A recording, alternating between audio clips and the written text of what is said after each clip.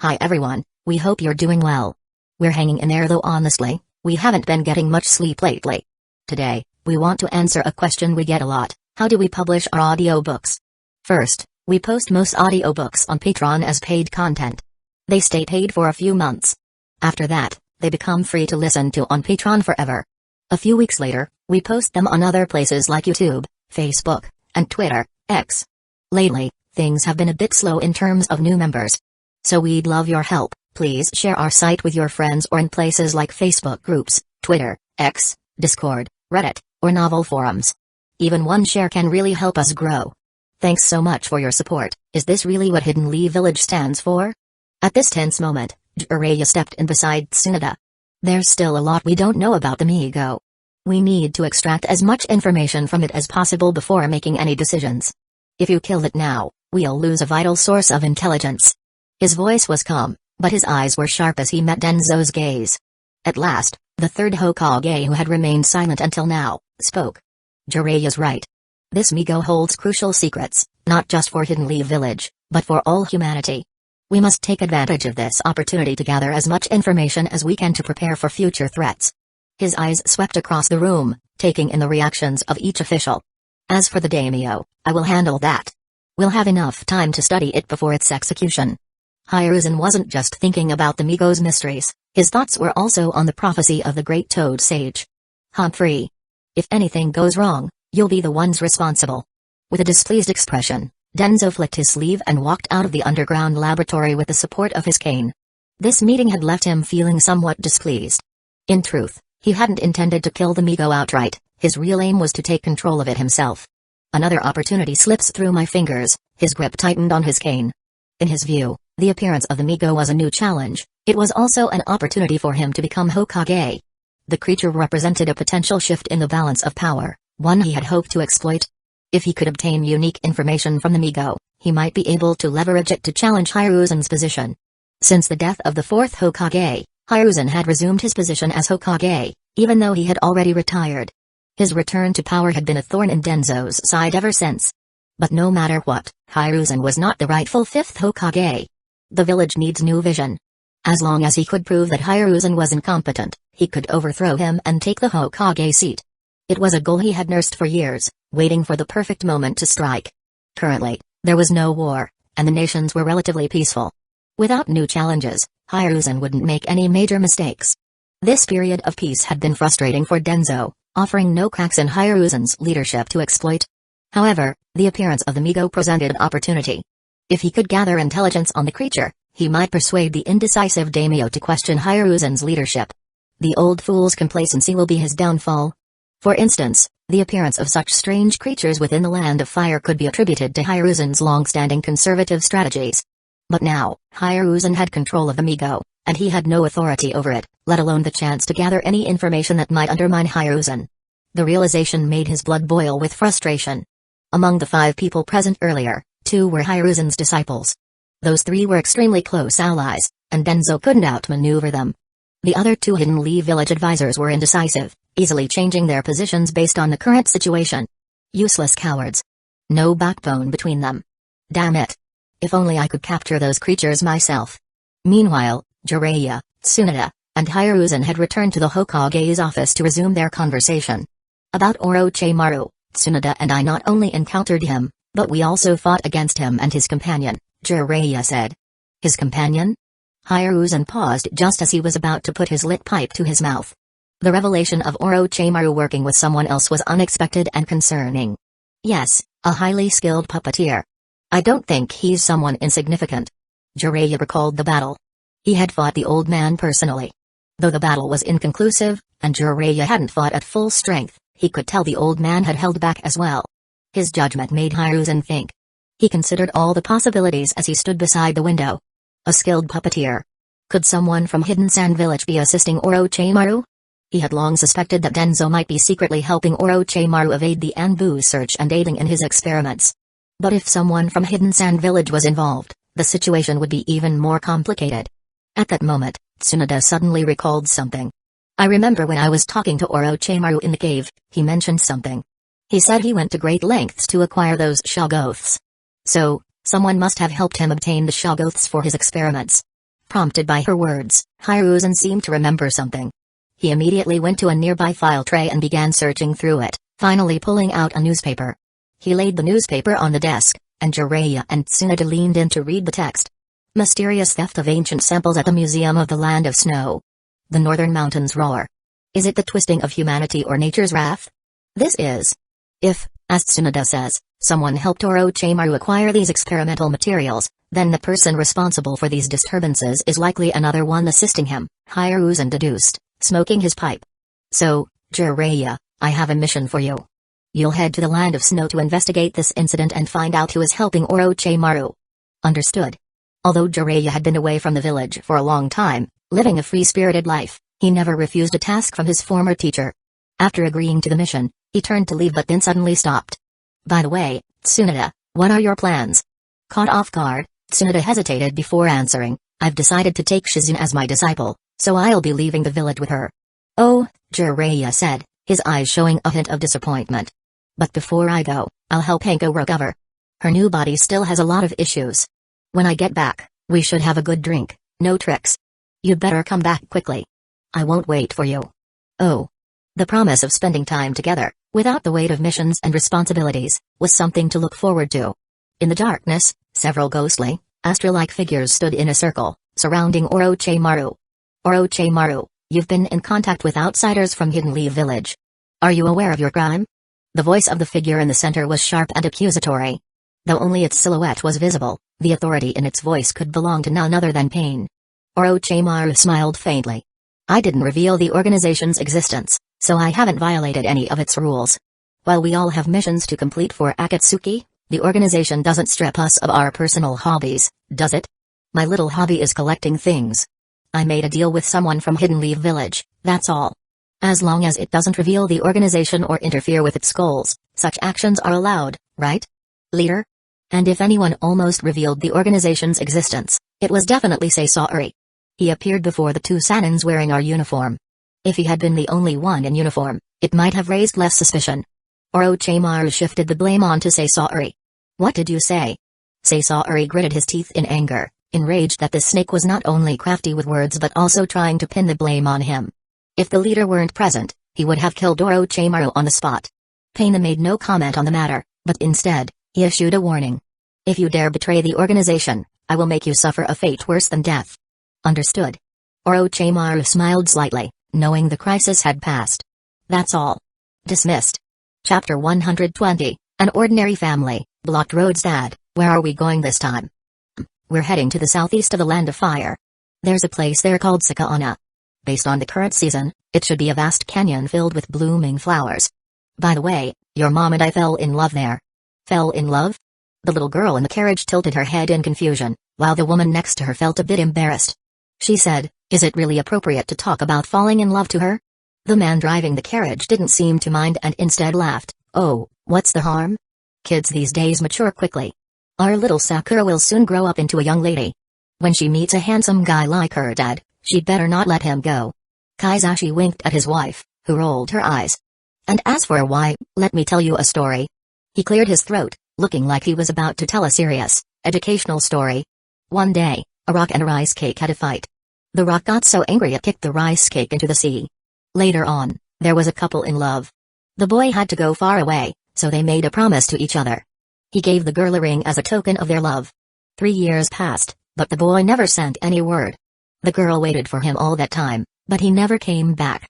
Heartbroken, she threw the ring into the sea and left the place where they had promised to meet. But in truth, the boy was also waiting for her. The girl had misunderstood where they were supposed to meet, and thus they missed their chance. A few more years passed, and one day the boy went fishing. Guess what he caught? He asked his wife and daughter in the carriage. A fish. The little girl answered first. The man shook his head, his hair exaggeratedly styled like cherry blossom petals. Nope. Their token of love, the ring? This time, the mother answered. Also wrong. Then what was it? Both mother and daughter asked in unison. Of course, it was the rice cake. Ha ha ha ha. That's hilarious. The man laughed so hard that he almost lost his grip on the reins, while the mother and daughter behind him were left with weird looks on their faces. Honey, that was a really bad joke, Mabuyuki sighed. Daddy's jokes aren't funny at all. This was an ordinary family from Hidden Leaf Village. The man's name was Kazekage, a cheerful guy who loved telling lame jokes. He had once been a ninja but now led a simple life in the village with an ordinary job. The woman's name was Miyuki, a strong-willed homemaker. They'd been looking forward to this family trip for a long time. Instead of just hanging around village like usual, they rented a carriage to go somewhere way out of Hidden Leaf Village. Throughout the journey, the family laughed and chatted. Kazekage occasionally told dad jokes to lighten the mood or bragged about his past adventures. Did you know, Sakura? Back in the day, your dad could run on top of trees faster than this carriage. As he drove the carriage, Kazekage pointed with his whip at the tall trees on either side of the road. Sakura looked at the tall trees. To a 3-year-old, these towering giants seemed impossible to even stand on, with their narrow branches making it obvious that you couldn't keep your balance. So, she shook her head. Daddy, you're exaggerating again. That's absolutely impossible. Hey now, how am I exaggerating? Don't believe me? Ask your mom. Isn't that true? Sakura turned to Miyuki, who smiled and nodded. It's true. Your dad was a ninja back then. A ninja? 3-year-old Sakura didn't fully understand the concept of a ninja. She tried to imagine her goofy father as one of the cool, mysterious figures she sometimes saw around the village. Yes, like those people in the village who jump from rooftop to rooftop, go on missions, and protect the people in Hidden Leaf Village. Your dad was once one of them too. With this explanation from her mother, Sakura's gaze toward her father filled with admiration. But after a few seconds, her expression dimmed. Then why isn't Daddy a ninja anymore? The sudden question caught Kazekage off guard, and he didn't know how to respond. Miyuki stepped in to answer. Well, for various reasons, your dad. Suddenly, Kazekage raised his whip and pointed toward the other side of the forest. Look. That's the land of bears. The new information quickly grabbed Sakura's attention. She quickly looked out, but all she could see was more trees. There's nothing there. Sakura was disappointed that she didn't see anything exciting. The border between the land of bears and the land of fire has a place called Valley of Death. It's filled with poisonous gas and thorny bushes. It's too dangerous, so we can't get close to see it. But if you follow the Valley of Death further south, the gorge becomes shallower, and there's no more poisonous gas. In one section of the gorge, the whole place is filled with blooming flowers. That's where we're heading. So we haven't arrived yet. We're almost there. The long, boring carriage ride lasted almost the entire day. Finally, just before sunset, the Haruno family saw the light at the end of the tunnel. There it is. Sakura, look. That's Sakana.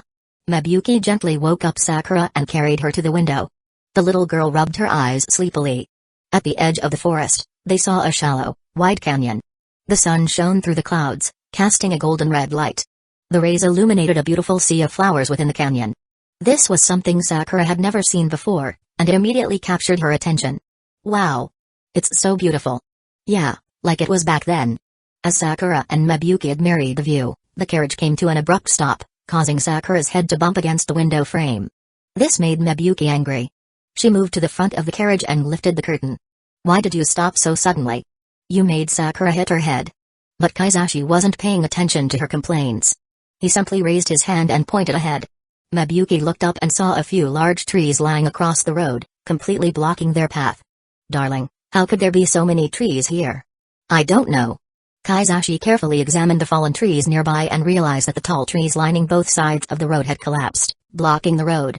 As he walked to the fallen trees, he noticed something unusual on the stumps where the trees had broken off. Most of the trees appeared to have broken naturally, but about a third of the cuts were unnaturally smooth, as if they had been deliberately cut with a tool. In other words, these trees hadn't fallen naturally, someone had intentionally caused them to collapse. Even worse, it seemed likely that someone had planned to use the fallen trees to block anyone trying to pass through. The precision of the placement was too perfect to be coincidental. Kazekage straightened up and gazed into the dense forest. The rustling sounds of animals were absent. The silence was unnatural. Something's not right here. Yet, for some reason, he had the feeling that something was watching him. He scanned the trees and bushes, searching for any movement. After staring for a while without seeing anything unusual, he returned to the road at his wife's call. He tried to shake off the feeling of unease, not wanting to alarm his family. So? Maybe some villagers from a nearby settlement cut down the trees and forgot to clear them away. He didn't mention his suspicion that the trees had been deliberately placed there to block travelers, worried it would cause Miyuki unnecessary concern. No need to scare them if I'm just being paranoid, he reasoned. What should we do now, Daddy? Beside Miyuki, their daughter Sakura asked in a soft, trembling voice, already on the verge of tears. Kaizashi knelt down quickly to comfort her. Don't worry, Daddy will try to move these trees. He ruffled her pink hair gently, trying to project confidence he didn't entirely feel. Are you serious? Mabuyuki grabbed his arm. She knew her husband's strength, but these trees were massive. Let me give it a try. Kaizashi patted her hand reassuringly and walked over to the trees. The fallen trees were massive and thick that it would take at least 2 adults to wrap their arms around the trunks. Moving them would be impossible for even 10 ordinary men. Yet, he stood before one of the trunks, and placed his hands under one end. After closing his eyes for a few seconds, he let out a shout, and all his strength surged through his body. But the tree didn't budge at all. Go, Daddy! Sakura cheered.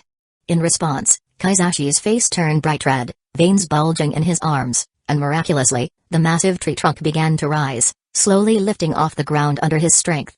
The wood creaked and groaned as it shifted. He managed to raise one end of the tree to knee height. But after only a few seconds, the weight became too much. He had to let go and fell to the ground. Are you okay, honey? Mabuyuki rushed over and knelt beside him. Kaizashi, still sitting on the ground, raised his trembling hands. I'm not the man I used to be, he thought ruefully. But he quickly replaced it with a relaxed smile. Sorry, seems I'm a bit rusty after not using my chakra for so long. Hearing this, Mabuyuki lowered her head in silence, while Kaizashi turned to his dog there. I'm sorry, Sakura, Daddy couldn't move the trees either.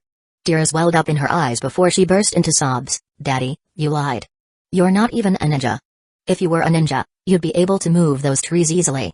You're a liar, Daddy. You're a big liar. She's right. Maybe I never was. Sakura, enough. Mabuyuki, unable to listen any longer, shouted at her. Since Sakura's birth, she had never raised her voice this much, and both Kaizashi and Sakura were stunned. Sakura, go back to the carriage. Don't come out unless I say so. Sakura, still upset, glanced at her angry mother but reluctantly retreated to the carriage. Her small form disappeared into the vehicle, leaving her parents alone on the road. After she left, Kaizashi sighed. Why are you so hard on her? Because she's being unreasonable. Well, that's what kids do. Being unreasonable is a privilege only children get to enjoy. Let's not dwell on it. We need to find another way to deal with these trees. Aside from moving the trees, the other option was to burn them. But with no nearby water source, the fire could easily spread into the forest if they lost control. The risk was too great, especially with night falling. So, the couple decided to call in ninjas from Hidden Leaf Village to clear the trees instead. It wasn't the solution Kaizashi had hoped for, but it was the safest option for his family. There was no need to return to Hidden Leaf Village to request help, as most villagers traveling far from home brought pigeons with them to send distress signals. Once notified, Hidden Leaf Village's ninjas would come to the rescue. While the trees didn't pose a serious danger, it was still a problem beyond what ordinary people could solve, so it would make for a good D-rank mission for the village ninjas. After releasing the pigeon, it was already dusk. He drove the carriage back a short distance, just in case, then set up a campfire beside it. After lighting the fire and heating some food, he climbed into the carriage. Inside, Sakura sat curled up in a corner, hugging her knees, her head buried deeply, clutching a cloth doll in her hands. The sight of his daughter so upset made his heart ache. Are you still mad at your mom? Don't be upset. She may be tough, but she loves you very much. Sakura remained silent. Then, are you mad at me? Still, no response. With no success in comforting her, Kaizashi gently patted her. I've notified the Hidden Leaf Village ninjas. They'll probably arrive by morning to clear the trees. When you wake up, you'll see a valley full of flowers. I've left dinner here. Eat it if you get hungry. Kaizashi placed the food next to her before climbing out of the carriage again. I hope tomorrow brings better things. He cast one last look at his daughter. How's she doing? Mabuyuki asked, but Kaizashi just shook his head. At that moment, they heard a faint rustling sound coming from the nearby bushes. Though it was barely audible, Kaizashi immediately tensed up, grabbing a burning log from the fire and aiming it at the dark forest edge. What's wrong? SHH. Though Mabuyuki hadn't noticed anything, he was certain there was something moving in the bushes. As the torchlight inched closer to the trees, a shadow suddenly darted out from the underbrush. The shadow paused briefly on the grass beside the road, allowing the couple to finally see what it was. Oh, it was just an adorable little chipmunk. The tiny creature sat up on its hind legs, whiskers quivering as it regarded the humans curiously. The Kaizashis relaxed, watching as the chipmunk disappeared back into the forest. He tossed the log back into the fire. Let's eat. Okay. Meanwhile, the chipmunk ran deeper into the forest, occasionally pausing to dig up seeds hidden under the soil. Suddenly, A shadow sprang from the bushes, snatching the agile chipmunk in an instant. Moments later, something was thrown out of the same bushes. Oh, it was just the cute little chipmunk's tail. Chapter 121, An ordinary family. Retirement is over. Night had fallen, and the Haruno family's carriage was quietly parked beside the forest road. A flickering campfire dispelled the darkness around it.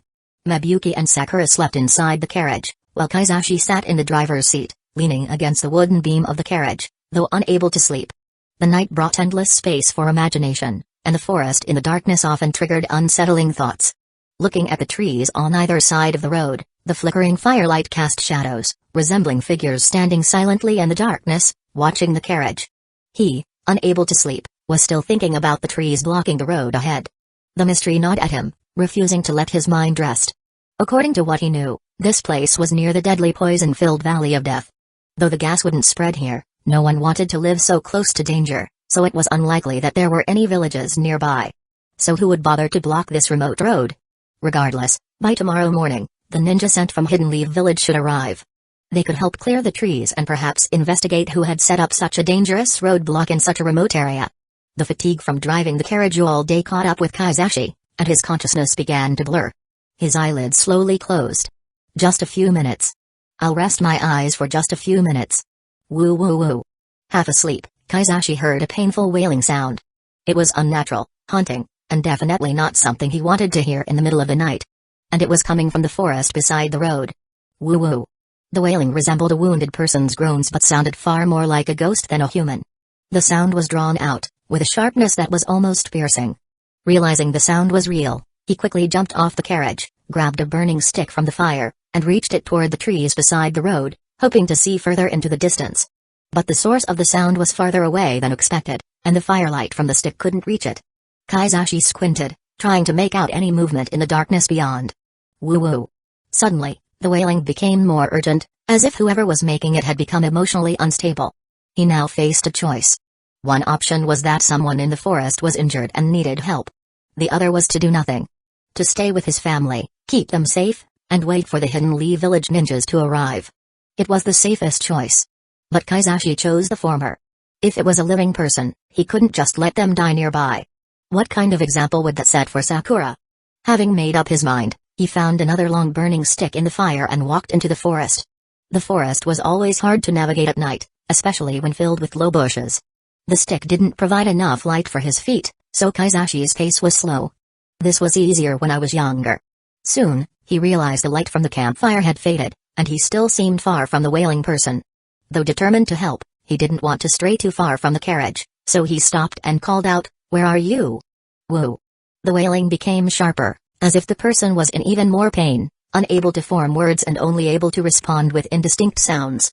Left with no choice, Kaizashi walked deeper into the forest, following the sound. Each step took him further from his family. Inside the carriage, Mabuyuki slowly opened her eyes. Noticing Sakura sleeping beside her, she smiled and gently covered her with a blanket she had kicked off. Then, she stepped out of the carriage. Knowing her husband was likely exhausted, she wanted to take over and let him rest. She didn't think anyone needed to keep watch, but he insisted. However, as she stepped out of the carriage, she found no one there, only a dwindling fire. "Darling? Darling?" Not wanting to wake their sleeping daughter, Mabuyuki's voice was soft, only reaching the nearby trees. But there was no response. He wouldn't just leave. Something must be wrong. She started searching the trees around the carriage but stayed within the firelight's reach. "Darling? Where are you?" Suddenly, a child's cry came from behind her. "Sakura." Mabuyuki recognized the voice instantly and rushed back to the carriage. She flung open the curtain, but the carriage was empty. Sakura was gone. Before she could even call out her daughter's name, she noticed a shadow just beyond the fire's reach. The figure was very short, smaller than Mabuyuki herself, like a child. Though she couldn't see its face clearly, she saw that the figure was holding a small object, and the occasional flicker of firelight revealed strands of pink hair. "Sakura." She immediately recognized that the object in the figure's arms was her daughter and shouted toward the shadow. The thing in the figure's arms began to struggle and whimper. Though unclear, she knew it was her daughter's voice. Certain that the figure was holding Sakura, Mabuyuki began to negotiate in a panic. "What do you want?" "Money. I can give you anything. Just let my child go, please." Mabuyuki slowly walked closer to the figure, trying to get close enough to snatch Sakura back. But the figure remained still, offering no response to her pleas. Its silence was more terrifying than any threat could have been. Just as she was less than 10 steps away, the figure suddenly turned and ran into the woods. No. Sakura. Seeing the figure leap over the bushes and disappear into the forest, her maternal instincts took over. Without hesitation, she chased after them into the dense woods. Branches whipped at her face, but she barely felt them. In an instant, only the lone carriage remained, quietly standing by the road. In the forest, the flame on the wooden stick in Kaizashi's hand was dying out. In this silent space, where only the shadows of trees swayed with the changing light, he lost track of time. Just a little longer. Looking back, the fire from the carriage was long out of sight, but the sobbing ahead never ceased.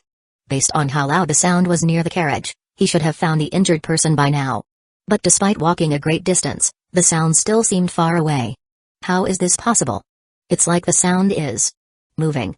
He realized something was wrong and stopped. Wait. Something's not right here. At that moment, a distant shout came from behind him. Sakura. He immediately realized something had happened near the carriage and turned to head back. Sakura. No. What's happening back there? Just as he was about to run to the road, the painful sobbing behind him called out again. Woo-oo. The sobbing seemed to intensify with even more pain, but he no longer cared about the sound. Now, he needed to rush back to the carriage to ensure the safety of his wife and child. Sensing Kaizashi's firm decision to leave, the sobbing transformed, growing sharper and louder, almost mocking. Woo-oo. Ha, ha. The once painful sobbing turned into horrifying laughter. Shocked by the weird laughter, he had no idea who or what he was facing. But there was no time to deal with the being trying to lure him away from the carriage. He quickly retraced his steps. You almost had me, you bastard, he muttered. The dense brush he cleared earlier provided a path, so Kaizashi quickly returned to the road and the carriage. He rushed to the carriage, threw back the curtain, and found it empty. His wife and daughter were gone. Where are they? Mabuyuki. Sakura. Where are you? Answer me, please. He called out anxiously around the carriage, but no one responded. At that moment, a rustling sound came from the dark forest by the road. A figure slowly emerged from the shadows. Show yourself. What have you done with my family? In the flickering firelight, Kaizashi saw the figure clearly. This person was short, barely reaching his elbow, resembling a dwarf in tattered red and blue rags, like a wild man barely clothed. But the figure's face was even more grotesque than its odd stature and clothing. Its face could only be described as deformed, or even monstrous. It had almost no hair on its head, with a few wisps of white hair hanging from the back, ready to fall at any moment. Its face was horribly twisted, as if scarred by fire, with abnormally small eyes sunken into its dome-like bald head.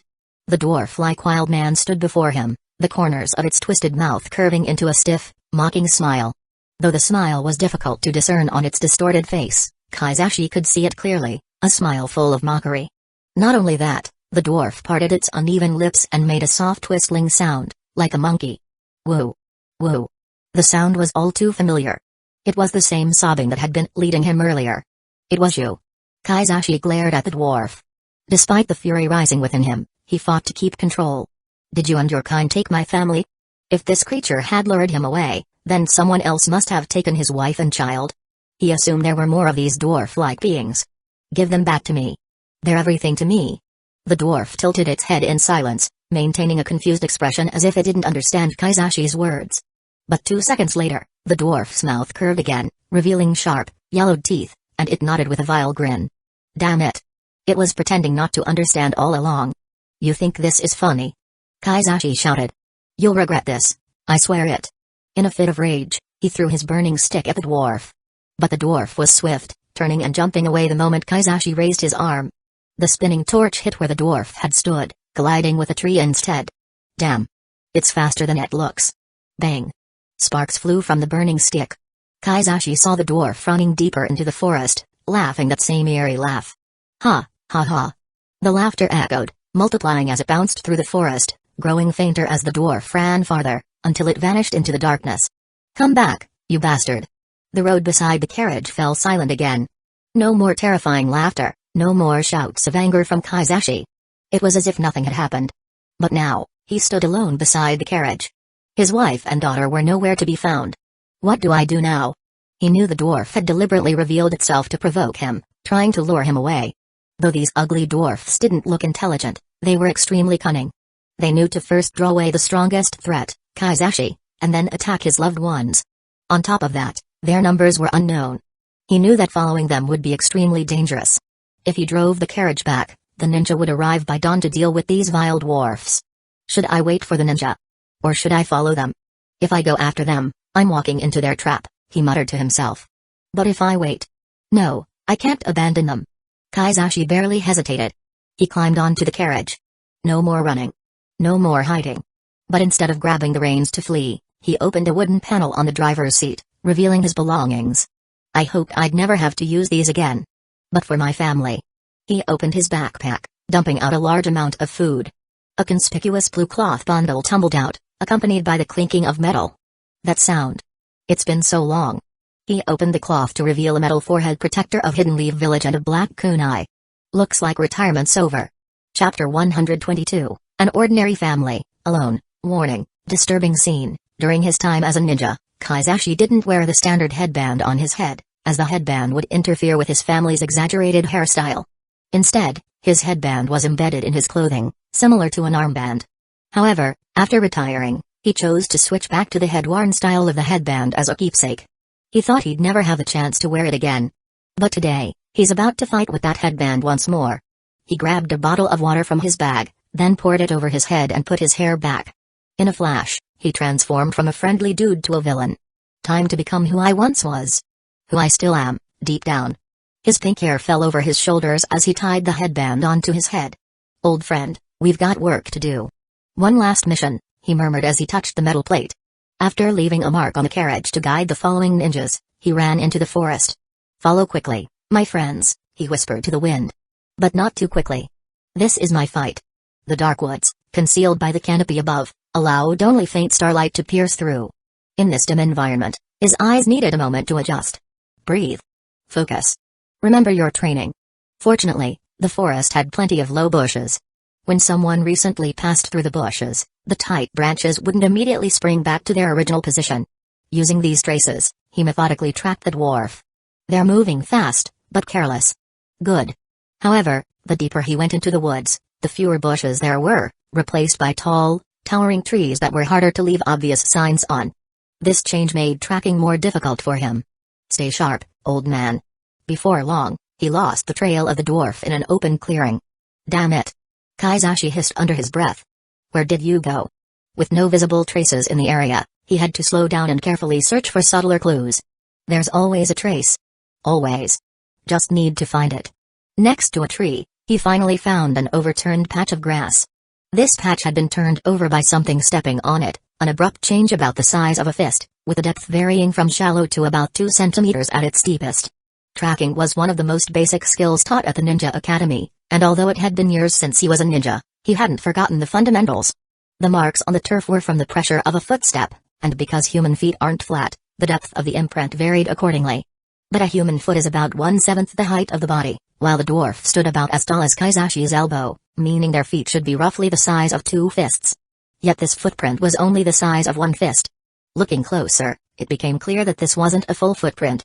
Only the ball of the foot had touched the ground, leaving a partial impression, as if someone had been standing on their toes. This meant that when the dwarf left this print, they were standing on their toes. And standing on tiptoe generally serves the purpose of reaching something higher. But what exactly was the wildman trying to reach here? Kazekage looked up, and in the dark canopy above, a row of sharp objects was hidden. Gotcha. You can't hide from me that easily. Carefully parting the branches, he uncovered a crudely made wooden spike trap.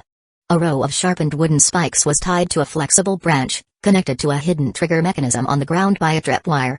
From a ninja's perspective, it was a poorly constructed and crude trap, something that would only be made by a student still learning trap setting techniques. However, when set by seemingly uncivilized wildmen, the trap seemed sinister and deadly.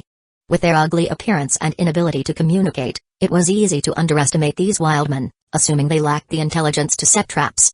If he had recklessly followed the dwarf here, he would have triggered the mechanism and been impaled by the spikes from behind. Underestimating these creatures could be fatal. Kazekage carefully dismantled the mechanism, muttering, "Let's see how you like having your toys broken." However, since the wildmen had set traps along this path, it indicated that they had gone this way. He resumed his pursuit, now moving more cautiously, constantly on the lookout for more traps. It didn't take long for him to encounter another trap. This time it was a rusty iron trap, equally crude and poorly disguised under out-of-season dried grass, easily spotted by him. Did they really think this would work? But just as he was about to walk around it, he noticed a glimmer of silver in the moonlight filtering through the leaves. He immediately halted and carefully examined the silver thread, realizing it was part of yet another trap. This one was another wooden spike trap, but much more sophisticated than the previous one. The wooden spikes were connected by an almost invisible silver wire instead of a coarse, blackened rope. This type of wire was akin to what ninjas would use to trigger traps. Additionally, to further disguise the spikes in the trees, the wildman had set a decoy iron trap on the ground, easily spotted by anyone. Most people, upon seeing the decoy trap, would instinctively walk around it, unaware of a hidden trap nearby. After encountering a series of traps, he was taken aback. Even an experienced ninja would struggle to create such traps using only primitive materials. It was astonishing to think that these traps had been set by the supposedly primitive wildman. Realizing the kind of adversaries he was facing, he grew increasingly worried for his wife and child, fearing what these depraved dwarfs might do to them. Mabuki, Sakura. Please be safe. I'm coming as fast as I can. I will find you. And I will save you. As he moved forward, Kazekage became even more vigilant, repeatedly encountering traps in the forest. Like the previous spike traps, these traps came in two forms, a crude version to lower one's guard and an upgraded version to catch victims off guard. But after recognizing the wildman's nature, these traps no longer posed a threat to him. Using the skills he had learned as a ninja, he skillfully avoided each trap. Another one? Kazekage growled. How many of these are there? A twig snapped underfoot, triggering a nearby trap. He rolled to the side, barely avoiding a swinging log studded with sharpened stakes. Too close, he panted. Stay focused, you old fool. They're counting on you. Eventually, he arrived at a place. It was a gap between mountains, with the ground at the entrance worn and devoid of life, indicating frequent use. This must be the lair of the wildman. There was no light inside the cave, an almost complete darkness, making it impossible for Kazekage to enter without any light source. So, he quickly picked up a thick tree branch nearby, tore off a piece of cloth from his clothes, wrapped it around the branch, then poured some barbecue oil from his picnic supplies over it to make a simple torch. Holding the torch in his left hand and a kunai in his right, he walked into the cave. It was a dark and damp cave, with the rough stone walls around him covered in tiny droplets of water. The entrance to the cave was incredibly narrow. While this tight space wouldn't have posed any challenge for the short and small-bodied dwarves, Kazekage had to squeeze sideways to get through. If I get stuck here, I'll never live it down. Come on, old man, suck it in. After walking about 10 meters, the cave widened, and he realized that the so-called cave was actually a massive gap formed by a pileup of enormous rocks inside the mountain. These misshapen boulders created a network of crisscrossing gaps, turning the cave into a labyrinth, with each dark gap potentially leading to an unknown path. This was the scariest part. While a person of normal size couldn't fit through these gaps, the small dwarves could easily hide in them. If they hid in one of the gaps, it would be nearly impossible for intruders to notice them, and they could easily be ambushed. With this in mind, Kazekage became more cautious, using the torch to inspect every gap around him. Come out, wherever you are. Daddy's here to play. As he walked deeper into the labyrinth, every shadow seemed to move. Is this fear, or instinct? In the darkness, Sakura slowly opened her eyes. Her blurry vision scanned the surroundings, and she realized she was in a small corner formed by cold, dark stone walls. Beneath her was a thin layer of straw. Though it couldn't fully block the coldness of the stone floor, it was better than nothing. Where's Mommy? Where's Daddy? 5 or 6 meters ahead of her, there was a tiny wooden table, barely the height of a chair seat, with a lit candle on it. Where am I? Sakura wondered to herself, trying to recall what had happened. I fell asleep in the carriage, and then it seemed like someone picked me up in the darkness. After that, I remember hearing Mommy calling me, while I was being carried through a forest. Bad people took me. Although Sakura was only 3 years old, she quickly realized her current predicament. Where's Dad? Where's Mom? I want to go home. Sakura wanted to scream but fear choked her voice, and she couldn't cry out. All she could do was stare at the distant candlelight, tears silently streaming down her face. I need to be brave. Daddy always says I'm his strong little cherry blossom. Suddenly, a shadow emerged from the darkness, blocking the light from reaching Sakura. Please don't hurt me. The figure approached her quickly, crouching down in front of her. Now, she could clearly see the person's face. It was a hideous face. Half of it was somewhat normal, though slightly twisted, while the other half was horribly disfigured, like it had been burned by fire. The person had almost no hair on their head, just 2 thin strands falling down either side of the back of their head. Due to the dim light, Sakura couldn't tell what color the hair was. This person was also wearing nothing but a ragged gray cloth. The cloth had a hole cut out in the middle, through which the person's head poked, serving as a crude form of clothing, barely covering anything. A monster. Just like in the stories. Ah! But before she could make another sound, the person quickly placed one hand over Sakura's mouth and the other over their own, as if gesturing for her to stay quiet. It wants me to be quiet. Maybe. Maybe it won't hurt me if I listen. Somehow, she understood this gesture and, despite her fear, she nodded. The figure slowly released her mouth, and Sakura simply stared at the grotesque figure crouching before her, who made no further moves but just kept watching her intensely. Suddenly, the figure reached out a hand toward her. Instinctively, she shrank back, trying to avoid the touch. But with the cold stone wall behind her, there was nowhere for her to retreat. Sakura closed her eyes, bracing herself, but she felt no pain or harm. Instead, she sensed a strange sensation in her hair. Opening her eyes, she realized that the grotesque figure was not harming her but gently stroking her shoulder-length pink hair. A bony hand lightly caressed her hair, and the figure's eyes were filled with a look of desire or obsession. Why does it like my hair? It was clear the person was captivated by her hair, treating it like something precious. Suddenly, heavier footsteps echoed through the gap, startling the grotesque figure, who immediately stopped stroking Sakura's hair. In the flickering candlelight, Sakura saw another disfigured person enter the space. This one's scarier. This figure was taller and more muscular than the first and wasn't empty-handed, he was carrying a bowl of something.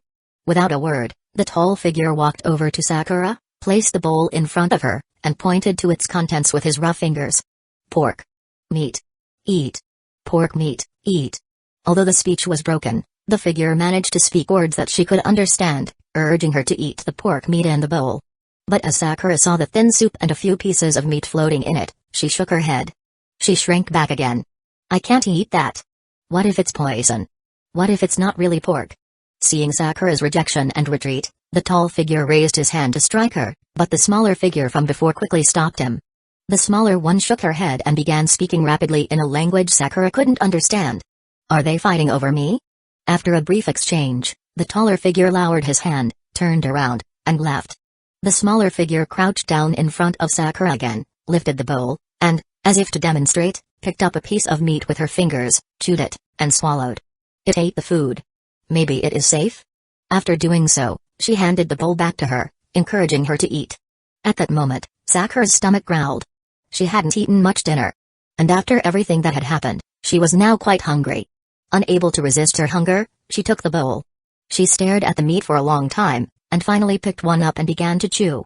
It's delicious. To her surprise, the meat was unexpectedly good.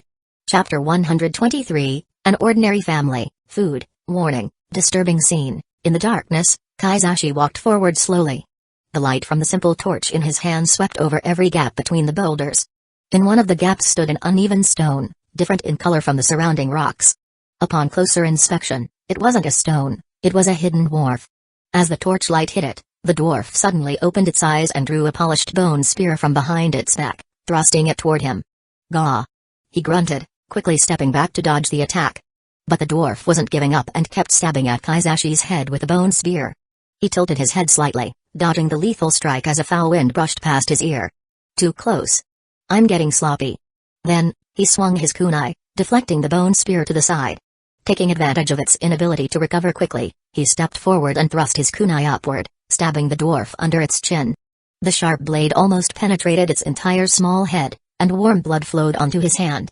He quickly pulled out his kunai and shook off the blood from his hand, ensuring his grip on the weapon wouldn't be compromised by the wetness. So far, he had already dealt with 3 dwarves. As he had suspected, these creatures indeed hid in the gaps between the boulders, waiting silently for an opportunity to ambush. Deadly in surprise, but predictable after. Though the dwarves were small, their strength was equivalent to that of an average adult man. These dwarves specialized in ambushes and setting traps, but it seemed this skill was an inherent racial trait due to their cowardly nature, rather than a sign of intelligence. For example, once their ambushes failed, they would attack frantically, their moves chaotic and without strategy. Even after Kazekage had slashed open their bellies, they wouldn't stop, desperately attacking even as their intestines spilled out. It was as if they couldn't feel any pain. They don't stop. Don't feel pain. What kind of monsters are these? Originally, Kazekage had wanted to capture one of the dwarves to ask about the whereabouts of his daughter and wife, But facing such a crazed enemy with whom communication was impossible, he had no choice but to kill them on the spot. Can't even ask where my family is. Damn these creatures. He muttered under his breath. As he went deeper, he noticed candlelight flickering in a distant gap between the rocks. He immediately placed his torch on the ground and quietly approached the gap, peering inside. What he saw was a low wooden table, on which stood a fine silver candle holder with 3 lit white candles. On the other side of the table, a dwarf chopped something on the table. Thud. Thud. Thud.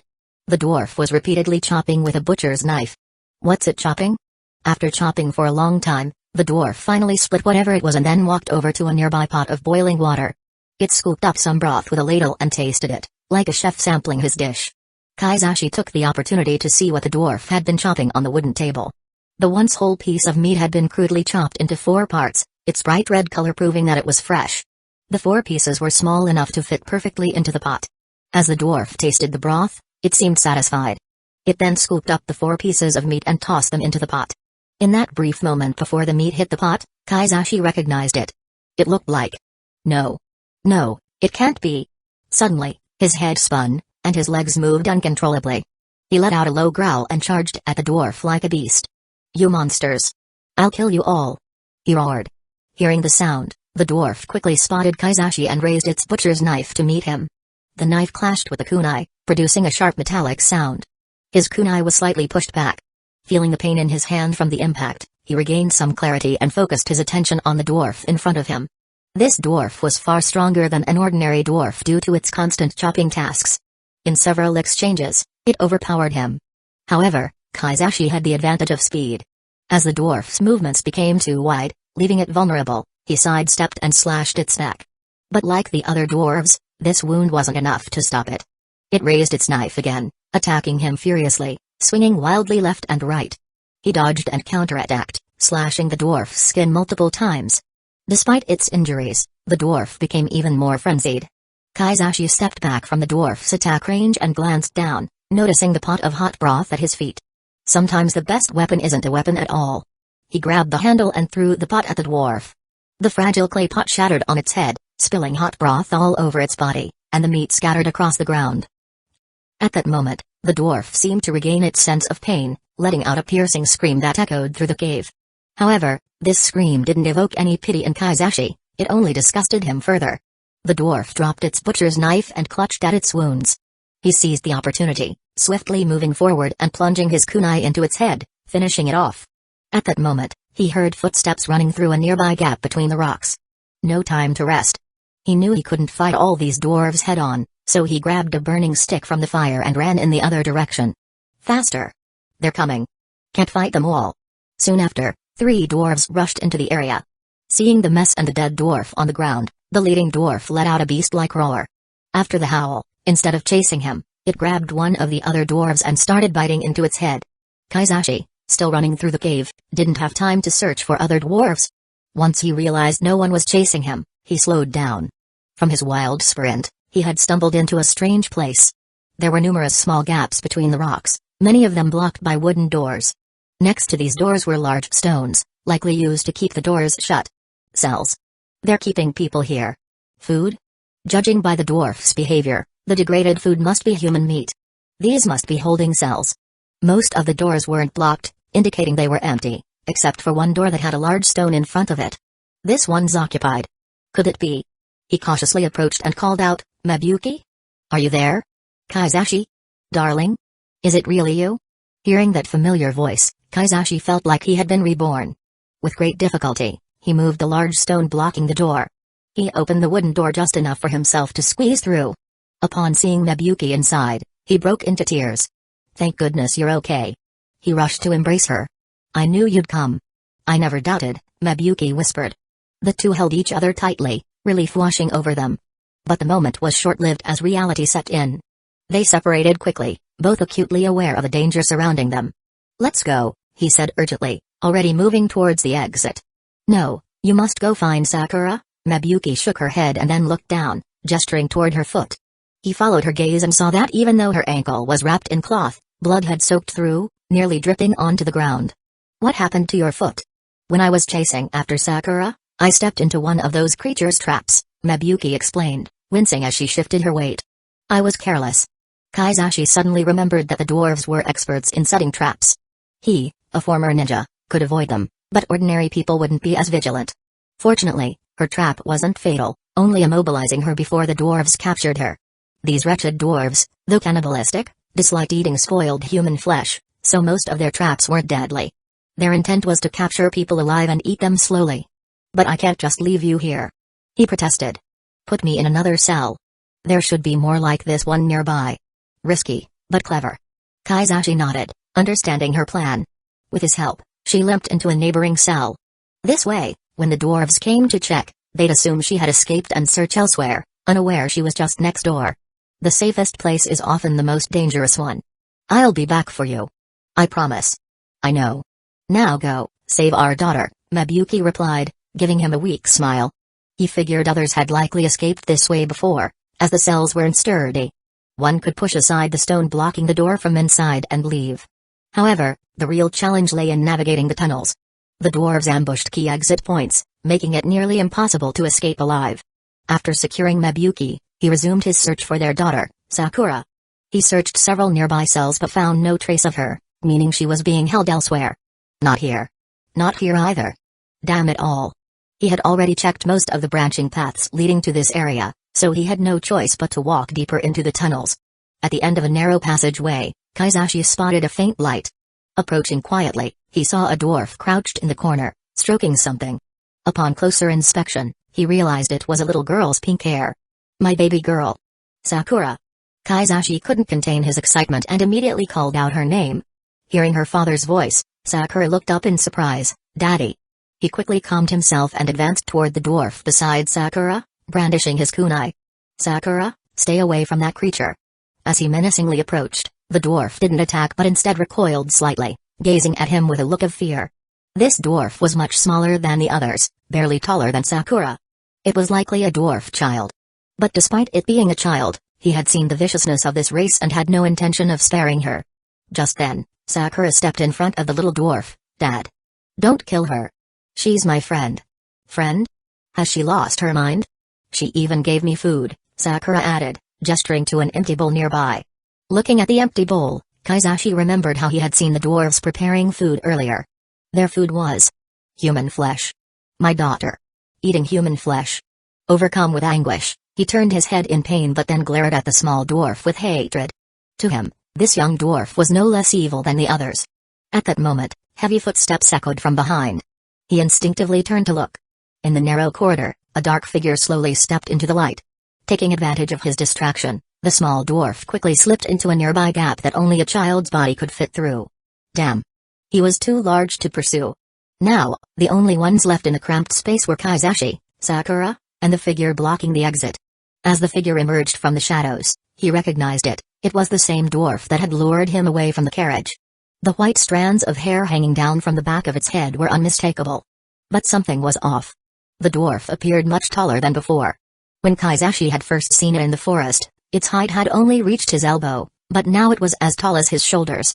Not only that, but the dwarf's body had also grown bulkier. Ganjutsu? He slowly backed away, shielding Sakura behind him with one hand while gripping his kunai tightly with the other.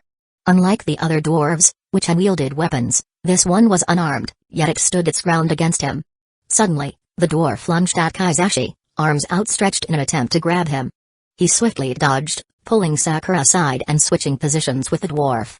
With the exit now clear, he shouted at Sakura, "Go find your mother." "What about you, Daddy?" "I'll hold him off." "Go, now. Go." After his second shout, Sakura reluctantly ran down the passage they had come from. At least she's safe. Now, for this beast. The dwarf cast a glance at the fleeing Sakura but didn't chase her. Kaizashi had already blocked the exit. Suddenly, the dwarf let out a terrifying roar. As it roared, its body underwent a grotesque transformation. Two bulging lumps appeared on either side of the dwarf's torso. These lumps rapidly grew, eventually forming into 4 new arms. The dwarf now had 6 arms. Not only that, but long, sharp, scythe-like claws extended from the bones in the middle of each hand. As Kaizashi stared in shock at the dwarf's monstrous transformation, his mind was bombarded with the realization of the creature's name. Chocho.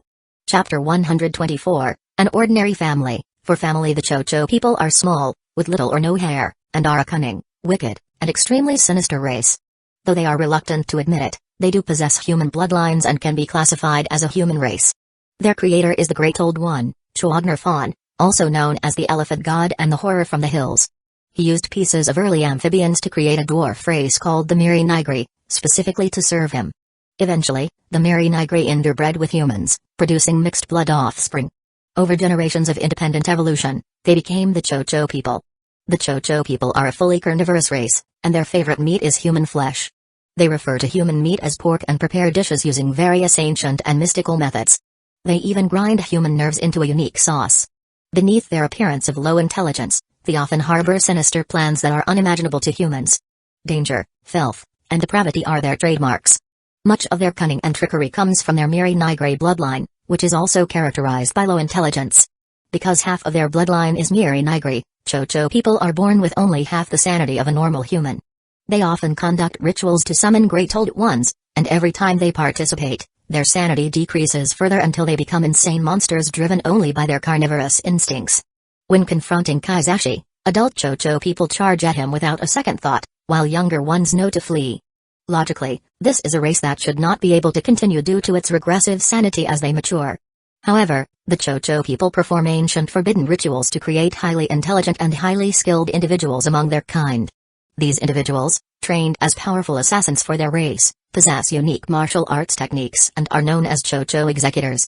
Some executors develop poison fangs, extra limbs, or the ability to spit web-like material from their mouths, or even sharp bone spikes that extend from their joints. They use these mutated body parts as weapons, so executors don't need to carry ordinary, easily detectable weapons. They retain high intelligence for normal communication with humans but still maintain the Chocho people's innate cunning. The Chocho that Kazekage is facing now is an executor. However, this executor's mutations weren't achieved through ancient rituals but by devouring other Chocho. After eating several other Chocho, its body became stronger than ever. Its physique grew taller and more muscular, with 2 extra pairs of arms sprouting from its side, and sharp bone spikes extending from its finger bones. Luckily, this Chocho hadn't yet undergone the specialized training executors usually receive, so it hadn't developed advanced combat skills.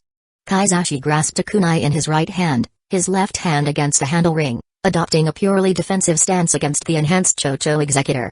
One wrong move and I'm dead.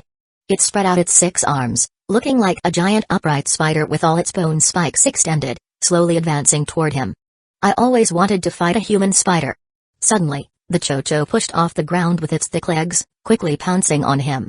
Kazekage knew a single kunai wouldn't be enough to block all 6 bone spikes, so he dodged with a roll to the side, narrowly avoiding the attack. However, his abdomen was grazed by the tip of one spike, leaving a bloody cut. Too slow. He frowned but gritted his teeth, ignoring the pain, as he focused on the Chocho's next move. The intelligent Chocho noticed his injury, its twisted face forming a mocking grin as it attacked again. I'm not done yet. Despite its evolved body, the Chocho couldn't properly coordinate its 6 arms and could only manage clumsy lunges. Its arms spread wide, making it difficult to evade in a confined space. After a while, Kazekage had accumulated several cuts. Another cut. How much more can I take? His breath came in ragged gasps. He knew that if he sustained more injuries, he'd soon lose consciousness from blood loss. With what strength he had left, he decided to try one more thing, using chakra. Chakra could enhance his body's speed and strength far beyond that of a normal human. Once a skilled ninja, Kazekage had mastered chakra, but after a particular mission, he lost the ability to use it like before. That mission had involved rescuing villagers of Hidden Leaf Village from the Valley of Death, at the border of the Land of Bears. Among the trapped villagers was his future wife. During the rescue, Kazekage was accidentally pricked by a poisonous thorn. After carrying her back to Hidden Leaf Village, the poison spread, and though Tsunade saved his life, he could no longer use chakra like before and had to retire as a ninja. Though his body could still produce chakra, it was far weaker and less stable than even a novice ninja. He knew this well, so he had to summon as much chakra as possible in one decisive moment against the Chocho. Can I even do this anymore? It's been so long. He had no choice. Gathering his energy, Kazekage slowly felt the faint chakra flow within him. The Chocho lunged again, its 6 bone spikes aiming for a deadly embrace. Wait for it. Timing is everything.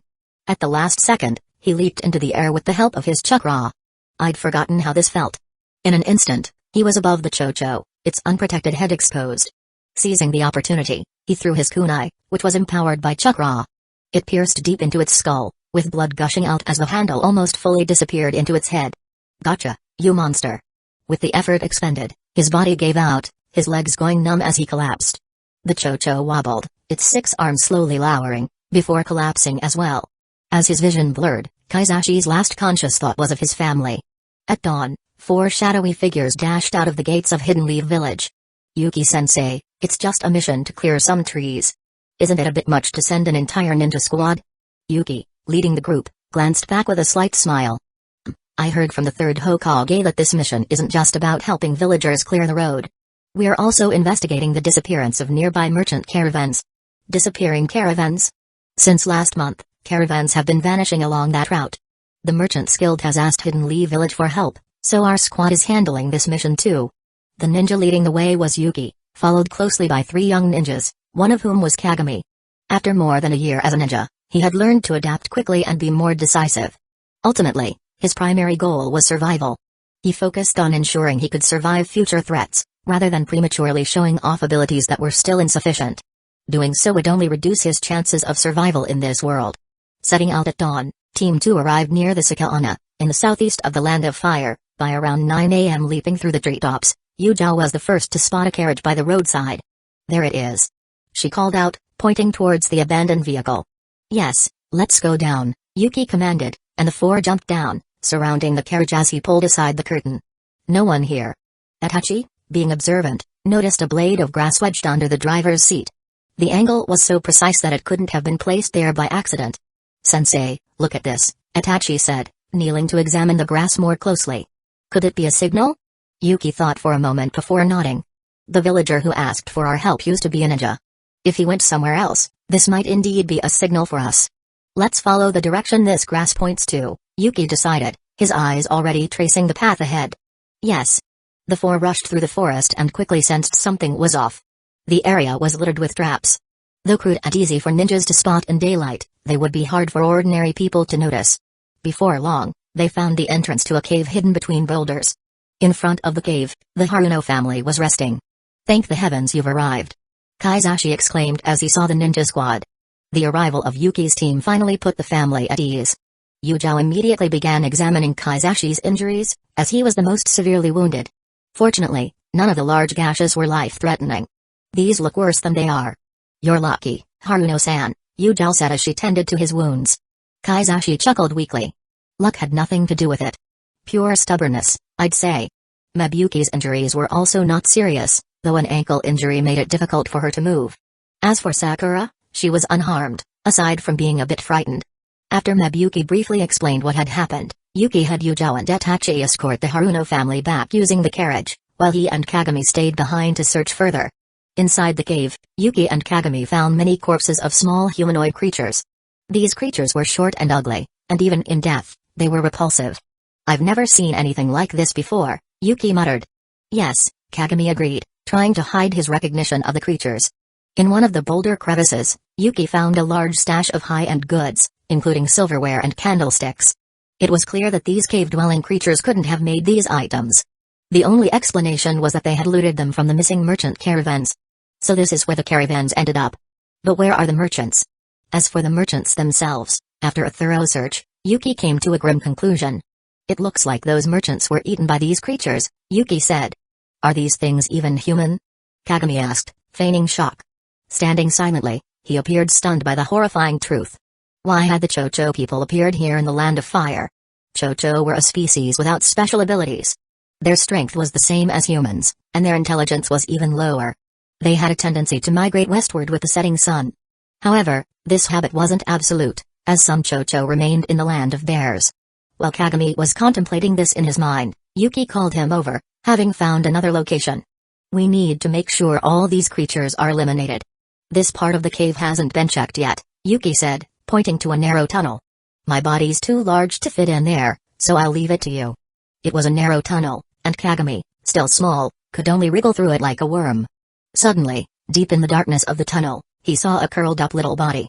Its ugly face confirmed its identity as a Chocho. The young Chocho looked at Kagami, its eyes suddenly lighting up as if it had seen a burning presence. Kagami smiled slightly and made a SHH gesture. Kagami, is there anything in there? No. As Kagami began to wriggle back out of the tunnel, he cast one last glance at the young Chocho. There's nothing in here. Chapter 125, The Execution. To the daimyo, Anko went straight to the washroom and looked at herself in the mirror. She would stand before it and ask herself if the person in front of her was herself or the creature inside her. And every time, she would come to a different conclusion.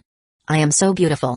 Beauty is a state of being, and the most beautiful version of oneself is when one's heart is completely satisfied. At this moment, Anko was very pleased with her body. On her forehead, there was a small diamond-shaped mark. This was something she had acquired recently through practicing the reverse seal technique. This reverse seal will be your lifeline, Anko. Your brain is your strongest asset now. Tsunoda's words echoed in her mind. It was a supportive type of ninja technique that allows the accumulation of chakra in the forehead. When needed, the seal can be released to provide a large amount of chakra. Both Anko and Shizune had started learning the reverse seal under Tsunoda's guidance, but so far, only Anko had managed to gather this small dot of chakra, while Shizune's forehead showed no signs of progress. According to Tsunoda, this was because Anko's brain was the only part of her body capable of producing and using chakra, which made it more concentrated, allowing her to more easily train in the reverse seal. Tsunoda's goal in teaching Anko the reverse seal was to accumulate a large amount of chakra in her brain, so that instead of a slow trickle, her chakra flow would become a vast reservoir. The more chakra that gathers in the brain, the lower the risk of the membrane losing its chakra support, which could lead to the Shoggoth going out of control. Anko's fingertips slid down from the small diamond-shaped mark on her forehead, gently brushing over her face, then down her neck, lightly touching her two collarbones. She was once again stunned by her own beauty. Every curve, every line. Perfect? Her fingers lifted her vest, lightly touching the skin of her abdomen, tracing the line formed by her last rib, relishing the sensation that traveled to her brain. I really am so beautiful. She cupped her hands into two half-spheres, weighing the fullness of her chest. Though substantial, it wasn't excessive, it was exactly the state she had always envisioned. She raised one leg high, resting her foot on the sink in front of the mirror as she continued to admire her legs. The muscular calves she had developed from practicing taijutsu had disappeared, replaced by a pair of straight, long, and shapely legs. In truth, Anko thought these legs were a bit too exaggerated for a ninja, and she had always wanted to reject such legs. But she had no say in this matter because she couldn't lie to the Shoggoth. It knew the true image she desired in her heart and brought it to life. After admiring her body, Anko engaged in her daily reflection. Am I me? Or am I the Shoggoth? Where does Anko end and the creature begin? Right now, is this body controlled by me? Or by the Shoggoth? Who is actually inside my body? Standing in front of the mirror for 10 minutes, she couldn't come up with an answer and could only begin her daily routine. Washing up was a dull and perfunctory task because Anko didn't really need it. Take brushing her teeth, for example. She could easily spit out any dirt in her mouth, just like spitting saliva. Other bodily hygiene tasks, like bathing, cutting nails, or shaving leg hair, were equally unnecessary. But she stubbornly believed that by maintaining these human habits, she could constantly remind herself that she was still human. After finishing her morning routine, she picked out a medium-sized outfit she used to wear, and left the house. Standing on the street of Hidden Leaf Village, Anko looked up at the sky. Today, the sunlight seemed a bit too strong. Dim it down a bit. With a mere thought, the brightness in her field of vision immediately decreased, as if she had put on sunglasses. This was the secret Anko had figured out over time, the secret to controlling her own body. According to Tsunoda, the Shoggoth didn't understand the sensory values the human brain could tolerate. It would directly set everything to either the maximum or minimum, such as touch. The Shoggoth doesn't understand human limits, Anko. You need to teach it. Tsunoda's advice resurfaced in her mind. But she could let her body experience various new sensations, and then her brain would form a preference. The Shoggoth could detect her preference, and to please her brain, it would adjust these sensations to a reasonable range. At first, it was touch. She went through many painful sensations to balance her touch, eventually adjusting it to a normal range. There was also the problem of her face turning green, which Anko solved after countless moments of shyness, using her willpower to turn her face back to its normal red color. Overall, apart from training, she had been experimenting with all kinds of things during this period, using her mind to adjust her body to a functional state. Passing by a dumpling shop, she was drawn in by the scent of freshly made red bean soup and couldn't help but sit down. Boss, 1 serving of red bean soup. Coming right up. Soon, a bowl of red bean soup was placed on the table. Anko immediately brought her nose close, greedily inhaling the aroma. She eagerly picked up the bowl and took a sip. The intense sweetness hit her tongue, and even someone like Anko, who loved sweets, found it overwhelming. No, "This needs to be a bit less sweet," she muttered. "What did you say?" the shop owner asked from the other side. Anko smiled and shook her head. "Oh, nothing. The red bean soup is delicious." After pausing for a moment, she took another sip of the soup. Sure enough, the sweetness had lessened slightly, no longer overwhelming. Anko was using this trial-and-error method to slowly fine-tune her body's sensations. Though the process was painful and slow, it was something she had no choice but to endure. As Anko was enjoying her red bean soup, across the street, a young boy walked by alone. The boy's appearance wasn't particularly remarkable, yet he immediately caught her attention. She quickly put down her soup. "Why can't I look away?" She didn't know why, but every time she saw this boy, she couldn't help but observe him. It was as if, in her eyes, the boy was some sort of light she couldn't help but chase. Like a bee drawn to a hive, or a baby to its mother, Anko felt her body yearning to be near him. "I want to." Fortunately, Anko's brain remained rational, preventing her body from acting out any inappropriate or obsessive behaviors. Even so, she sensed that her actions had already caused great distress to the boy. Across the street, the boy noticed Anko looking at him and hurriedly quickened his pace, turning away and fleeing. "What am I thinking? He's just a child." Flushed, Anko sighed deeply, taking a gulp of red bean soup in hopes of washing away her chaotic thoughts. Summon the Chunin Squads 1, 5, and 7, as well as Jonin Narashikaku, to gather at the conference hall immediately. Yes. Several shadowy figures rushed out from the Hokage building, spreading throughout various corners of Hidden Leaf Village. What could be so urgent to require this many of us? One ninja thought as he leapt from rooftop to rooftop. Shortly after, more figures returned to the building. Inside the conference hall, Hiruzen sat solemnly in the center of the hall. Before him, 10 ninjas, led by Shikaku, knelt on one knee, awaiting the Hokage's orders. "The reason I've gathered you all here is to assign a mission that requires your cooperation." As soon as Hiruzen finished speaking, the 10 ninjas showed expressions of surprise. What kind of mission could require the combined strength of 3 Chunin squads and a Jonin? This information is top secret and has not been disclosed to the village. Leaking it would be considered treason. The atmosphere in the room tensed, each ninja straightening their posture, ready for whatever bombshell the Hokage was about to drop. Recently, Hidden Leaf Village captured an otherworldly creature. This creature killed a minister from the Land of Fire's daimyo's mansion. Normally, it would be executed immediately. The ninjas were shocked. An otherworldly creature? Did other worlds really exist? What kind of creatures inhabited them? Even the wildest imaginations couldn't conceive of what lay beyond this world. However, at my request, the daimyo granted us 1 month to study this creature. The month is now up, and it's time for the creature to be executed. Your mission is to escort this creature to the daimyo's mansion tomorrow, where the execution will be carried out under the daimyo's supervision. Hiruzen continued after allowing the ninjas some time to process the information. The creature is currently being held in the underground research facility beneath the Hokage building. I will now take you to see it and have the researchers explain more. Follow me. As they descended into the depths of the facility, one Chunin whispered to another, "What kind of creature are we about to see? Will it be like the tailed beasts?" Led by Hiruzen, the 10 ninjas entered the underground research facility and were immediately struck by what they saw. The creature had a pink, crustacean-like body, an eyeless, tentacled ovoid head, massive folded wings, and clawed limbs like a crab's pincers, a bizarre and unnerving entity. "What in the world is that thing?" one Chunin whispered. "It's like nothing I've ever seen or imagined." Another replied. The 10 ninjas absorbed the shock and began listening to the researchers' explanations. They learned that this creature belonged to a highly intelligent and technologically advanced species from another world, called the Migo. These beings had a fungal-like biology with some regenerative abilities, though they could die from lethal injuries. Upon death, their bodies dissolved into a foul liquid within hours. The Migo possess advanced technology, including electric guns, bio-armor, ice sprayers, and seismic mining machines, one researcher explained, gesturing to diagrams on the wall. "And you've managed to neutralize all these threats?" Shikaku asked, his tone skeptical. The researcher nodded. "We've stripped it of its bio-armor, rendering it vulnerable for the execution." With a briefing complete, Hiruzen spoke again. "The task force will be led by Shikaku. The 3 Chunin squads are to assist in the escort and ensure the daimyo's safety during the execution." Dismissed. "Yes, Hokage-sama." Outside the Hokage building, the Chunin teams grouped up and walked together, discussing the extraordinary sight they had just witnessed. "Asuma, did you know about this beforehand?" "Idiot. It's classified. Even though I am his son, he wouldn't have told me." "All right. I'll make sure to give that creature a spectacular execution with my youthful spirit," Guy exclaimed, punching the air enthusiastically. Kurenai sighed, shaking her head. Isn't the execution team from the daimyo's side? We're just handling the escort. Why isn't anyone in our group starting a conversation? Oba whispered.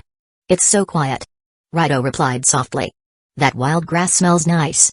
Genma added, seemingly lost in thought. If I could interrogate that creature myself, I'd get more reliable information out of it, Ibiki mused. That thing. It was kind of scary, don't you think, Mizuki? Ebisu asked. Yeah. Mizuki replied. As the 9 ninjas parted ways under the sunset, Shikaku remained on the steps, his expression far from as carefree as the others. Although the mission seemed straightforward, just a prisoner escort, Shikaku couldn't shake the feeling that the highly intelligent Migo wouldn't accept its fate so easily. As they had spoken, the Migo's tentacles had been writhing wildly. He didn't know what that movement signified, but one thing was clear, the creature hadn't resigned itself to its destiny. Let's hope everything goes smoothly. He muttered to himself, but I better prepare for the worst. At dawn the next day, a massive prison cart, escorted by 10 ninjas and several executioners from the daimyo's mansion, set out for the Land of Fire's capital. Remember, constant vigilance. This isn't just any prisoner we're transporting, Shikaku reminded the team as they began their journey. The journey was uneventful, with villagers stepping aside upon seeing the large procession. What could be in that cart? It must be dangerous. One villager thought as they passed. During a brief midday rest, Asuma approached Shikaku. Shikaku-san, don't you think this is overkill for one prisoner? Shikaku's eyes scanned the horizon as he replied, never underestimate an unknown enemy, Asuma. Especially one from another world. Chapter 126, The Execution, Invasion. The mansion of the daimyo of the Land of Fire, though it may sound like a private residence, is actually a grand palace. It houses many of the country's nobility, including the daimyo himself, the highest authority in the Land of Fire. Such grandeur. It's easy to forget the power concentrated here. Shikaku observed the opulent surroundings. The ultimate punishment, known as extreme execution, has long been a part of the legal system of the Land of Fire. This involves a public beheading, often carried out in front of a large crowd. The condemned are typically criminals guilty of serious offenses. The executions serve both as punishment and as a warning to the populace. I've heard stories about these executions. They say the crowd can get quite enthusiastic, Ebisu whispered. SHH. This isn't a public spectacle. It's different this time, his companion said. However, executions within the daimyo's mansion are a special exception, reserved for political offenders who have dared to challenge the daimyo's authority or individuals of significant status. Only such offenders are given the honor of being executed within the palace. But this creature, Migo, was special among the special. It was a killer without any specific agenda, having unintentionally challenged the authority of the Land of Fire by murdering one of the daimyo's ministers. Due to its horrifying appearance, a public execution would have been inappropriate. Thus, at the suggestion of the third Hokage, the execution was to take place within the daimyo's mansion, attended by the daimyo and other prominent figures of the Land of Fire. On the palace square, a large group of officials and nobles were seated in the stands, watching as a giant prison carriage was slowly pushed onto the execution platform. Make way. Clear the path for the prisoner. A guard shouted as the carriage approached. Prisoner? What kind of criminal requires such measures? A noble whispered to his neighbor, eyeing the massive, cloth-covered cage curiously. After a brief wait, a tall, long-faced man dressed in luxurious robes slowly walked onto the platform, surrounded by guards and servants. All rise for the daimyo of the Land of Fire. A herald announced. He looks as indecisive as ever. I hope he doesn't complicate things. Shikaku watched the daimyo's slow approach. All the nobles of the Land of Fire immediately rose and bowed to this man, their lord and ruler, the daimyo of the Land of Fire. He was an unimpressive-looking man, always seeming lethargic.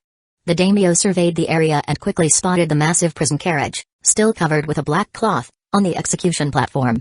Pointing toward it, he asked, is the monster in there?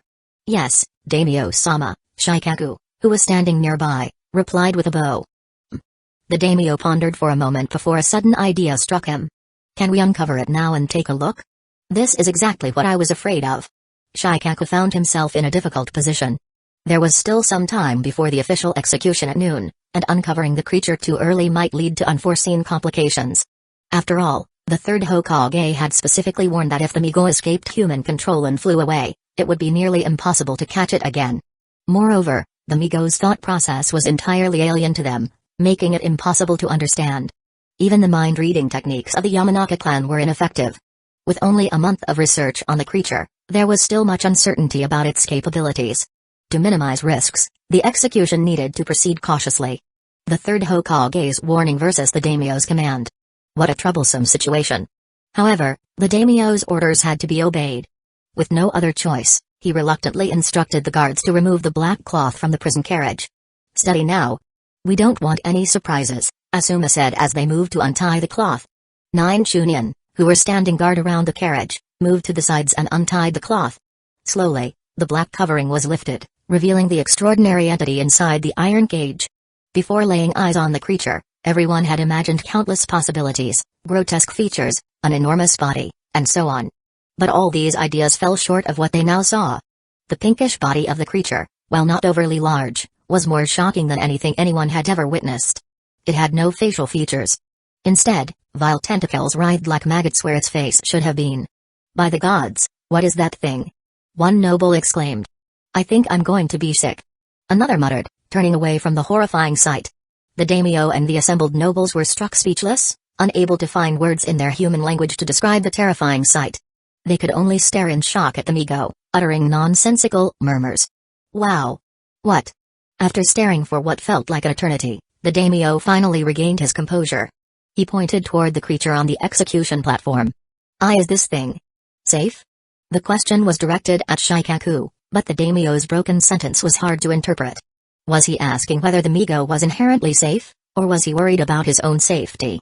After a moment of thought, Shikaku assumed the latter and reassured him. Rest assured, we've considered that. The execution will proceed safely. Oh. Good, good, the daimyo sighed in relief. That's good. As the shock and fear persisted among the onlookers, the appointed hour for the execution finally arrived. The executioner nervously stepped onto the platform, holding a scroll detailing the Migo's crimes. Standing hesitantly by the cage, he began reading the charges aloud, his voice trembling. Just read the charges and step away. Don't look at it. Don't think about what it is. The executioner tried to steady his nerves as he unrolled the scroll.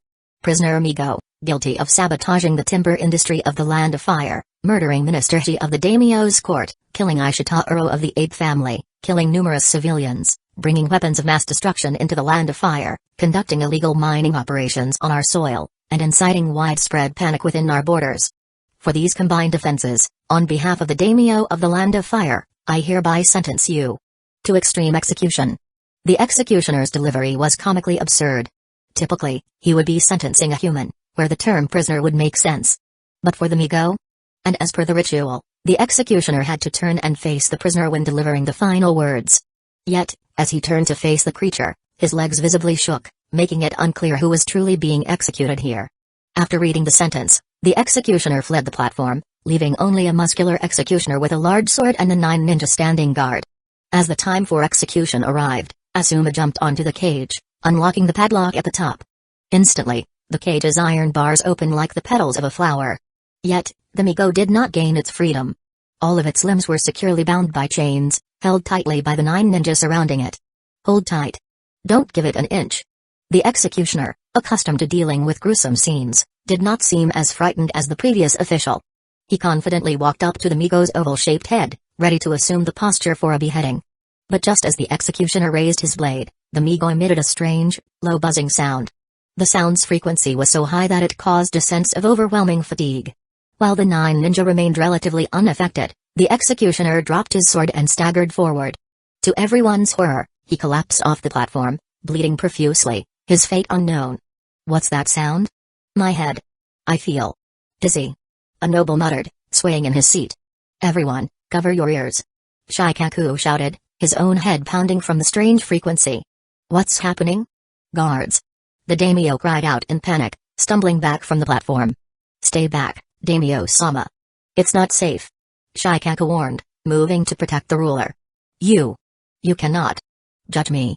You cannot kill. You cannot kill me. The Migo spoke, its words fragmented and unsettling. Ah!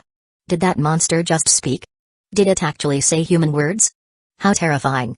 The daimyo and the gathered nobles were reluctant to believe what they had just heard, but the fact remained undeniable, the creature on the execution platform had indeed spoken in human language. Though its voice was faint and intermittent, everyone in the execution ground heard it clearly. Quick! Kill this monster. Hurry! The daimyo pointed at Migo on the execution platform in a panic. His legs trembled so much that he nearly collapsed from his seat. This is humanity, proudly declaring itself the highest form of intelligent life in the world, sitting on a throne looking down on all other creatures, arrogantly believing that no other being could ever challenge their reign. It was precisely this arrogance, this belief in their superiority, that caused them to panic when they saw their unique ability to use language being easily mastered by another life form, fearing that their throne could be seized. Little did they know, the abilities of the Migo went far beyond just speech. The human language, with its monotony and inefficiency, was no more sophisticated than the cries of apes or the neighs of horses to these creatures. At the daimyo's terrified command, the executioner quickly ran to the platform, holding a large sword, preparing to execute Migo. He stood next to its elliptical head, raising his blade to strike. However, before the sword could fall, Migo once again emitted a low, rumbling hum. Immediately, the executioner's hand froze in midair, and just like the previous one, his body moved uncontrollably. He staggered to the edge of the platform and fell off. "You can't kill me. You won't." Hum. Hum. The string of humming noises that followed sounded eerily like laughter, as though the Migo was mocking everyone present. "Kill the monster now!" the daimyo shouted, either enraged or terrified, his hands trembling even more violently, but he still issued the command. "My lord, please calm yourself. The ninja will handle this," an advisor whispered, trying to soothe the panicking daimyo. Nearby, Shikaku knew that it was finally time for the ninjas to step in and execute Migo. "It's toying with us." "But why?" Shikaku tried to understand the creature's motives. Originally, the execution of the creature could have been handled directly in Hidden Leaf Village, but it was instead escorted to the daimyo's palace to be carried out there. There was only one reason for this, to establish the authority of the daimyo's court. The authority was aimed not only at the Migo, an alien life form, but also at Hidden Leaf Village. The Migo had killed the minister of the daimyo, and if Hidden Leaf Village had executed it on their own, it would undoubtedly have been seen as an overreach. Hidden Leaf Village's responsibility was merely to capture the creature, the actual execution had to be carried out by the daimyo. Thus, when Shikaku noticed that Migo might have other abilities, he did not immediately have the ninjas replace the executioner from the daimyo's court. As for its ability, it seemed like some kind of hypnosis, likely effective only on ordinary people. If it worked on ninjas, the Migo would have already escaped. However, he found it strange that the Migo had chosen to conceal its power for so long, only to suddenly reveal it now. Did the creature have another plan in mind? Fearing that delays could complicate things, he decided to act now that the daimyo had given the order. What a drag! Shikaku's eyes narrowed as he made his decision. With a single glance, 9 Chunin ninjas immediately understood. They drew their kunai and surrounded Migo. "On my mark. 3, 2, 1. Asuma said. "For Hidden Leaf Village and the Land of Fire." His companion replied, tensing for action. The Migo's biological armor had already been removed by Hidden Leaf Village in advance, and its body was not particularly strong, almost comparable to that of a human. If those 9 kunai struck its head, the Migo would surely die. As the ninjas closed in, slowly surrounding it, a series of loud, droning sounds suddenly filled the sky. The humming grew louder and more intense, bombarding the ears of everyone present, like a relentless mental assault. "What's that noise? What's happening? My ears. It hurts." The nobles on the platform were thrown into a state of chaos again. The hum was a torment to human ears, and the sound waves created a painful resonance, making it even worse. "Don't let it distract you," Asuma shouted to his comrades, fighting against the disorienting noise. Standing on the platform, Shikaku looked up in shock, seeing the crowd descending into disorder. He turned his gaze toward the sky, the source of the sound. Above the daimyo's palace, dozens of fiery orbs streaked downward like meteors, their hums resonating through the air. "Look! In the sky! What are those things?" a guard cried out in alarm. "Everyone, take cover! Now!" Shikaku shouted the daimyo and other nobles. In that instant, he understood, Migo had been waiting for them all along. "Kill it now!" He then yelled to the ninjas on the platform. The ninjas, less affected by the sound than the ordinary people, immediately leapt forward with their kunai, charging at Migo from 9 directions. Suddenly, 9 blue orbs of light descended from the sky at incredible speed, stopping the ninjas in their tracks. Though the light orbs didn't strike the ninjas directly, they scorched the stone surface of the platform. Everyone looked up again to see a number of strange creatures hovering in the sky above the platform. Several Migos floated in the air, wielding electric guns aimed at the ninjas. "Secure the perimeter. Neutralize all threats," a Migo commander chittered in its alien language. The fiery orbs in the sky grew brighter and brighter until they finally crashed onto the plaza, erupting in explosions that sent dust and flames swirling across the square. As the dust settled, even more Migos emerged from the craters, their flexible legs scuttling as they aimed their electric guns at every living thing that wasn't one of their own. Shikaku stared in disbelief at the scene before him. Even he, known for his calm and composed mind, couldn't remain calm in the face of the dozens of Migos that had suddenly appeared. What a drag! How did we miss this? An entire invasion force, right under our noses. When had they arrived in the sky? There was nothing there just moments ago. Space-time. Before he could think further, the Migos in the sky launched their attack. Blue bolts of lightning shot from their electric guns, striking down several nobles on the platform. Their bodies convulsed, faces turning black as they collapsed. It burns. Help me. A noble screamed as he was struck by the alien weapon. Evasive maneuvers. Don't let those bolts touch you. Asuma shouted to his comrades. The power of the Migos' electric guns could be adjusted, and these sudden attackers showed no hesitation, firing lethal bolts at the humans below. On the ground, the Migos that had arrived like meteors also joined the assault, their electric guns firing wildly at the nobles on the platform. Targets in reach. Eliminating human resistance, a Migo soldier clicked in its alien tongue as it methodically fired its weapon. Protect the daimyo. Form a defensive perimeter. Shikaku ordered, trying to organize a defense against the overwhelming assault. Our jutsu. It's useless against these weapons. What can we do? Ebisu dodged another bolt of alien energy. In an instant, the daimyo's palace was filled with the screams of the dying. Save yourselves. Every man for himself. A noble cried out as he fled in panic. Where are my guards? Protect me. The daimyo wailed, his earlier bravado completely shattered. Chapter 127, The Execution, Hidden Leaf Village 9 vs Migos Run Quickly. Ah. Move. Don't block the way. The nobles in the stands scrambled to flee, their usual orderly demeanor giving way to panic.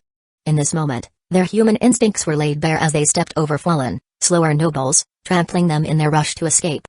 However, no matter how desperately the nobles ran, the blue electric orbs, flying as fast as ninja-thrown kunai, struck them instantly. As they were hit, their bodies convulsed violently, and the powdered faces darkened at a visible speed. In an instant, their twitching ceased, and they fell rigidly to the ground, their faces twisted in an unwilling expression. The smell of burnt protein wafted from their bodies. Help him! A noble's cry was cut short as an electric orb struck him, his body crumpling to the ground. Is this how I'll die too? A surviving noble stumbled over the fallen bodies. Witnessing the horrific fate of those around them, the remaining nobles became even more frantic, fleeing without thought or direction, completely losing their sanity. Out of my way! A panicked noble shouted, shoving others aside in his desperate attempt to escape. The scene in the stands was dramatic, resembling a shooting gallery at a tourist attraction. The fleeing nobles were like moving targets, while the Migos below were the players in this deadly game. Protect the Lord. Protect the Lord. Get someone here, protect him. At the highest point of the stands, the daimyo, terrified like a frightened shrimp, curled up on the ground, covering his head. He frantically ordered the surrounding soldiers to form a protective circle around him. Protect me. I command you to save me. To think this man rules our land. A guard thought bitterly as he took his position in a human shield. Form up. Protect the Lord at all costs. The guard captain shouted, organizing the defensive formation. At the cost of our lives, you mean? A guard whispered to his comrade. Thanks to the human shields of these soldiers, the Migos' electric guns were not able to hit the daimyo quickly. Meanwhile, Shikaku was closely observing the Migos in the square. Their electric guns had a low accuracy rate in such an open space, even lower than ninja-thrown kunai. In this situation, the electric orbs had trouble hitting people lying down, while those running wildly were more likely to get hit by the randomly flying orbs.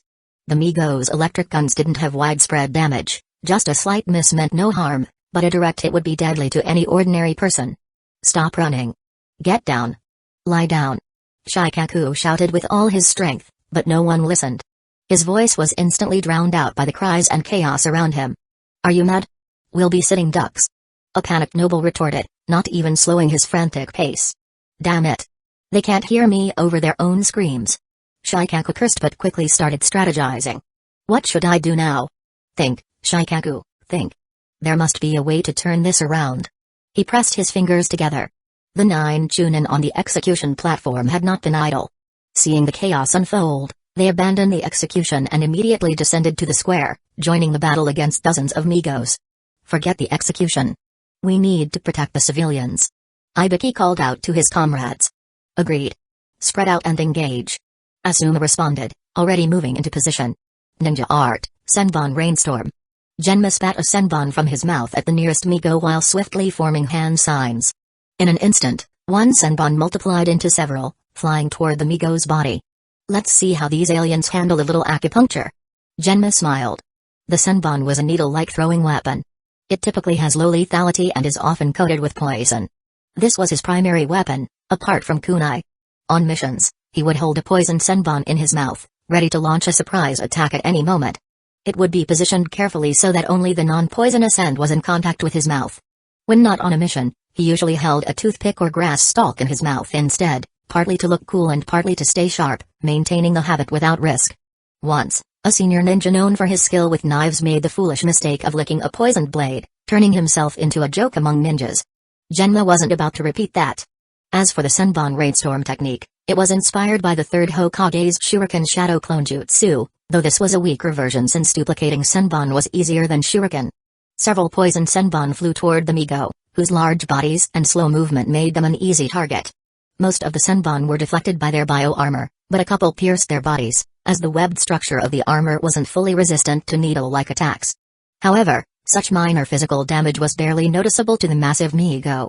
And the poison? Useless.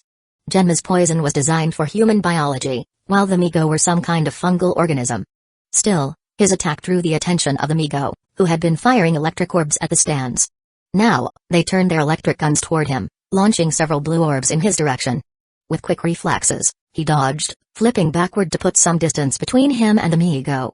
He glanced at the scorched marks left by the orbs and muttered, getting hit by one of those would be bad. Time for Plan B. Elsewhere, the other 8 ninja were also locked in battle with the Migos. Kurenai attempted to cast a Ganjutsu on one of the creatures. Tree Bind Death. This Ganjutsu made the target believe they were bound by trees, giving the caster the chance to strike. In reality, the victim would simply stand paralyzed, screaming. Confident, she smiled as she saw the Migo freeze in place. Success. Gotcha. Now to finish this. Kurenai said triumphantly, moving in for the kill. But in the next second, the Migo's large wings suddenly flapped, and it quickly aimed its electric gun at her. What? How did it break my Ganjutsu so easily? Before she could process her shock, blue orbs shot toward her. She swiftly dodged, employing ninja agility to evade the barrage, but the failure of her illusion left her in a tough spot. I need a new strategy. She continued to dodge, her eyes searching for an opening. Noticing Kurenai struggling on the battlefield, Asuma's eyes filled with worry. I have to finish off these two quickly and help her. Facing 2 Migos, he equipped his chakra blades, their blue aura extending them into scythe-like weapons. With agile movements, he dodged 2 crossing electric orbs and leapt onto one of the Migos' backs. Using chakra to anchor his feet, Asuma held firm despite the creature's attempts to shake him off. Not so tough when I'm up close, are you? He seized the moment, swinging his blade toward its head. A green web of mucus flashed where the blade struck, meeting the blue chakra in a brief struggle. His chakra blades, with their astonishing destructive power, could easily slice through a tree with a light throw. However, when faced with the bio-armor of these creatures, they were unable to cut through the green mucus webbing with the same overwhelming force, though they did manage to have a solid impact. Nevertheless, the damage caused in such a short time wasn't enough for the chakra blades to completely sever the green netting. Just as Asuma was about to cross his 2 chakra blades to amplify their power, the nearby Migo turned its body and aimed its electric gun at him. Having already witnessed the power of those electric spheres, he dared not block them with his body. He quickly sheathed his chakra blades and leaped away from the Migo. However, the electric sphere was still fired, but its target wasn't Asuma, it was the Migo that he had been standing on. The electric sphere hit it directly, and a visible layer of charred blackness appeared on its pinkish exoskeleton. They're willing to hit each other? Yet, the Migo showed no signs of convulsing or spasming. Instead, it turned and fired its electric gun at Asuma again. He dodged in an S-shaped movement, all the while pondering what he had just witnessed. It was clear that the electric spheres could barely harm the Migo, which is why one Migo could safely fire at its companion. The goal seemed to be to force Asuma off its back. Judging by the scorch marks on the outer shell, its body conducts electricity. If he had still been on its back, he would have been electrocuted. Moreover, in order to cut through the bio-armor on the Migo, he would need to stay in contact with it for a certain amount of time. In other words, as long as the 2 Migos coordinated even slightly, his chakra blades, no matter how damaging, would never get the chance to land a hit. Besides Asuma, who was already in a tough battle, Genma and Kurenai were also struggling, along with the other 6 Chunin. Among the 9 Chunin, the strongest on paper was the oldest, Name Ayashi Raido. At that moment, Raido was locked in combat with Amigo, wielding a black-bladed katana. The Amigo wasn't particularly agile, and his rapid leaps and strikes had it on the back foot. Its electric gunshots were repeatedly missing. However, despite landing multiple hits, his katana couldn't break through the Amigo's bio-armor. Not even a scratch. He observed the unharmed creature. One of the reasons Raido was hailed as an elite among his peers was his masterful swordsmanship and the deadly poison on his blade, capable of killing with just a scratch. But this powerful technique wasn't working now. His sword couldn't pierce the Amigo's body. Even if it did, his comrade Genma had already proven that the poison, designed for humans, was ineffective against the Amigo. After several attacks, Raido's scarred left cheek twitched slightly as he silently sheathed his black-bladed sword. Then, he formed a hand seal with both hands. It seemed like ninjutsu would be his only option. Aside from Raido, the second oldest was Yamashiro Aoba, who was also battling Amigo. Fire style, Great Fireball Jutsu. A massive fireball shot toward the Amigo. It quickly moved its legs to dodge, but its bulky body still got grazed by the fireball, causing red flames to erupt on its pinkish body. I hit it. These things aren't invincible after all. Aoba cheered inwardly.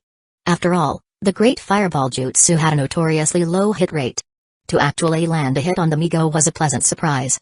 But before the excitement on his could last, the Amigo emerged from the flames. The green mucus strands of its bio-armor had all been activated, thinning visibly to the naked eye. However, they were also regenerating rapidly, restoring to their original thickness within a mere second before retreating under the Amigo's skin. The Amigo's bio-armor could be repaired at any time using its internal nutrients, making such weak fire-based techniques incapable of burning its true body. Damn it! Aoba growled, his hands already forming seals for his next attack. Among the three Chunin squads, the weakest overall was the group consisting of Ebisu, Ibiki, and Mijiki. Ibiki was battling Amigo alone, his hands forming seals quickly. Summoning, Torture Chamber. Several chains shot out from the ground around Amigo, wrapping tightly around it multiple times before swiftly retracting, binding the Amigo firmly to the ground. These chains were part of his summoning jutsu. However, he hadn't fully mastered the technique, so what he summoned was an incomplete version, significantly less effective than the full one. To maintain this binding state, he had to keep his hands in the seal position, unable to deal a finishing blow. His already stern face grew even more grim. Someone. I can't hold this forever. Ibiki called out. But his plea for assistance went unanswered as his fellow shinobi were all locked in their own desperate battles. Nearby, Ebisu and Mijiki had their hands full, working together to surround another Amigo. Both of them had only average talent and strength among their peers. They hadn't become Chunin until they were 17, and Ebisu was a year older than Mijiki, meaning he had a bit more experience. The two adopted a flanking formation to attack the Amigo. While running, Ebisu pulled out a scroll from his waist. Mijiki. On my signal. Ebisu called out as he unfurled the scroll. Got it. Unfurling the scroll in midair, he slapped his hand onto it, summoning two giant shuriken. Catch. Ebisu threw one of the giant shuriken to Mijiki, who caught it firmly, holding it at his side. They both dodged the Amigo's electric spheres with spiral, crisscrossing movements, then simultaneously leaped into the air, throwing their giant shuriken at its head. Give it everything you've got. Ebisu shouted as they launched their attack. Clang. Clang. The two giant shuriken hit the exact same spot on the Amigo's head, doubling the destructive force. This was a tactic that could only be executed with extensive cooperation. Yet, despite this combined attack, there wasn't even a scratch on its head. The green mucus netting of its bio-armor didn't even show up clearly. What? Ebisu was dumbfounded, his mouth agape. Mijiki glanced sideways at his unreliable senior, while secretly thinking about something else. If only I had more power. Among the 9 Chunin, the most impressive at the moment was Guy. Unlike the others with their grim expressions, his face was full of excitement, a kind of thrill from facing strong opponents. And he was facing not one, but 3 Amigos. Dynamic entry. Leaf Hurricane. Leaf Rock Crushing Square. With 3 taijutsu moves, he not only forced the Amigos' bio-armor to reveal itself, but also caused them to repeatedly retreat, struggling to stabilize their pink body. Alright. You're worthy opponents of the proud blue beast of Hidden Leaf Village at full power. 8 gates released formation, the first inner gate, the gate of opening, open. 8 gates released formation, the second inner gate, the gate of healing, open. 8 gates released formation, the third inner gate, the gate of life, open.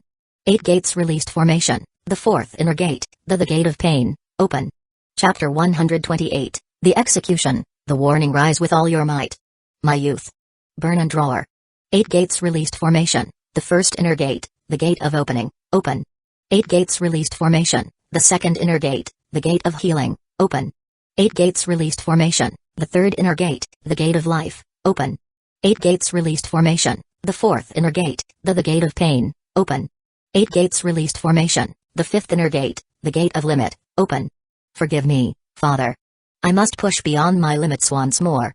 Guy opened 2 of the 8 inner gates, instantly unleashing the 5th gate, transforming his body into a fiery red color as his veins bulged on his forehead. Massive green chakra surged from his body. Anomalous energy spike detected. Recalibrate defenses. The Migo chittered in their alien language, their bodies twitching with what seemed like confusion and curiosity.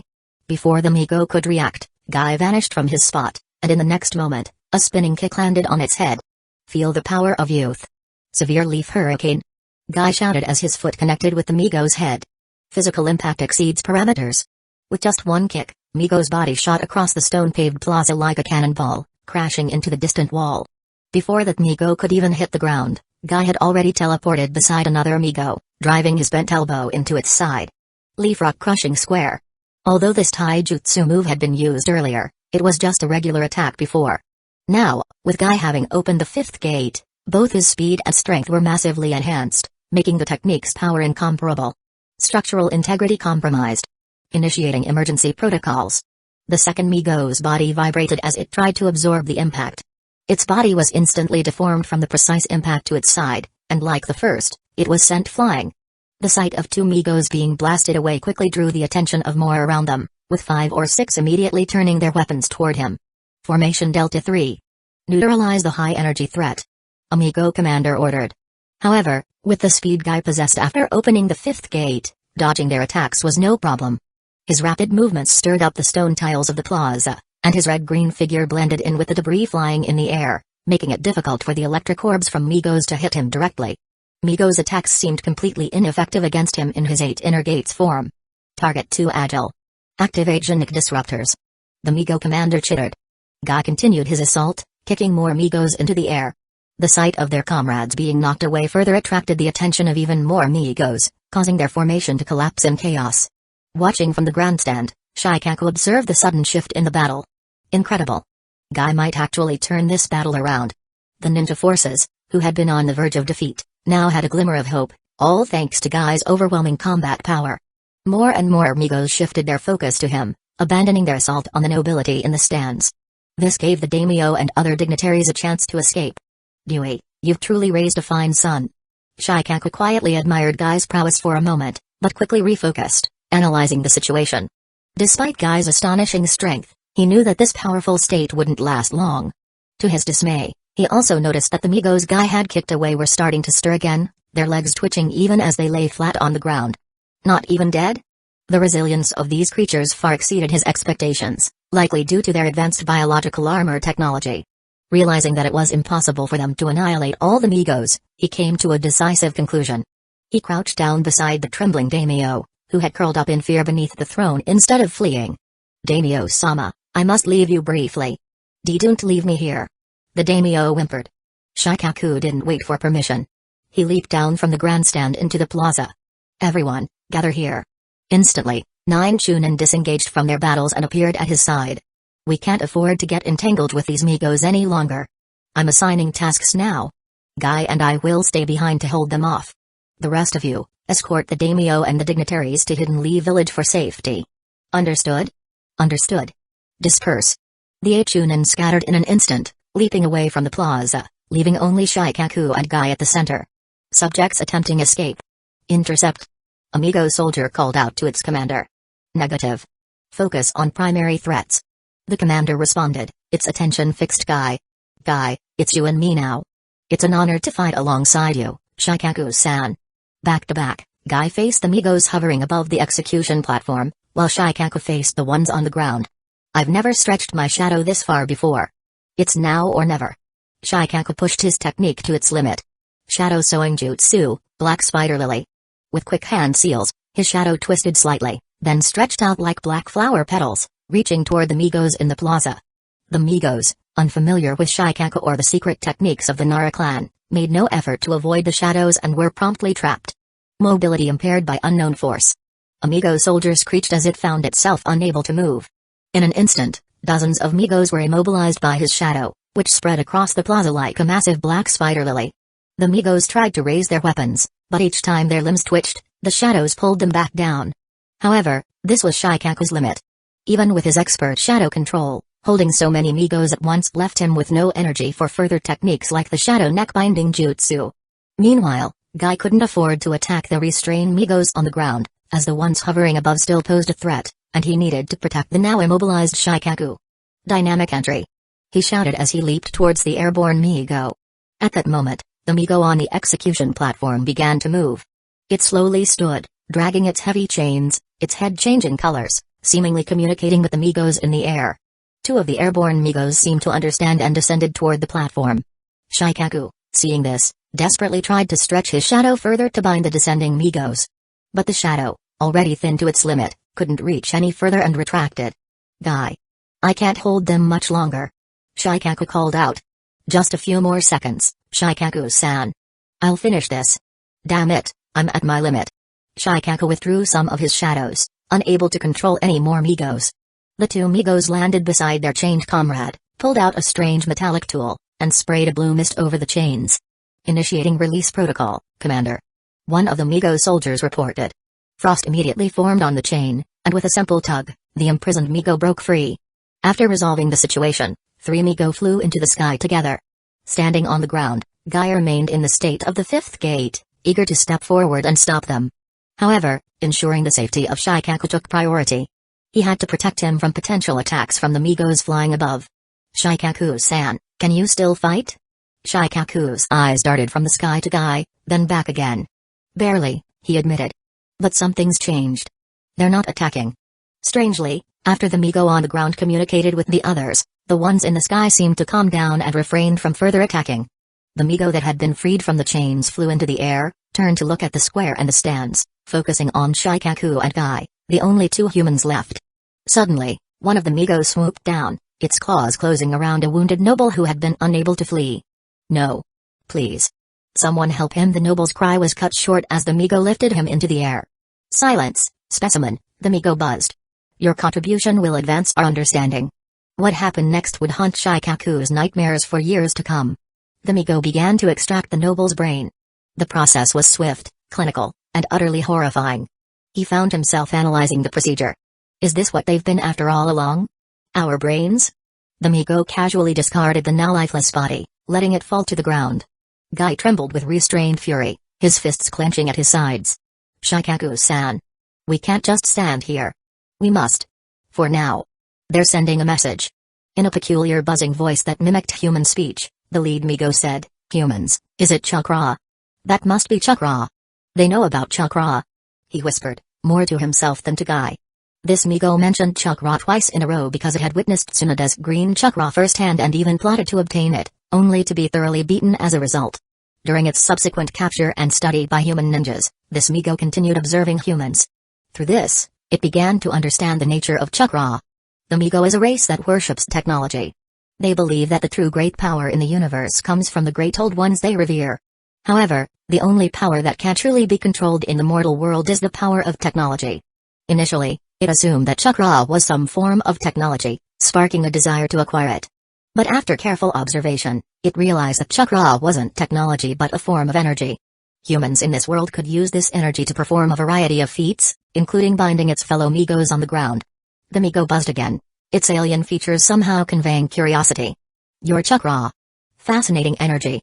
Not technology, but power nonetheless.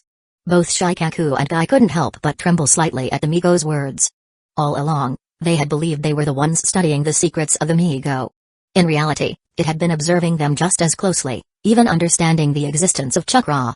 We've severely underestimated their intelligence, Shikaku realized. As he marveled at the Migo's comprehension, the Migo in the sky continued speaking. Humans, we do not wish to be your enemies. We only want to act in the shadows of this planet. And what exactly does that entail? Shikaku asked cautiously. Do not attempt to find us. Do not attempt to disturb us. Do not attempt to be our enemies. This is merely a small warning. Guy muttered under his breath, as if we'd simply ignore your presence. The Migo seemed to ignore his comment, pressing on with its speech. Humans, you must remember. This universe holds many beings beyond your imagination. We are but a lowly kind among them. What exists out there if the Migo consider themselves lowly? But our fury is something you cannot withstand. Buzz. The Migo concluded its emotionless speech with a high-frequency buzzing sound. This sudden buzz slightly shook Shikaku's concentration. His control over the chakra supporting his shadow technique wavered. This minor slip caused his shadow possession jutsu, which had already been pushed to its limit, to break prematurely, freeing the dozens of Migo under its control. Guy immediately dropped into a fighting stance. Here they come, Shikaku-san. Ready yourself. But Shikaku held up a hand. Something's not right. As he and Guy immediately stood together in a defensive stance, these Migos did not attempt to continue attacking the two remaining humans. Instead, they flapped their wings and lifted off the ground. Just like that, they watched as dozens of Migos flew off into the distant sky, disappearing completely from view. In the Hokage's meeting room, the leaders of Hidden Leaf Village sat in deliberation. Present were not only Hiruzen, Danzo, and the two long-serving advisors of Hidden Leaf Village, but also Tsunade as well as the heads of the major clans in Hidden Leaf Village. At the table were Fugaku of the Uchiha clan, Hayashi of the Hyuga clan, Shikaku of the Nara clan, Inoichi of the Yamanaka clan, Choza of the Akimaki clan, Shibi of the Aburame clan, and Tsume of the Inyuzuka clan. On the periphery of the meeting room stood several anonymous ninjas wearing animal masks. The ninjas in the room were fiercely debating the Migo's warning, which Shikaku had just relayed, when a forceful voice cut through the discussion. What an utter humiliation. This is disgraceful. This defeat is intolerable. We must immediately dispatch all of Hidden Leaf Village's ninjas to punish them. That voice belonged to Danzo. The daimyo's estate was attacked, and many nobles and officials from the Land of Fire were killed by them. Hidden Leaf Village cannot let this go unanswered.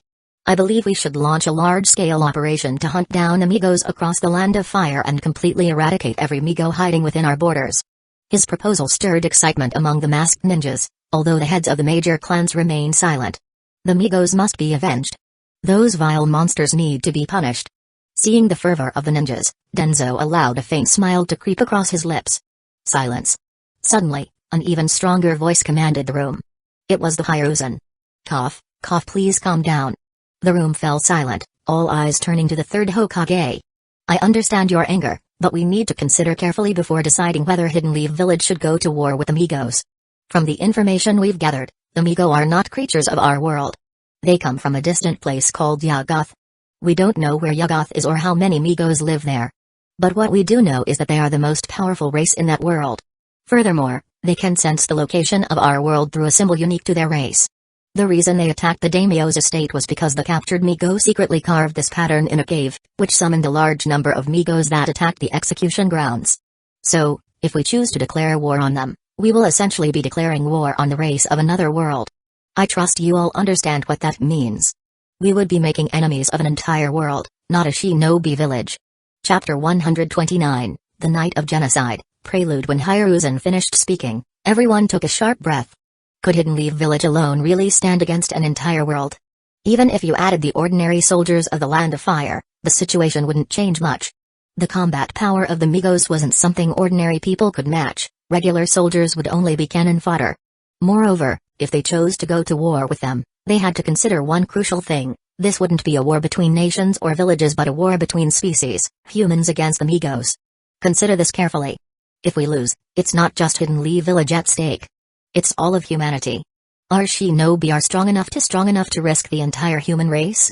Hiruzen interrupted, his gaze sharp. Are you certain, Danzo?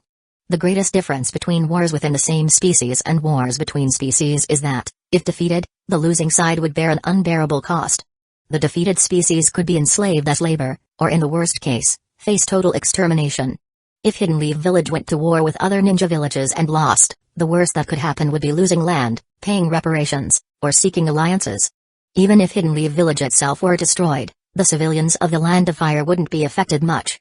But if they lost the war against the Migos, the civilians of the entire Land of Fire would face slaughter at the hands of another species. The Migos, coming from a different race, or even a different world, would show no mercy to humans. From the previous encounters with them, it was clear their way of thinking was entirely alien to humans. They had no empathy. They could tear open a human brain and put it in a metal cylinder without hesitation. To them, humans, despite being intelligent, were no more than lab rats. Shikaku cleared his throat. I saw it with my own eyes. They extracted a man's brain as casually as we'd pick an apple. To them, We're nothing but specimens. Hoping that such a race would spare civilians after a defeat was simply impossible. Hiruzen's words were meant to remind everyone that this wasn't a normal war, it was a war between species. And the consequences of losing such a war were something that neither Hidden Leaf Village nor the entire Land of Fire could afford. Seeing that the room remained silent, Hiruzen continued, based on the information we've gathered so far on the Migos, I estimate that their combat power is above that of a Chunin, but below that of a Jonin. In other words, a Migo's combat ability is roughly equal to that of a special Jonin. Tsum's eyes narrowed. Special Jonin? That's not a threat. Perhaps not individually, but consider their numbers. Hidden Leaf Village currently has 7,924 ninjas. Of these, 4,754 are Geinin, 1,580 are Chunin, 1,124 are Special Jonin, and 466 are Jonin. We will be facing an unknown number of Migos, but it's certain there will be tens of thousands. I think everyone here understands what the final outcome will be. Once again, Hiruzen's words brought a long silence. After hearing these numbers, the previously indignant ninjas seemed as though a bucket of cold water had been poured over them. No one dared speak of war. Choza broke the silence, his voice uncharacteristically quiet. Tens of thousands of special Jonin-level enemies. It's unthinkable. Shibi adjusted his sunglasses. Statistically unfavorable, to put it mildly. The Migo represented an entire species. Even if there were only tens of thousands, Hidden Leaf Village alone wouldn't be able to handle it. I object. Danzo said, seeing no one had voiced opposition. You keep saying that Hidden Leaf Village's combat power is inferior to the Migos, but I completely disagree. You claim a single Migo is as strong as a special Jonin. That alone is a mistake. In the recent battle at the Daimyo's mansion, Guy, a mere Chunin, was able to face off against several Migos by himself. This shows that our ninjas possess greater combat power. A single ninja should be able to handle a Migo easily. Danzo's words sparked murmurs among the masked ninjas at the edges of the room.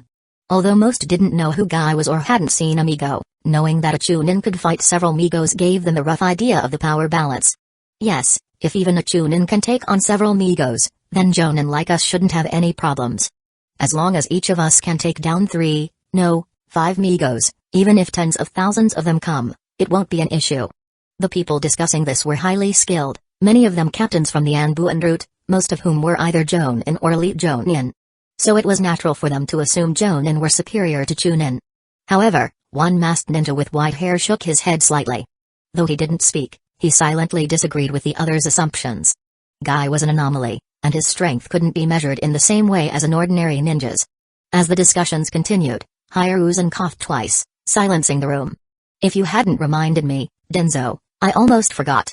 Due to his exceptional performance in this recent incident, both in combat ability, awareness, and teamwork, Guy will be promoted.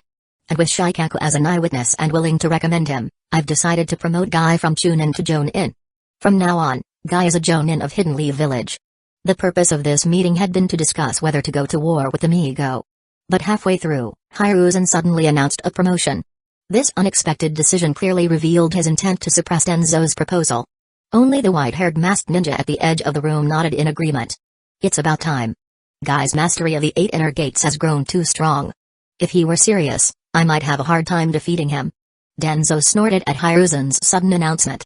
You're promoting a Chunin just to avoid going to war? No, this is something I've long intended to do. It has nothing to do with today's discussion. Even if we don't measure by Guy's combat ability, the other 8 Chunin who took part in the same mission struggled against the Migos. Even Shikaku and Guy together couldn't actually kill any of the Migos. In fact, the only person who's managed to kill or capture a Migo so far is one individual. Tsunade. Hiruzen then looked at Tsunade, signaling for her to speak. Tsunade, who had been zoning out, finally spoke after a moment. Yes, their bio-armor makes them very hard to kill. That's only because she's a medical ninja, Danzo scoffed. Tsunade's eyes flashed dangerously. In open combat, I'd like to see you fare better against them, Danzo. Hiruzen raised a hand, forestalling further argument. However, we've discovered that the chakra scalpel is the most effective technique against their bio-armor, and most who can use that technique are medical ninjas. The room erupted into heated discussions, the council clearly divided between those eager for war and those urging caution. This division could weaken us more than any external threat. Hayashi perceived the chakra fluctuations in the room. We need unity now more than ever. Just as the debate was reaching a stalemate, a voice came from the doorway. The daimyo has arrived. The daimyo? Why would he come? The ninjas on the outskirts of the meeting room were puzzled. After all, this was an internal meeting for Hidden Leaf Village, and although the daimyo was currently taking refuge in the village, he hadn't been invited, so it was unexpected for him to attend. Troublesome. Shikaku muttered under his breath. Hiruzen's eyes scanned the room, eventually settling on Danzō, who sat calmly across the table. Was it him? He studied his old rival's impassive face. Compose yourselves, Hiruzen commanded. Show proper respect. Danzo's lips curled into a subtle smirk. Of course. We wouldn't want to disappoint our esteemed leader. While everyone was confused, the daimyo's status as a highly respected figure meant that no matter where he appeared in Hidden Leaf Village, he was always treated as an honored guest. The ninjas in the room could only open the doors wide to welcome him in. The daimyo, looking somewhat lazy, entered the room flanked by some ministers. Without hesitation, he took the main seat at the table. I heard you're discussing whether to go to war with those monsters, is that right? His voice carried a hint of boredom, but his eyes were sharp. What's the outcome of your discussion? He gently waved his fan, appearing indifferent, but Hiruzen knew that if the daimyo truly didn't care, he wouldn't have come in person. Hiruzen cleared his throat, choosing his words carefully. Daimyo-sama, it's a complex issue that requires careful consideration. I believe that the Migo's combat power is not something ordinary ninjas can handle. The number of ninjas in Hidden Leaf Village is limited, and going to war would have far-reaching consequences. Moreover, there's too much we don't know about them. We might have only scratched the surface of their technology, but they already understand our chakra. If they've started studying our chakra, before he could finish, the daimyo interrupted, his fan snapping shut with a sharp click. If that's the case, shouldn't we attack them before they figure it out? The daimyo's sudden statement left Hiruzen at a loss for words. At this moment, Danzō spoke up, continuing the conversation. You're being too conservative. You've always been like this, and under your leadership, Hidden Leaf Village has grown weak. Caution has kept us alive, Danzō. Recklessness could destroy us all. Now that the Migos have started bullying us, if we don't take action, we risk becoming a laughingstock to the other great nations and ninja villages, Hokage-sama. No matter how strong the Migo are, they are still an alien race. If an alien race can unite to attack us humans, why can't we unite against them? If we can unite the other 4 great ninja villages, that combined strength would be enough to resist the Migo. Danzo's words caused an uproar among most of the ninjas in the room. Yeah, if we unite with the other villages, we'd definitely be strong enough. The combined power of the 5 great ninja villages could definitely defeat the Migo. However, unlike the ninjas on the outskirts of the room, the leaders of the ninja clan sitting at the table remained silent. Their words represented not just themselves, but their entire clans. Among them, the heads of the Hyuga clan, Hayashi, and the Nara clan, Shikaku, did not look pleased. Hayashi's displeasure was understandable. Not long ago, an incident occurred where a delegation from Hidden Cloud's village had come to Hidden Leaf Village under the pretense of forming a peace treaty but secretly kidnapped his daughter, Hinata. Although he managed to rescue her and kill the leader of the delegation, Hidden Cloud's village then used this as leverage to demand punishment for the murderer. The issue had been resolved by his brother, Hizashi, offering his life in Hayashi's place, but Hayashi still harbored deep resentment. Now, with Danzō suggesting an alliance with other ninja villages, especially Hidden Cloud's village, it was naturally difficult for him to remain calm. As for Shikaku, he had no personal grudge. His sharp mind, however, allowed him to see deeper into the matter. He realized that this wasn't just a meeting about whether to go to war with the Migos, it was a highly political gathering. The ones who had suffered the most in this situation were the daimyo and the nobility of the Land of Fire, many of whom had been killed by the Migos. In comparison, Hidden Leaf Village hadn't faced such significant losses. However, Hidden Leaf Village was still subordinate to the daimyo of the Land of Fire, essentially functioning as mercenaries for his government. In times of peace, the village was maintained by the daimyo. But after such significant losses, Hidden Leaf Village was expected to restore his honor and provide some form of retribution. If a rift were to form between them, or if Hidden Leaf Village were to lose the daimyo's support, the consequences would be unimaginable for the village. Thus, this meeting was largely meaningless. Under pressure from the daimyo, Hidden Leaf Village had little choice but to act. The reason the higher-ups of Hidden Leaf Village had convened this meeting at all was to provide a platform for everyone to express their views. Danzo's stance was clearly pro-war, going so far as to suggest the laughable idea of uniting the 5 great ninja villages against the Migos. Shikaku knew that such unity was nearly impossible. The fractured 5 great villages wouldn't come together unless they all suffered at the hands of a common enemy. Only after experiencing pain could they unite. But in reality, the Migos had not yet attacked the other villages. Without any direct threat, there was no reason for the other villages to join Hidden Leaf Village in declaring war on the Migo. A war between species? Mutual survival? Don't be ridiculous.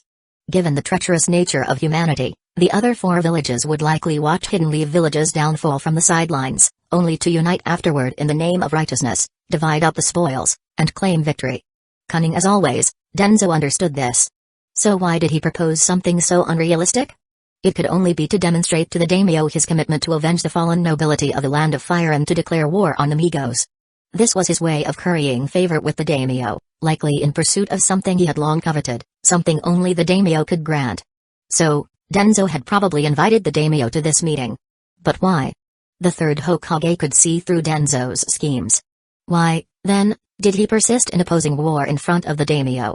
Yes, if we unite the 5 great villages, our chances of victory would increase significantly. The daimyo closed his fan, wearing an innocent smile, but his true thoughts remained unclear. His words, however, had already shifted the conversation to the post-war scenario. Very well, since the idea came from you, Danzo, you will be the one to carry it out. Yes, Danzo replied with a slight smile, bowing. As for you, Hiruzen, you've been acting as Hokage for several years now, ever since the 4th died. Perhaps it's time for you to take a break. Chapter 130, The Night of Genocide, New Reign. Although Daimyo's tone was gentle, the meaning was clear. He intended to remove Hiruzen from his position as Hokage. Shikaku's eyes narrowed as he processed his words. This is far worse than I anticipated. Across the table, Danzo smiled. Hiruzen, your time is over. Since the death of the 4th Hokage, Hiruzen had been managing the village's affairs in an orderly manner, never making any mistakes. But now, suddenly, the daimyo suggested ending his role as acting Hokage. The message this conveyed was undeniable. He no longer trusted Hiruzen. However, removing Hiruzen from his acting position wasn't the most significant issue. The real question was, who would become the new Hokage after Hiruzen stepped down? In other words, who would be the 5th Hokage? This was a major matter for Hidden Leaf Village, and discussing it in the meeting room raised concerns. It wasn't just Shikaku who sensed something unusual, other leaders of Hidden Leaf Village's ninja clans also noticed the hidden tensions. The meeting seemed straightforward, a simple decision of whether to go to war or not, but beneath the surface, there was an undercurrent. It could potentially lead to a reshuffling of power within Hidden Leaf Village. While the powerful ninjas at the meeting table remained silent, Shikaku was the first to speak up. Daimyo-sama, with respect, at a time when Hidden Leaf Village and the Land of Fire are facing a significant external threat, wouldn't a change in leadership affect the village's stability? Or it could reinvigorate us, Shikaku. Fresh leadership for a new threat. Danzo said. Since Hidden Leaf Village's foundation, the Nara clan had sworn loyalty to the Sarutobi clan. It wasn't surprising that Shikaku immediately spoke up for Hiruzen. The Nara clan wasn't the only one to swear loyalty, this also included the trio of the Inoshikacho clans. Shikaku is right, Choza added, his large frame leaning forward. Changing the village's Hokage at this time is bound to shake the people's confidence. Inoichi nodded in agreement. Hokage-sama studied under the 1st and 2nd Hokages and has governed the village according to their teachings. Right now, no one is more suitable than him to lead Hidden Leaf Village. The Inoshikacho clans immediately voiced their support for Hiruzen, but no one else spoke up in his favor. The Aburame and Inuzuka clans, although not small, were not significant enough to discuss the Hokage's selection, as they had not participated in past discussions regarding the Hokage's appointment. Wasn't this meeting supposed to be about deciding whether to go to war with Migo? Why had the conversation shifted to choosing a Hokage? Tsume felt uneasy. And the Uchiha and Hyuga clans, which held considerable influence due to their bloodline limits, remained silent. The Uchiha clan had been treated unfairly after the Nine Tails incident, having their territory moved outside the village. While it was known that Danzo was behind this, it couldn't have happened without Hiruzen's approval. Thus, he didn't care much about who became Hokage, as long as it wasn't someone from his clan. As for Hayashi, he still harbored resentment over the kidnapping of his daughter, Hinata, by Hidden Cloud's village. He hated Hidden Cloud's village's treachery, but he was also dissatisfied with Hiruzen's weakness in handling the matter. Seeing that none of the other clan leaders wanted to speak in favor of Hiruzen, Tsunade was about to stand up, but Hiruzen subtly placed his hand on her leg under the table, shaking his head slightly, signaling her to remain silent. Sensei, why are you letting this happen? Fight back. Tsunade's fists clenched in frustration. Danzo then spoke from across the table. Hiruzen wasn't the only one taught by the 1st and 2nd Hokages. As he spoke, he straightened his posture, making his intentions clear to everyone present. I too learned from the 1st and 2nd. I've safeguarded Hidden Leaf Village from the shadows for decades. The daimyo, who had been silent for a while, suddenly clapped his fan and said with a pleased expression, "That's right. Danzo has been a high-ranking figure in Hidden Leaf Village for a long time. He should be capable of handling this crisis." "Yes, Danzo has long controlled the village's root faction and has done an excellent job," one minister chimed in. Another added, "And Daimyo-sama has already appointed him to lead the allied ninja villages against the Migos." The ministers behind the daimyo began discussing it, all in favor of the idea. At this point, even the other two Hidden Leaf Village advisors fell silent, either choosing not to speak or never intending to speak in the first place. But Hiruzen could still. Shikaku tried to argue, but the daimyo cut him off firmly. "It's settled. Danzo, I appoint you as the 5th Hokage." Hiruzen's face remained calm. "So be it. The will of fire will burn on, with or without me as its keeper." As the daimyo made his swift exit, Danzo's gaze met Hiruzen's for a brief moment before the meeting abruptly concluded. "Hokage-sama, there's something I don't quite understand," Shikaku said, staring at the shogi board but clearly referring to something other than the game. "Ask away, but don't call me Hokage anymore." "I'm just an old man in retirement now," said Hiruzen, who without his Hokage attire looked like a simple elderly man. "Then I'll call you Hiruzen-sama." "Why didn't you fight for yourself, Hiruzen-sama? If you had been a little more forceful, you could have kept your position. Even if not you, Tsunade and Jiraiya are both capable of becoming Hokage. Why give the position to Danzo?" "Shikaku, you're so clever, but why do you lose your clarity when it comes to the issue of the Hokage?" Hiruzen smiled faintly. This time, the daimyo's palace suffered heavy casualties. "No matter how much we debate, as a ninja village under the Land of Fire, we can't remain idle." Shikaku nodded. He had already considered this before the meeting began. A lord commands, and his retainers must obey. The daimyo's palace had suffered, and as subordinates, Hidden Leaf Village couldn't remain silent. The real question is how much Hidden Leaf Village should commit. Do we gamble the village's future or leave room for maneuver? If I hadn't opposed the war, Hidden Leaf Village would have gone all in against the Migos. But as long as I voiced opposition, the village wouldn't be able to recklessly commit to the battle. Shikaku began to understand. You were playing the role of the opposition to keep the village from fully committing. When one person wanted to open all the windows, another would argue against opening any, and in the end, they would compromise by opening half. Hiruzen smiled again and took a puff from his pipe. The daimyo's losses won't be fixed just by Hidden Leaf Village declaring war. As the Hokage, I must also take responsibility for our failure to protect him.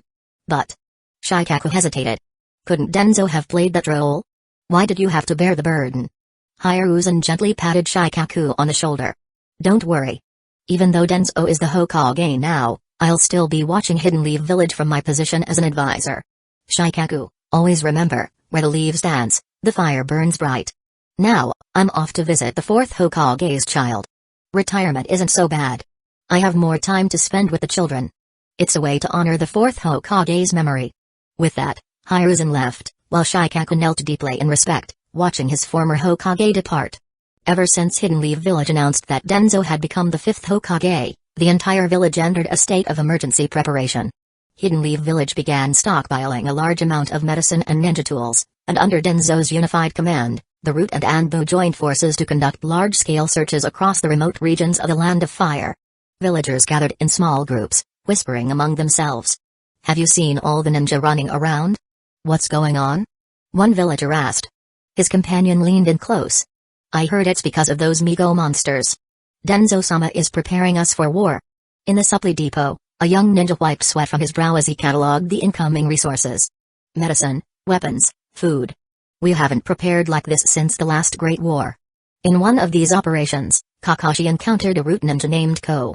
Though they were from different departments and only met during a coincidental search mission, the two got along well. You're quite skilled, Kakashi commented to Ko. It's rare to see someone from Root out in the open like this. Ko's lips twitched in what might have been a smile. Desperate times call for desperate measures, Kakashi-senpai. Even we must step out of the shadows sometimes. I look forward to meeting you again, Ko. Ko nodded. You as well. Perhaps next time, it won't be under such dire circumstances. Contrary to the deep friendship that blossomed between them, the large-scale search of the remote regions of the Land of Fire yielded no results. Despite Hidden Leaf Village sending out many ninjas, no one was able to gather any information about the Migo species. The search team leader slammed his fist against a tree in frustration. How can an entire species just vanish? Are we looking in the wrong places, or have they truly left the Land of Fire? It was as if the Migo had completely vanished from the land of fire. With no other option, Danzo reported the matter to the daimyo, who was still taking refuge in Hidden Leaf Village. So, you're saying that those monsters are no longer in the land of fire, and I can safely return to my mansion? The daimyo lazily waved his fan. The conditions in Hidden Leaf Village, while good, couldn't compare to the luxury of his mansion, and he had grown impatient. Well, Danzo hesitated, unable to promise anything. If the daimyo returned and the Migos attacked the mansion, Danzo, as the fifth Hokage, couldn't bear that responsibility. At this moment, Hiruzen stepped forward. Since we couldn't find any Migo in the land of fire, Daimyo-sama should be able to return home safely. As for safety, Hidden Leaf Village can provide ninjas to protect you. I believe 12 jonin would suffice. With 12 jonin ensuring your safety, you can rest easy. Hearing Hiruzen's approval of his return, the daimyo immediately brightened and nodded happily. As expected from a former Hokage, always so thoughtful. 12 jonin, how reliable. In that case, I'll give these 12 a name. How about the 12 Guardian Ninja? Hiruzen smiled and praised, the daimyo's naming sense is excellent, as always. Danzo and I will finalize the list of 12 jonin as soon as possible, and they will be dedicated to your protection. Great. Finally, I can return to my mansion. Though Danzo was displeased with Hiruzen's influence in front of the daimyo, the latter had already enthusiastically accepted the proposal and even named the group himself. Danzo couldn't find a way to oppose it. Even now, Hiruzen manages to undermine my authority. I must find a way to solidify my position. His fingers tightened on his cane. Let's leave it at that. In the end, the daimyo returned home under the protection of the 12 Guardian Ninja, and the preparations for the Migo threat in Hidden Leaf Village, which had seemed urgent, ultimately amounted to nothing. With no Migos found, the matter was temporarily set aside. However, the news of Hidden Leaf Village's intense preparations soon reached the other ninja villages. Danzo becoming the fifth Hokage, combined with Hidden Leaf Village's emergency state, made it easy for others to assume that Hidden Leaf Village was preparing for war. In response, the other four great ninja villages also began increasing their patrols and sentries near their borders, ready to face any potential aggression from Hidden Leaf Village. After some time passed with no further action from Hidden Leaf Village, the other villages were left confused. They eventually concluded that Danzo, being new to the position, was simply trying to assert his presence in front of the other villages. Aside from the unresolved preparations, there were other developments within Hidden Leaf Village. A month after he officially became the fifth Hokage, Tsunade suddenly announced she was leaving the village once again. This time, she wasn't leaving alone, she intended to bring her Shizune with her.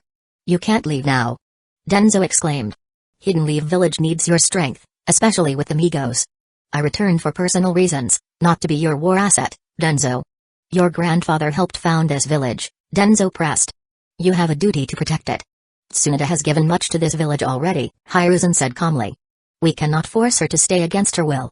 Though Danzo had successfully become the fifth Hokage, as long as Hiruzen remained, Danzo's authority wasn't as great as he had hoped. In the end, with farewells from Hiruzen, Anko, and others, Tsunade and Shizune set off on their new journey of training and gambling. 3 days after Tsunade's departure, Jiraiya returned to Hidden Leaf Village.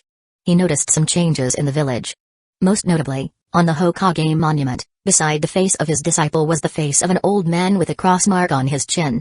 Why is his face up there? After some inquiries, he learned from Hiruzen that Danzo had already become the fifth Hokage. I let my guard down.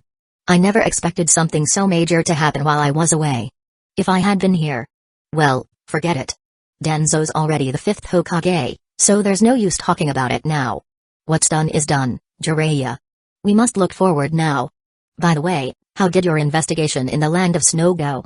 Hiruzen asked while pouring tea for Jiraiya. I stayed there for a while. The coup d'etat crisis in the land of snow has been suppressed with my help, and I also investigated several places. I found the ninja who went crazy after the mission with Kakashi, a man named Nader. After he lost his mind, he would scribble nonsensically every day, but I found this in one of his drawings. Jiraiya took out a sketch from his backpack. The drawing showed a cluster of green eyes, but one eye stood out. This eye wasn't green, it was red, and it was a Sharingan with 3 tomoe. According to the servant who took care of Nader, he suddenly drew this one night after being mad for a while. So it's unlikely that this is a depiction of Kakashi's eye. I then probed his memory and discovered that on that night, a ninja appeared in his room and used hypnosis to read his memories. I believe this person is the one who helped Orochimaru obtain materials for the Shoggoth and Elder Things experiments. And this Sharingan belongs to that person. After Jiraiya finished speaking, he finally sipped his tea. Hiruzen looked at the sketch, deep in thought. Could it be that someone from the Uchiha clan is secretly helping Orochimaru? Chapter 131, The Night of Genocide. Falling deeper in a dango shop, 5 young ninjas sat around a table, discussing recent events in the village. By the way, have you heard? The genius ninja from the Uchiha clan, Shizue Uchiha, was found dead, having apparently committed suicide. They even found a suicide note. Really? Shizue the teleporter? Suicide? Is that true? Iruka, who was sitting across the table, asked. Yeah, at least that's the news I heard. But Anko, how do you know about the Uchiha clan? These days, you rarely see any of them around the village. Anko casually popped another dango in her mouth before answering. Of course, recently Danzō-sama assigned me to monitor the movements of the Uchiha clan near their compound, so I know all about what's going on there. The moment the words left her mouth, she realized her mistake. Yujao, sitting on the other side of the table, quickly shot her a warning glance. Senpai, isn't this something you shouldn't be talking about? Anko, after being reminded by her, tapped her head and flashed a playful expression. Oops, I forgot. In her carefree manner, she swung her hand and accidentally hit Kagami, who was sitting beside her. She quickly turned around and apologized, gently patting his head like an older sister. Sorry, Kagami-kun, did I hurt you? And no, not at all. He tried to look flustered. This closeness. It's suffocating. When did I start feeling so detached from everyone? Anko, aren't you sitting a bit too close to Kagami? Iruka said as he took a sip of his tea. After his comment, the others at the table finally realized that while Anko and Kagami had originally sat on opposite sides of the bench, somehow, their bodies were now almost pressed together. Looking closer, Kagami was still sitting where he had been at the start. It was Anko who had moved closer to him. No, I'm not. I didn't. You're acting a bit suspicious. You're not interested in Kagami, are you? Iruka teased, pressing further, but Anko quickly brushed him off. It's not like that at all. There are only 4 seats at this table, and since there are 5 of us, we have to make do. Anko quickly scooted back to the other side of the bench, blushing, though secretly she was delighted. I touched Kagami's hair just now. Awesome. She fought to keep a grin off her face. Seeing Anko move away, Kagami let out a quiet sigh of relief. When she had moved closer earlier, her legs had been brushing against his legs under the table, intentionally or not. He wasn't sure if it was Anko's own idea or some subconscious move influenced by Shoggoth, but it made him quite uncomfortable. Sitting on the same side of the table was Kagami's older brother, Hyuga. He had observed Anko's behavior. Anko-senpai interested in Kagami? She's 7 years older. No, it couldn't be. Could it? Hyuga's eyes darted between his younger brother and Anko, trying to make sense of the interaction he'd just witnessed. The atmosphere at the table grew a bit awkward, so Yujao quickly tried to change the subject. If only we could still hang out with Itachi. Itachi and Shizue were good friends. Now that Shizue is dead, Itachi must be really sad. Maybe we could comfort him, right, Kagami? Yeah, I can't imagine how he's coping with this loss, Kagami nodded. That's right, Yujao, you and Kagami were Itachi's teammates back when you were Genin, right? Yes, but ever since the 3 of us became Chunin, we haven't been in contact much. Iruka was genuinely curious. You 3 were quite the team back then. What happened? Yujao sighed, her fingers tracing the rim of her teacup. Life happened. We all went our separate ways after becoming Chunin. Oh. The 5 continued chatting, but eventually, the conversation died down. They split the bill for the afternoon tea and went their separate ways. Walking down the road, Kagami reflected on everything that had happened over the years and accidentally bumped into someone. As a result, a book fell to the ground. I'm sorry, he said as he retrieved it, finding himself face to face with a man in dark clothing. Ah, thank you, the man said. One must be careful with such potent knowledge. Kagami's eyes flicked to the book's cover, no title, just a strange symbol. Interesting design, he remarked, handing it back. Oh yes. Some might say it holds the key to enlightening rituals. For a split second, Kagami thought he saw the man's skin darken. Then everything was normal. I'm sorry again. Enjoy your reading, Kagami said, moving on. These glimpses into what might be parallel worlds had been occurring more frequently. A side effect of his developing abilities, perhaps? The price of touching Cthulhu's power? A pregnant woman passed by, her swollen belly brushing against him. For an instant, he saw something else, a grotesquely bloated figure, skin stretching impossibly. He shook his head, and the vision faded. Another movement above him caught his eye. A cat leapt from a low wall to a rooftop. It was a perfectly ordinary action, except for the brief moment when he could have sworn he saw wings unfurl to assist the jump. Below, a cluster of cats turned to watch him pass. Their eyes, all 9 of them on each feline face, blinked in strange synchronicity. He kept walking, his pace unhurried. These visions were curious, but not frightening. If anything, they hinted at layers of reality he was only beginning to perceive. An old man dozed on a bench ahead. As Kagami neared, the man's skin seemed to ripple and vanish, revealing raw muscle and sinew beneath. A group of children ran past, and when Kagami looked again, the old man was whole. Fascinating. A street vendor shouted nearby. Relics from distant lands. Secrets of the ancients. Kagami paused. The vendor's face flickered, briefly taking on angular features and darker skin. A weird headdress glimmered gold before fading away. See anything that interests you, young man? The vendor asked. Perhaps. What would you recommend for someone looking to expand their horizons? Kagami smiled. The vendor chuckled. Oh, I have just the thing. But be warned, some knowledge comes at a price. Are these visions random? No, my instinct is warning me. Something is coming to Hidden Leaf Village. And now, with Shishui's death, it could be soon. Ever since Danzo had come to power, he had longed to use his thread vision again. This special ability allowed him to see and touch what he called threads of destiny, invisible strands connected to a network spanning the entire dreamland. Without it, Black Naga summoning him to the dreamland, he couldn't enter it with his current abilities. It was not possible to even touch one of these threads. If only I was in the dreamland. However, he could sometimes glimpse some threads while using his spider vision. These glimpses were not specific and mostly random. They still provided some information, though, and one of them had shown him that Danzo wasn't supposed to be the Hokage at all. That murky green thread. It reeks of paranoia and irrational fear. Danzo's path is tainted, Kagami recalled, thinking of the thread color he had seen and the pain that followed its use. At least his eye color stayed the same when using the ability. And luckily, no one had seen his eyes bleeding when he couldn't hold back the pain any longer. Since completing the Chunin exams alongside Yujao and Itachi, the 3 of them had gone their separate ways. Itachi had joined Root under Danzo, while Yujao had entered the Anbu and was currently an apprentice under Kakashi's Anbu team. As for Kagami, he remained a regular Chunin, ready to provide support to other ninja teams. Danzo had once tried to recruit him into Root as well, but he politely declined. The memory of that conversation still made him uneasy. Kagami, your skills would be valuable en route. Join us, Danzo had said, his visible eye scrutinizing Kagami intently. Kagami had bowed respectfully, hoping he had shown the right amount of nervousness. I appreciate the offer, Danzo-sama, but I believe I can serve Hidden Leaf Village best as I am. After using his colored vision, he could verify Danzo's thread color, and it was not pleasant, to say the least. Knowing this, he had one more reason to avoid being near him.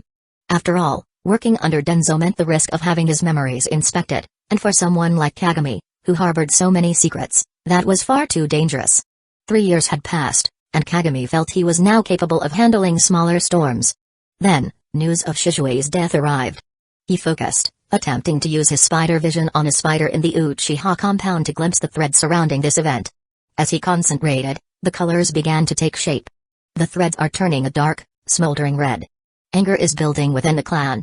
Navy blue threads of the village's trust clashing with the clan's dark red rage. Deep maroon threads mixing with steel gray. Ah, the clan's anger is hardening. They're planning something big. He understood what this meant. The Uchiha clan had begun to plan a coup d'etat, and the upper echelons of Hidden Leaf Village were preparing to respond. He deactivated his vision as pain began to throb behind his eyes. As he walked, lost in thought, a shadow caught his attention. Looking up, he saw Itachi jumping from roof to roof, heading towards the Hokage building. He activated his colored vision again, this time focusing directly on Itachi. His thread. It's a mix of royal purple and charcoal gray. Pride and shame. Seeing Itachi's destination, he swiftly located a spider in the Hokage's office.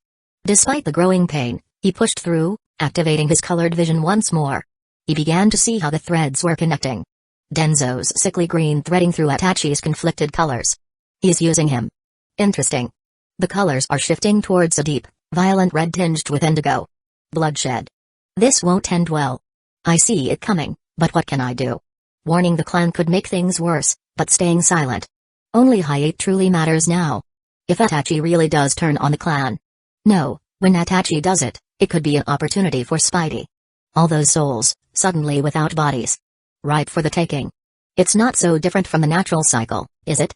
Bodies nourish the earth, so why shouldn't souls nourish Spidey? No killing. Just making use of an unfortunate situation. With that many souls, Spidey might evolve again. And with that power, we'd be better equipped to protect Hyuga. That's what matters most, right? When did I start thinking this way? It doesn't matter. All I do is for survival. Inside a secret chamber of the Hokage's office, Koharu, Hiruzen, Danzo, and Hamura sat upright behind a long table. Before them knelt Itachi on one knee, his posture rigid with respect. I have confirmed that the Uchiha clan is planning a coup d'etat, Itachi reported, relaying the information he had just gathered at the Uchiha clan meeting to the 4 high-ranking officials of Hidden Leaf Village. It has come to this. Hiruzen sighed regretfully, as if lamenting the Uchiha clan's fate within Hidden Leaf Village. Like the conflict between the first Hokage and Madara years ago, it seemed the Uchiha were cursed to never fully integrate into Hidden Leaf Village like the other ninja clans and live in peace. History repeats itself. On the other hand, Danzo's expression remained unchanged. There's no time to waste. We must act before they cause trouble, he calmly said. The Uchiha were once our comrades, and they have contributed greatly to Hidden Leaf Village. I believe we should attempt to resolve this through dialogue. If possible, I will find a solution. Hiruzen glanced at Danzo, seemingly seeking his approval. Danzo didn't respond immediately. After a brief silence, he finally spoke. As the 5th Hokage of Hidden Leaf Village, I cannot allow any instability to remain within the village. Therefore, I've decided to strike first and eliminate the Uchiha clan before their coup d'etat begins. The word eliminate stunned the other 3 elders and shocked Itachi. To Itachi, the words eliminate and Uchiha sounded harshly in his ears. Yet, despite the turmoil in his heart, his face remained expressionless. To protect the village, we must quell this chaos before it spreads. Itachi, as a double agent of the Uchiha and Hidden Leaf Village, where do you stand? Will you stand with your clan, and be destroyed with your family and kin? Or will you choose Hidden Leaf Village, and spare your beloved younger brother's life before the coup d'etat? Make your choice, Itachi. Choose wisely. Shocked by Danzo's ruthlessness, Hiruzen and the other 2 elders remained silent, leaving the chamber in complete silence as everyone awaited Itachi's decision. The village? Or the clan? Forgive me, father, mother. Sasuke. The village. Itachi whispered. What? Danzo asked again, seeking confirmation despite hearing his soft response. I choose the village. I accept the mission. I will eliminate the Uchiha. Upon hearing this, Danzo nodded slightly, while Hiruzen silently exhaled a sigh of relief. Why did I feel relieved? Did I truly support Danzo's plan all along? Then why did I speak such hypocritical words earlier? Am I that weak? Putting aside Hiruzen's inner turmoil, Danzo began to set the plan in motion. 3 days from now. On the night of the 3rd day, Itachi, you will carry out the plan to exterminate the Uchiha clan. You will not receive any missions for the next 3 days. Prepare yourself. By the morning of the 4th day, I expect a report from Harut confirming the Uchiha's annihilation. That's all. Itachi vanished from the chamber, the wind from his departure stirring a spiderweb in the corner. Meanwhile, a figure lying at home withdrew their spider's sight and slowly sat up from a tatami mat. This was Kagami, and now he had confirmed the exact timing of the Uchiha massacre, 3 nights from now. No matter the circumstances, as long as those 4 individuals remained in charge, the Uchiha clan's fate would not change. Just as he had predicted. Such is the world of shinobi. He never intended to change anything. After all, planning a coup d'etat carries inherent risks. The Uchiha's downfall wasn't entirely unjust. As for the innocent Uchiha civilians who were not ninjas but would still be slaughtered, there was only one thing to say: it's not my fault, it's the world's. If there's a second statement, it's this: all unfavorable situations in life arise from one's own lack of ability. Regarding Itachi's choice, he had nothing to say. He had never tried to influence Itachi's decisions. If Itachi willingly wanted to reduce Hidden Leaf Village's carbon footprint, who was Kagami to object? Am I a monster for standing by? Or merely a realist in a cruel world? He pondered, his thoughts as cold and detached as his expression. In fact, the Uchiha clan's demise would benefit him. After all, if the Uchiha truly rebelled, it would inevitably cause turmoil in Hidden Leaf Village. Whether he had the power to survive such chaos or not, he had no reason to make things harder for himself. If he were a member of the Uchiha clan, he would do everything possible to avoid such a fate. But, unfortunately, he wasn't. From the ashes of the Uchiha, new opportunities will arise. The dead have no use for their resources. Why shouldn't I profit? Kagami already considered how to position himself in the aftermath of the massacre. In the shinobi world, morality is a luxury only the strong can afford. And I am not strong.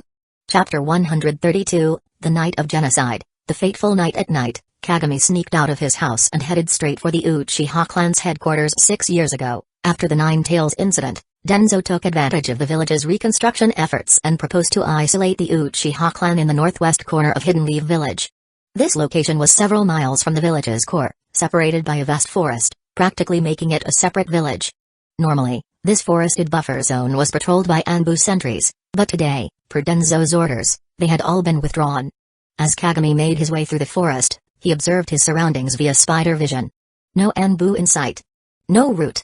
Danzo's chess pieces are all in place.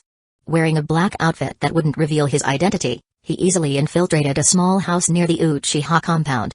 This dilapidated cabin, once a forester's dwelling, had long been abandoned and became a meaningless, ordinary wooden house, now called the Uchiha cabin. And since no one would come here at night, it was the perfect spot for summoning. He surveyed the rundown structure, a sardonic smile crossing his face. As he began methodically setting up for the ritual, he retrieved an item from his pocket. A shining irregular octahedron, an old object he had found on the night of Orochimaru's defection. He believed that it must be a medium for summoning, and he didn't know if the creature inside would attack him. This was why he had never used it. But after his encounter with Glagnaka, he felt some kind of familiarity with this box. Kagami turned the octahedron over in his hands, lost in thought. Fate works in mysterious ways. He somehow knew that it was a box that should never be completely closed. If the lid was shut, the outside light would be cut off from the black crystal inside, summoning a night spider. How he knew the name, he didn't care, he just knew it. Call it instinct or fate. As he prepared for the summoning, memories of his encounter with Glagnaka flooded back. That day changed everything. The night spider fears light intensely. Any unnatural light can dispel it. But aside from this weakness, the night spider is nearly invincible. A box never to be fully closed, a creature that fears the light. What a paradox. He held the box, which had 24 irregular surfaces, and with a firm press, he sealed the lid over the black crystal inside. Instantly, he heard a faint monster's howl by his ear, a sound only he could hear. Black smoke poured from the gap between the lid and the box. The smoke gathered and formed a visible shape resembling a spider. Its legs swirled in shifting patterns of smoke, and atop its head was a single crimson eye, split into 3 sections. The night spider had been successfully summoned, and the octahedron had fused into its body, only to reappear when the night spider was dismissed. Kagami stared into its fiery, 3-part eye, feeling neither fear nor trembling. It seemed he was immune to its terror. Would it have attacked me if I hadn't met the spider god? The night spider bowed slightly, sensing no other human presence and awaiting his command. Is it bowing to me? Have I truly moved beyond humanity now? Don't worry, you'll feast soon enough. The Uchiha clan has nearly 1,000 people, Kagami said. A sacrifice for the greater good? I am no such hypocrite. It is simply the strong devouring the weak. Such was the way of their world. The creature seemed to understand. It emitted soft, growling noises like purrs from its cloud of smoke. The stage is set. We are kindred spirits in this hopeless world full of cancer cells. Cells that only harm others and the world itself. And I am just one of them. A cancer cell. After sending off the spider, he quickly left the wooden cabin and headed to the power station in the Uchiha compound. The night spider fears unnatural light, so he needed to destroy the lighting first. Once the entire compound was plunged into darkness, it would be harder for the Uchiha clan members to grasp their surroundings. Due to the compound being far from Hidden Leaf Village, the clan managed all infrastructure themselves. The power station was located at the edge of the compound, and he found it quickly. Slightly opening the door to the power room, he saw part of a leg lying on the ground at the corner of the control panel. Upon closer inspection, it turned out to be an Uchiha clan member lying in a pool of blood. It seems the Great Purge had already begun. Itachi or Obito? Their handiwork lacks finesse. To prevent anyone from escaping, they must have assassinated the Uchiha members on the outer edges first, before moving inward to carry out their massacre. Help! Help! The man barely opened his eyes as Kagami approached. He tried to call for help, but before he could finish speaking, a mouthful of blood gushed out. He knelt beside the dying man. SHHH. You won't feel the pain anymore. Splat. Although this person was not beyond saving, Kagami still drew his kunai and swiftly slit his throat, speeding up his death. After dealing with the dying man, he walked to the control panel and pulled the large red lever down. Instantly, the entire compound was plunged into darkness. 10 minutes earlier, a strange vortex appeared near the Uchiha compound. Next, a man wearing an orange mask and a black kimono emerged from it, standing in the open space in front of the Hidden Leaf Village Military Police Force building. This masked man was Obito. Using the body flicker jutsu, he swiftly entered the building. Soon, the shouts of Uchiha clan members could be heard inside. "Who are you? Ah! Someone is attacking us. Everyone, to the front hall for support. Ah! Stay on guard. Stay on guard." Inside the building, Obito swung his sword left and right, moving as if no one could stop him. "What's happening? Who's attacking?" One Uchiha ninja cried out in confusion. "It's just one man. How is this possible?" Another shouted in disbelief. Combining his powerful body flicker jutsu with his ability to phase through physical attacks, Obito now felt like a max-level player slaughtering beginners in a starting village. The police force usually dealt with civilian disputes and common thieves, so the Uchiha ninja who usually flaunted their authority were not elite warriors. The building was full of only Chunin and Geinin. The slaughter continued for 7 minutes, and the sounds in the building grew fainter, with only the occasional scream breaking the silence. "I'll fight you to the end." Another ninja was sliced by Obito's sword, blood pouring from the wound. The man gasped his last breaths, clearly not going to survive. Obito didn't bother to finish him off, as his massacre mission was quite extensive today. He didn't have time to carefully eliminate every single person. He flicked the blood off his sword, splattering it onto the nearby glass. Then, he glanced at the dozen or so bodies scattered in the corridor behind him and turned to head upstairs. But at that moment, the lights in the corridor suddenly went out.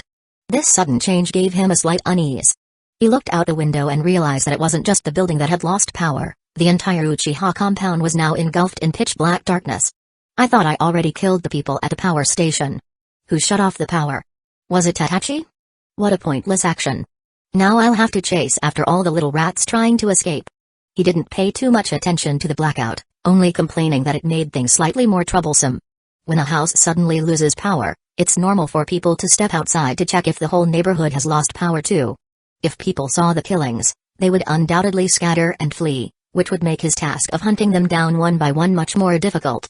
After spending another 2 minutes clearing out the last Geinin, he casually walked out the building's main entrance. His bold actions were not without reason. His goal was to lure out any hidden weaklings who would try to attack him, saving him the trouble of finding them. Sure enough, as soon as he reached the steps, he was attacked. 2 shuriken flew straight toward his head, but instead of hitting him, they phased through his body and embedded themselves in the pillar behind him. He slowly turned to look at the attacker, seeing a girl standing in the open space ahead. But what caught his attention were her eyes. She had a pair of 3 Tomoe Sharingan. Although the Sharingan is a unique ability of the Uchiha clan, most members are unable to awaken it. Yet this young girl already possessed a fully developed 3 Tomoe Sharingan at such a young age. She had incredible potential. "Oh, nice eyes." He didn't hold back in praising her, admiring the girl's eyes. Such potential, wasted on one so weak. The girl didn't respond, instead throwing 2 kunai one after the other toward his head. This time, she was certain her throws were precise, but once again, the kunai passed through his body and struck the pillar behind him. How is that possible? Monster. The girl looked shocked, quickly realizing that this person was not someone she could defeat. She turned to flee, but a chain flew from behind, wrapping around her body and pulling her to the ground. Obito held the chain in one hand and slowly drew his sword with the other. "Your eyes are excellent, but you have no idea how to truly use the power of the Sharingan. All because there is still love in your heart. Allow me to cut away that love for you." Obito slowly raised his sword, aiming it at the girl, whose tear-filled eyes were desperately calling out to her loved ones in her heart. "Please. Don't. Something is not right." Although the streetlights were out because of a blackout, the moonlight should have been enough to illuminate the surroundings. However, the moonlight seemed to fade, and even the areas under its light were much darker. He raised his sword, but the once bright blade now appeared dim, as though its light had been swallowed by something. This darkness. It's unnatural. Looking up, both he and the girl saw 2 shadowy figures slowly approaching from about 10 meters away. With every step they took, the darkness advanced with them, and the area around Obito grew increasingly dark. What was even more perplexing was that, despite the overwhelming darkness, they could clearly see the figures within it. One of them was a man dressed in a black suit, holding a strange, heavy book under his arm. His skin, hair, eyes, and even his teeth were as black as ink. This dark figure was like a harbinger of darkness. Wherever he went, there was only eternal night. What are they?" the girl whispered. Chapter 133, The Night of Genocide. The contract next to the figure shrouded in darkness, there was a massive cloud of black smoke. It shifted in erratic movements, as though it was drifting like mist, but it generally maintained the shape of a cat with wings. At the head of the cat were 9 scarlet eyes. These eyes, glowing like the fires of hell, appeared less like eyes made of flames and more like a window into the underworld, peering into the human world. Anyone who looked into those eyes would, in turn, catch a glimpse of hell through this window. "Who are you?" The figure didn't respond to him. Instead, he gazed at the girl lying on the ground, bound by chains. The figure stepped forward and the cat also moved forward step by step. Why can't I hear him? This strange feeling was something he hadn't experienced since wearing the mask and taking on the role of Madara. "I'll ask again, who are you?" His right foot unconsciously took half a step back in response to the strange figure's approach. As an elite ninja, at least at Kage level, he immediately noticed these subtle movements in his body, yet they were beyond his control. These movements were the result of an instinctive reaction, triggered by a condition known as fear of the unknown. The rational part of his mind wasn't sure if he was truly afraid of the figure before him, but his body had already made the decision for him. Powerful shinobi often develop a sense of intuition when facing danger. This intuition can't always be explained, but it's usually quite accurate. And now, he was certain that the person before him was dangerous. Faced with this danger, Obito refrained from acting rashly and continued to observe the figure's movements, analyzing his abilities. What is the darkness surrounding him? Why does the darkness advance as he does? Before Obito could figure it out, the cat beside the dark figure made its move. It let out a sound, and the fiery 3-petaled eye in its smoky head grew even deeper, turning blood red. The cat unfurled its tiny black wings, which transformed into massive ones large enough to envelop an adult. As it flew toward Obito, it released a stench so foul that it distorted the features of his face. What the? The smoke reached him in an instant, the nauseating stench stronger as the distance between them shrank, assaulting his nostrils. But he had no time to cover his nose, the threat was right in front of him. He raised his sword and slashed at the cat. The blade cut through its body effortlessly, but he felt no satisfaction. Something's wrong. There's no resistance. Before this realization could even register in his body, the cat's giant wings struck him. In an instant, Obito's body was sent flying. His left hand released the chain, and he rolled several times before crashing heavily into the steps in front of the security building. The impact against the hard stone caused him to grunt, and he tasted blood in his throat. He nearly spat it out but managed to hold it back. Ribs cracked, possibly a concussion. This pain. Since mastering intangibility, Obito had rarely felt this kind of physical pain.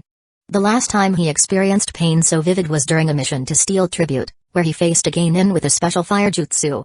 And it was this sharp, undeniable pain that reminded him that the dark figure and the cat were not illusions. They were real. Damn it. He cursed under his breath, slowly standing from the human-shaped dent left on the steps. His spine cracked as he twisted his waist. "You've made me angry. No matter who you are, I'll make sure you die here." He tossed aside his sword, a sign that he was preparing to use his true power to face his enemy. But even so, his confidence didn't match his outward display. From the moment he first saw the dark figure and the cat, he thought the man was a puppeteer and the cat was a puppet cloaked in smoke. So, when the cat rushed at him, Obito instinctively swung his sword. But as the blade passed through, he knew he had hit nothing. The smoke wasn't solid. That sword swing revealed a brief vulnerability in him. During the attack, he couldn't make himself intangible, otherwise, his attack would have no effect. This trapped him in a paradox. I can use intangibility to ignore physical attacks, but if I want to attack, I have to become tangible. But how could this cat puppet ignore physical attacks and strike me even when I pierced it with my sword? Could it be? Obito reached a conclusion he didn't want to believe but had no choice but to accept. This cat had a higher level of intangibility than him. It could launch physical attacks while remaining intangible. How is that possible? Earlier, the Uchiha girl had said the same thing after witnessing Obito's intangibility. Now, faced with the cat's superior abilities, he uttered those very words himself. It was as if fate was playing a small, cruel joke on him, showing that even the most impressive of tricks could be outdone by a greater power. Meanwhile, the girl remained bound by chains. She strained her neck to see behind her. On the open ground, the masked man and the cat were locked in a fierce battle. Yet despite the intensity, neither seemed able to harm the other. It was impossible to tell whether the cat was phasing through the masked man or the masked man was phasing through the cat, but they kept passing through one another. Is this some kind of Genjutsu? It can win, right? The masked man had been about to kill her, but the cat had intervened. Although Izumi feared the cat, the thought that it might be a creature summoned or controlled by her savior lessened her fear. She turned her head to thank the dark figure who should still be in front of her. Thank you. But her words caught in her throat as she turned to find the figure's pitch black, obsidian-like eyes staring directly into hers. In those eyes, Izumi couldn't distinguish between the whites and the pupils because both were merged into one solid black. Izumi Uchiha. The dark figure's lips barely parted, not wide enough to speak, but a voice could be heard. It was a man's voice, cold but magnetic, like a lover's whisper in a woman's ear. For a brief moment, Izumi felt as though Itachi himself was speaking to her. But she quickly regained her composure because the person standing before her wasn't him, it was this unknown man.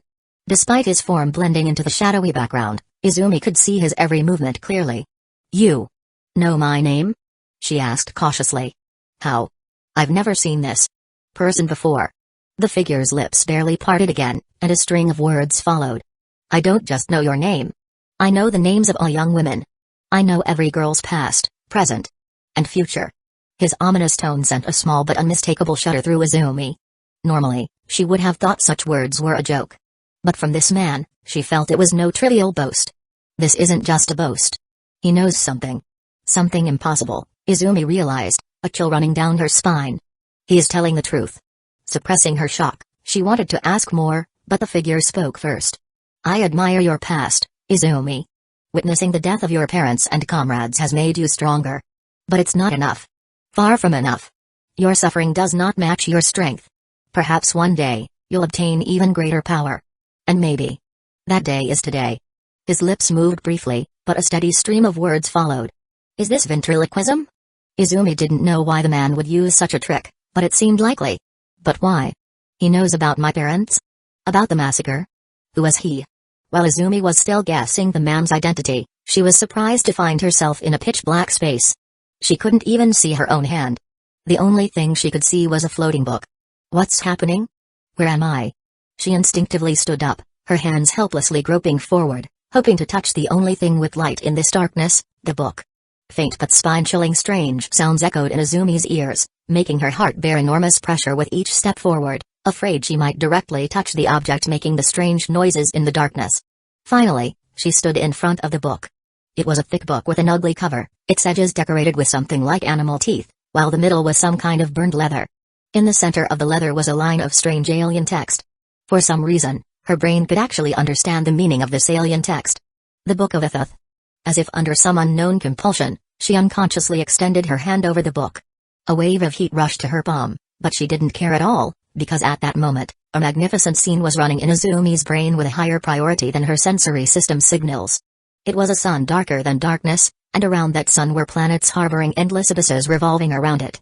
She wanted to understand the core of that darkness, so she instinctively reached out to touch it. The moment her hand touched the book, she learned the name of the core in that darkness, that sun darker than darkness. It was the center of the universe, the existence revered as the Lord of all things. The blind idiot god, Itheth. Suddenly, pain in both mind and body brought Izumi's thoughts back. Her eyes slowly focused, changing from a blank white state back to black pupils, and she saw the dark figure in front of her again. He was now crouching before her, holding open a thick book. On those yellowed pages were various symbols and alien text, and in the corner of the page was a drop of fresh blood. It seemed that someone had accidentally cut themselves while turning the pages of this book. When Izumi looked to the side, she realized that at some point, the iron chains on her body had been undone, and her hand was next to the turning pages, with blood still remaining on her fingertip. The blood on that page was her own blood. The dark figure closed the book and stood up. He then looked down at Izumi lying on the ground. "This will do. Now, your soul is mine." Chapter 134, The Night of Genocide. Unknown jutsu. In front of the police force building, Obito was still locked in combat with the cat. The battle itself was rather dull, as it was a fight destined to cause no harm. The massive smoke-like body of the cat kept passing through his body, or rather, he was continually phasing through its body. At first, he thought the cat's body was merely an illusion, making it appear as though its entire form was intangible. He believed the cat-shaped smoke was a form of trickery, with only a smaller core inside capable of physical attacks. If he attacked areas outside of this core, it would seem like his attack had been avoided through intangibility. Meanwhile, the core could shift inside its body to perform physical attacks on him. Thus, he attempted to use his own body to probe the size and changing position of this core. He utilized his ability to send parts of his body to another dimension when they were struck by physical attacks. By allowing the cat's smoke form to continuously pass through him, he hoped to identify the core capable of launching real physical attacks. However, after the cat passed through his body a dozen times, he realized he was mistaken. Every part of the cat's body that overlapped with his was counted as a physical attack, and the corresponding parts of his body were transported to the other dimension. In other words, this cat truly had an intangibility even more powerful than his own. Though he wasn't sure how it was achieved, it was a revelation that deeply shocked him. Fortunately for him, the cat didn't seem particularly intelligent. Besides its charge attacks, it couldn't do much to him, and its attack frequency wasn't high enough to force him to deactivate his intangibility. Even so, he didn't dare ignore the cat completely, because if he launched an attack, his body would become tangible again, giving the cat a chance to strike. As a result, the progress of the Uchiha clan's extermination was delayed. Standing motionless, Obito was still preoccupied with the plan to annihilate the Uchiha. He had been held up here for quite some time since the extermination had begun. Although no one from the village would come around at this time, it was best to finish such a mission behind enemy lines quickly. He glanced over at Izumi, who was lying on the ground, and the dark figure beside her. At some point, the chains binding her had been undone, and the dark figure closed the heavy book in his hands before slowly standing up. What just happened? I must have been distracted. Who is that person? Could he be a powerful Uchiha? Why didn't Itachi tell me anything about this? Has Itachi been lying to me all along? The sudden appearance of this figure, the cat, and various uncertainties caused Obito to grow suspicious. For a brief moment, he even considered halting the extermination. Just then, the dark figure turned around and began walking back in the direction from which he came. The cat, which had been preparing for another attack, paused and then slowly flew toward him as well. Together, the figure and the cat, surrounded by black smoke, walked away at a leisurely pace. Why leave now? What was his purpose here? As they departed, the moonlight, which had been obscured, returned, and the area in front of the police force building regained its original brightness. Time seemed to have reset to the moment he had first captured Izumi, except now he stood farther away, and she was no longer chained. He didn't know why they left, but the heavy pressure they exerted had vanished. Did Itachi keep secrets from me? Or is this something even he didn't know? Looking at Izumi, still lying motionless on the ground with her back to him, he let out a cold snort, tugged the iron chain in his hand, and slowly walked toward her. What's wrong? Did your companion run away? Have you given up? He had no idea who the dark figure was, but he assumed it was her ally. However, she remained silent and still. Why isn't she responding? Is this a trap? Obito circled around to the steps where his sword had been knocked away, picked it up, and then began walking toward Izumi. Despite the earlier interruptions, now that the threat was gone, there was no reason to halt the extermination. Standing behind her, he raised his sword high, ready to strike at her back. At that moment, Izumi suddenly turned her head and looked at him. The unexpected movement caught him a bit off guard, and their eyes met. Izumi's eyes were no longer their usual human black with white sclera. Now, like the dark figure's eyes, they were completely black, resembling pure black onyx. In the next moment, from Obito's perspective, darkness surged out from her body, engulfing everything around her like a tide, swallowing all the light. Before he could react, everything around him was consumed by this darkness. In this pitch-black space, he could see only his own body, everything else was unreachable darkness. What is this? What did that man do to her? Just a glance from her, and now. He immediately thought of something. A technique that could be activated with just eye contact. Could it be a Sharingan technique? But her eyes were completely black, like that man's.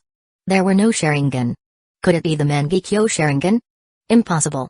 How could there be one that looked like that? No Mangekyō could look like that. He quickly dismissed the idea.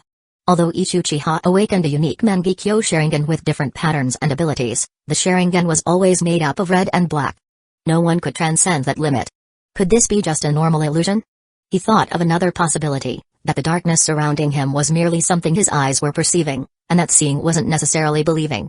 Suddenly, an idea struck him, and he recalled a certain Genjutsu. It was a high-level illusion that could rob its target of all light, creating an environment where only the caster and their allies could see. This Genjutsu had been developed by the second Hokage specifically to counter the Uchiha clan's Sharingan. Its name was the Infinite Darkness Jutsu. The anti-Uchiha technique. How can someone from the Uchiha clan use this technique? He formed a seal with his left hand, disrupting the chakra flow within his body in an instant, but the dark world before him did not disappear. Of course it wouldn't be that easy. Disrupting the chakra flow is the simplest and most basic way to break a Genjutsu, but in reality, most advanced Genjutsus cannot be dispelled this way. For example, the Genjutsu released by the Sharingan is resistant to this method. The Infinite Darkness Jutsu was specifically designed to counter the Uchiha clan, so it wouldn't be easily dispelled by such a basic method. Without this solution, there's one more simple way to break it. That is to directly attack the caster and interrupt their Genjutsu. If I remember correctly, this jutsu requires the caster to maintain the hand seals while performing it. During the time Obito lived with Madara in the underground cave, he had taught him a lot of ninjutsu knowledge. And this included the Infinite Darkness Jutsu. A memory flashed through his mind, transporting him back to the cave where he had spent so much time training under Madara's tutelage. The second Hokage's Infinite Darkness. A formidable technique, but with a fatal flaw. A flaw? A younger Obito had asked. Yes, apart from the second Hokage himself, any other user of this technique becomes immobilized while casting it and can only rely on teammates to attack. So, the way to break this Genjutsu is to directly attack the immobile caster. Though, I think this technique has probably been lost by now. So, you don't need to worry too much about it. Obito secretly felt relieved for having absorbed Madara's teachings, and he began forming hand seals. If I can just locate her, this will all be over. Fire style, Phoenix Flower Jutsu. He spat out dozens of fire missiles, which flew in all directions, expanding his attack range to the maximum. Not only that, but he could slightly control the trajectory of these fire missiles, making them harder to avoid. This should cover every angle. But to his surprise, even this nearly all-encompassing fire-style technique failed to dispel the Genjutsu, and the world before him remained pitch black. Impossible. How could she avoid all of that? Let's try again. Fire style, Phoenix Flower Jutsu. Once again, dozens of fire missiles shot in all directions. Yet, the Genjutsu still wasn't dispelled. At this point, even Obito, who had been doing his best to stay calm, started to panic internally. Why isn't this working? Am I missing something crucial? She was lying on the ground earlier, so should I aim at the ground? He felt unsure, but at this moment, it seemed like his only option. Fire style, Phoenix Flower Jutsu. This time, the scattering fire missiles were directed toward the ground, and a large number of Phoenix Flower fire seeds landed and rolled across the surface. If she is still on the ground, this has to hit her. Still, the Genjutsu remained unbroken. At that moment, he suddenly noticed something strange about his body. In the previous instant, he felt his face being forcibly transported into the dimension of his Kamui. This meant someone had just hit his face. What? How did she? He immediately realized something was wrong. Someone hit him at this moment. It could only be that girl. She can move? But that's impossible. How can she attack? It's not the Infinite Darkness Jutsu. Before he could figure it out, his stomach was also automatically transported into the Kamui dimension. I can't risk another ninjutsu. She almost had me. 2 consecutive attacks made him too afraid to use ninjutsu recklessly. While using ninjutsu, he couldn't activate his intangibility, and he was fortunate that the girl didn't know the weakness of his ability, or she could have easily killed him in those 3 moments. Understanding this, Obito stood still and let the attacks from the darkness pass harmlessly through his intangible body. His abilities were still too powerful. Without understanding the principle of his intangibility, even blocking his vision wouldn't make it easy to harm him. While buying himself some time, he began pondering why the girl's Infinite Darkness Jutsu allowed her to move. Madara had mentioned that only the second Hokage could move while using the jutsu.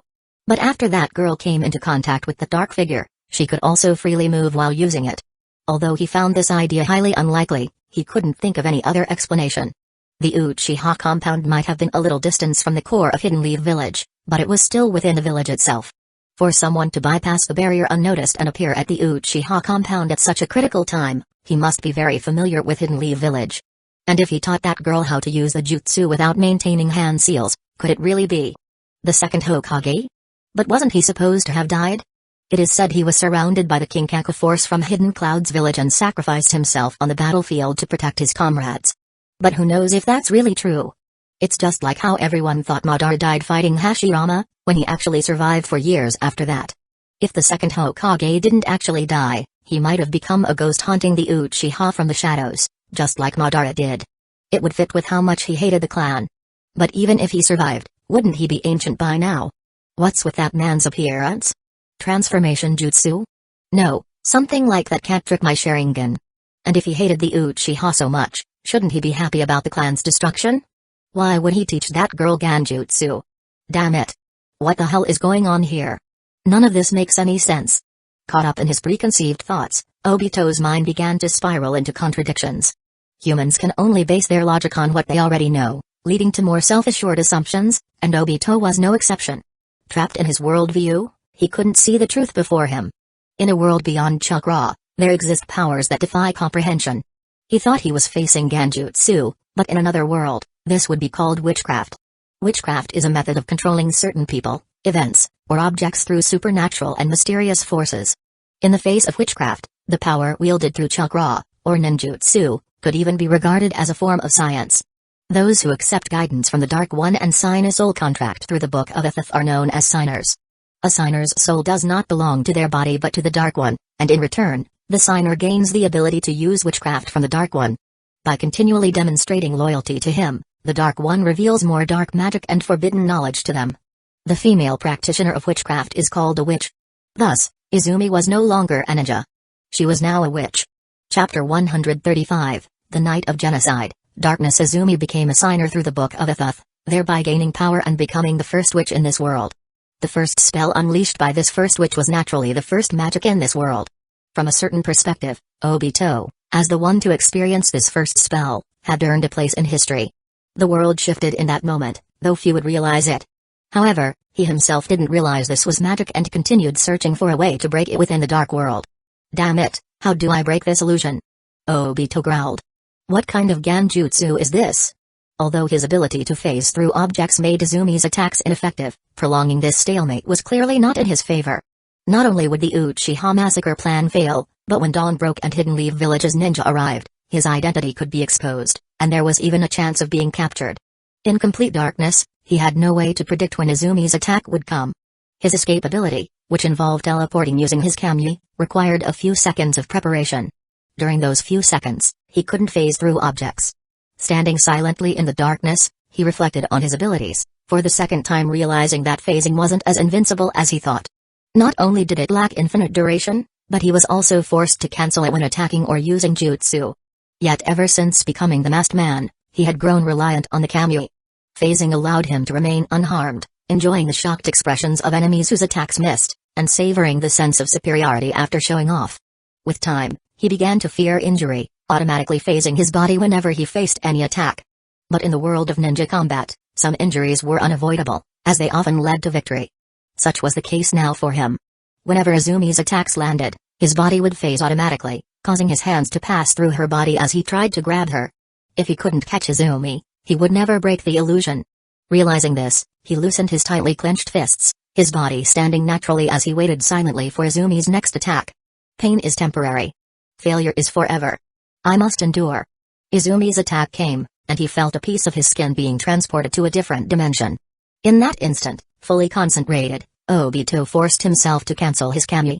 Instantly, intense pain from his abdomen surged through his brain, causing his face to contort in agony beneath the mask. But there was no time to dwell on the pain. He immediately reached out to grab the figure before him. Got you. His hands grabbed onto something solid, and without hesitation, he delivered a kick into the invisible darkness. He felt a solid impact, followed by the sound of something hitting the ground in the distance. Seizing this momentary opportunity when he couldn't be attacked, he quickly formed a hand sign. From where the sound of something landing came, there followed the sound of rapidly growing plants and the noise of flesh being pierced. The darkness in Obito's vision began to fade, and light returned to his eyes. Finally. I can see again. But the relief was short-lived as he became aware of his injury. However, there was no time to check his injuries. He immediately looked toward the open ground in the distance. There, he saw Izumi's body on the ground, twitching slightly. Sharp branches had pierced through her abdomen, contorting her body into an almost unrecognizable state. The kick he had landed earlier had planted spores of a plant into her body. The technique involved attaching plant branches or spores to the opponent during an attack, then using wood style to accelerate the plant's growth, causing the plants to rapidly grow through the target's body and pierce them. Now that the technique had taken effect, Izumi's body was doomed. A normal person would have been dead, but he wasn't careless. Clutching his wounded abdomen, he walked over to check. Izumi's irises, once pure black, returned to their normal color. Blood trickled from her mouth and wounds, spreading across the ground. Her body lay broken, limbs bent at odd angles. Though they still twitched faintly due to lingering nerve signals, it was clear Izumi would not survive. Obito approached cautiously. Then, he knelt beside her, checking for any signs of life. She's done. Seeing Izumi's tragic death, he instinctively tried to snort in disdain, but the pain in his abdomen made him stop halfway. Looking down, he saw a medium-sized wound on his abdomen. It was the result of Izumi's punch during the brief moment when he cancelled his kami. Her punch had effectively replaced a chunk of his abdomen with her fist, leaving a hole the size of her hand. This wasn't just skin, fat, and muscle, it had also taken out a quarter of his stomach. His stomach acid leaked out, corroding nearby organs. I need to retreat. For an ordinary ninja, this would be a fatal injury, even with a medical ninja nearby. But Obito's body contained the cells of Hashirama, which gave him tremendous vitality. Not only was he not dead, but he could still move for a while. He couldn't believe that an ordinary girl had caused him so much trouble, forcing him to abandon the Uchiha massacre plan due to his injury. With survival as his priority, he decided to retreat and heal. "Sorry, Itachi," he said with an insincere apology. "Looks like you're on your own tonight." Before leaving, he had a few things to take care of. Forcing himself to form a hand sign, he launched a small fireball from his mouth toward Izumi's body. Flames erupted, adding a bonfire-like atmosphere to the otherwise quiet night. Though Izumi was already dead, he had been forced to use wood style, and he didn't want to leave any evidence, so he burned her corpse. Since becoming the masked man, he primarily fought with a sword and his kamyu to avoid exposing any identifiable jutsu. After confirming that she was completely dead, he used kamyu to leave Hidden Leaf Village. Once the space vortex disappeared, the open ground in front of the police headquarters returned to peace, with only the occasional crackling of burning branches and bones. At that moment, a blue light floated up from the fire. This blue light drifted slowly through the night sky, eventually entering a heavy book held by a figure in the shadows. The figure stood at the edge of the Uchiha clan streets, where demonic cats were rampaging, chasing ordinary Uchiha clan members without restraint. Ah! What kind of monster is that? Demon cat. Run. Help. Please help me. As they fled in terror, they were caught one by the cats. What are these monsters? An Uchiha man cried out. Run. Don't look at their eyes. Another shouted, pushing past a group of stunned onlookers. Where are our shinobi? We need help. A woman screamed, clutching her child close to her chest. Some were struck by the demon cat's massive black wings, sent flying into walls in an explosion of blood. Others were forced to stare into the fiery red, nine-lobed eyes on the cat-like head of the demons. In that gaze, Uchiha clan members' faces would suddenly burst into flames, their screams filling the night. Once the screaming stopped, the flames had reduced the heads of the Uchiha members to charred remains. Seemingly losing interest, the demon cats would release the charred bodies, dropping them to the ground. Witnessing this, the nearby Uchiha clan members scattered in fear. But the demon cats were already searching for their next targets. On the other side of the street, the man walked leisurely as if taking a stroll. Yet with each step he took, the surrounding light yielded to the darkness. Inside the houses along the street, some Uchiha clan members cautiously peeked out from their windows, observing the man wrapped in darkness, the only figure visible in the black void. Dressed in black suit, with black skin, black hair, black eyes, and black teeth, the sheer blackness of the man stirred both fear and curiosity in the Uchiha clan members. Who is that man? One Uchiha whispered. Why is he so black? Another murmured, unable to look away. I've never seen anyone like him before. Seeing that the man didn't seem hostile, more and more Uchiha clan members began peeking from their windows. But the more they focused their attention on him, the more they overlooked the changes in their surroundings. They didn't notice the darkness that slowly approached their bodies, touched their backs, and brushed their throats. It wasn't until the first person screamed in terror, that the others became aware. By then, the darkness had already consumed them, black ink-like shadows spreading over their arms, seeping into their bones. No matter how hard they struggled or shook, they couldn't escape. Is he a Nara? It's on me. Get it off. A man yelled, clawing at his skin in panic. I can't move. Someone help. A woman cried out, her body slowly turning rigid. What is this? What's happening to us? Their screams only seemed to delight the man, who smiled faintly, enjoying the terror. The screams didn't last long. Soon, they were completely consumed by the darkness, their bodies transformed into near-human black statues. As the man approached, the sea of darkness around him closed in. The black statues began to sink slowly into the shadows, disappearing like ships swallowed by the ocean, leaving no trace. This was the most direct method for the Dark One to gain terror, making those who dared to gaze upon him unwittingly fall into the darkness. When you stare into the abyss, the darkness in the abyss also quietly stares back at you. Once tainted by this darkness and fully covered by it, a person becomes part of the darkness itself. As darkness, there are only two possible outcomes. One is to be completely eradicated by its opposite, light, leaving no trace behind. The other is to be absorbed into an even greater darkness. Chapter 136, The Night of Genocide, Strong Desire. The civilians in the 3rd Street are under attack. We've lost contact with the headquarters. Vice Captain, What should we do? In a makeshift command post set up in a civilian house, over a dozen Uchiha ninjas surrounded a stern-faced man. This man was Yujuk, who, though only in his 30s, held a high position in the Uchiha clan as the vice captain of the police force. He had been eating dinner at home when the power suddenly went out in the whole house. When he climbed to the roof to investigate, he realized that not only his house, but the entire Uchiha compound was dark.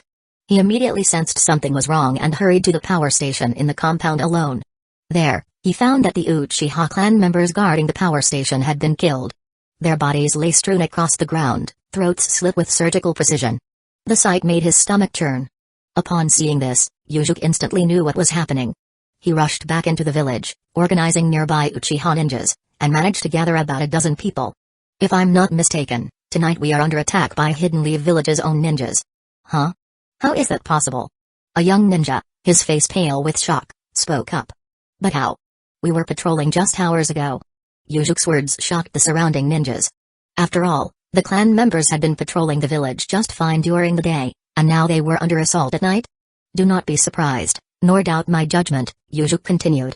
Hidden Leaf Village must have caught wind of our plans to rebel, and they've decided to strike first. As a member of the Hawk faction, he was well aware of what the recent death of Shizue signified.